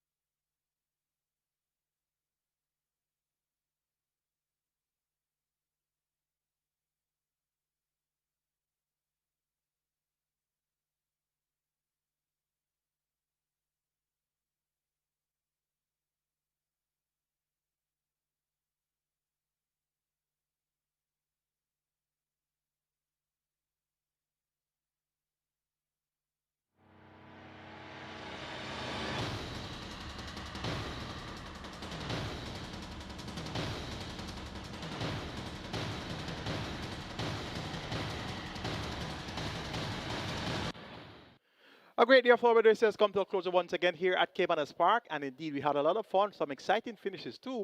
In the jockeys colony, 3 jockeys had doubles. Robert Haldane had 2 wins. Shaheem Gordon bookended the card. He had a win in race number 1 aboard Smoking Tom and won race number 10 aboard 21 to 1 outside of Proudest Vision. So congrats there to Shaheem Gordon. And Garvin Harris, another apprentice, had a double as well.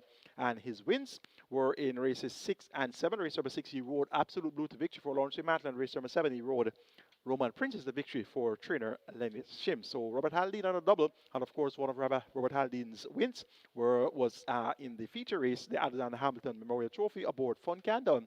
And he also won aboard the Teacher in race number 3. Both wins for trainer Jason Acosta. And Jason Acosta started the show in the trainers category with a double. So double Jason Acosta, double Robert Haldane, double for Garvin Harris, and a double for Shaheem Gordon. We are going to have a replay of the Alexander Hamilton Memorial Trophy, where the big favorite here was Supernatural Power, Radish Roman for Filippiano D, and the 4 horse of the year. Fun Can Done was well supported too. Robert Haldane for Jason Acosta. And there was some support as well for Wall Street Trader. Christopher Mandate riding for Matthew. And Zulu Warrior also got a fair share of the market. They're off for the Alexander Hamilton Memorial Trophy. Provident and Supernatural Power break at the back of the field. They charge down toward the final 6, and Fun Can Done has grabbed that lead. Zulu Warrior in close attendance. Wall Street Trader forming the line of 3. A break of 2 lengths back to Provident, and Supernatural Power held up just the trailer as the small field make their way down the back stretch. They're about to arrive at the 5. Maybe 5 lengths separates them all, and Zulu Warrior shows on that lead. Fun Can Done 3 parts of a length down on the rail. Supernatural Power now unleashed and beginning to gain as they make their way into that final half of a mile. They're into the turn for home, and Supernatural Power and Radish Roman now assume the lead. Wall Street Trader trying to stay with her. Zulu Warrior fades back in 3rd. Fun Can Done has backed out into 4th spot, and Provident races at the back, but they've left the 3/8 and make their way passing the 5/16th, and it is the filly Supernatural Power who holds the advantage. Wall Street Trader now launching an attack in the red silks down against the rail. Here is Fun Can Done wound up on the outside. Supernatural Power in a battle royale. Wall Street Trader on the rail. Fun Can Done kicking in on the outside. Fun Can Done and Supernatural Power continue the duel inside the final furlong. Fun Can Done just the leader. Supernatural Power and Radish Roman attempting the fight back. It is Fun Can Done battling Supernatural Power. The bobbing heads have gone by. Could be Fun Can Done just over Supernatural Power, but it's close. Then Wall Street Trader, Zulu Warrior, and Providence. So a thrilling finish there with on the outside Fun Can Done getting the better of Supernatural Power, and after an inquiry and jockey's objection from the runner-up Supernatural Power, there were no adjustments made, so no changes after that inquiry and objection. And indeed, an exciting finish here. As you can see, Fun Can Done is going to keep in a straight course for most of the way, but just within shade of the wire, there came into contact, and really a close finish there. And indeed, that was really worth an objection. So no change after the objection, and an exciting finish here to the Alexander Hamilton Memorial Trophy. And indeed, that finish was quite fitting for the man Alexander Hamilton. And really and truly, close finish there. Had another close finish in the subsequent event where Whiskey won by a whisker, getting a bit of Sonity and Chippy. So races 8 and 9 really came down to the wire there. And that's what makes our thoroughbred racing that much more entertaining and exciting. And at Caymanas Park, we're not short of that any at all. Tomorrow, we'll be having some big bucks on the line. The regular 6 jackpot over 10.6 million. That kicks off in race 1 as usual. And we'll be having a Twilight 6 carryover of over 4.5 million. That's going to be up in race number 5. It's a 10-race card, so Twilight 6 starts in race number 5. And we have a mandatory payout in the early 5-star, and that amount is just under 1.8 million. So 3 big-ticket items on the Sunday card. Regular 6 jackpot 10.6 million. Mandatory payout early 5-star, just about 1.8 million.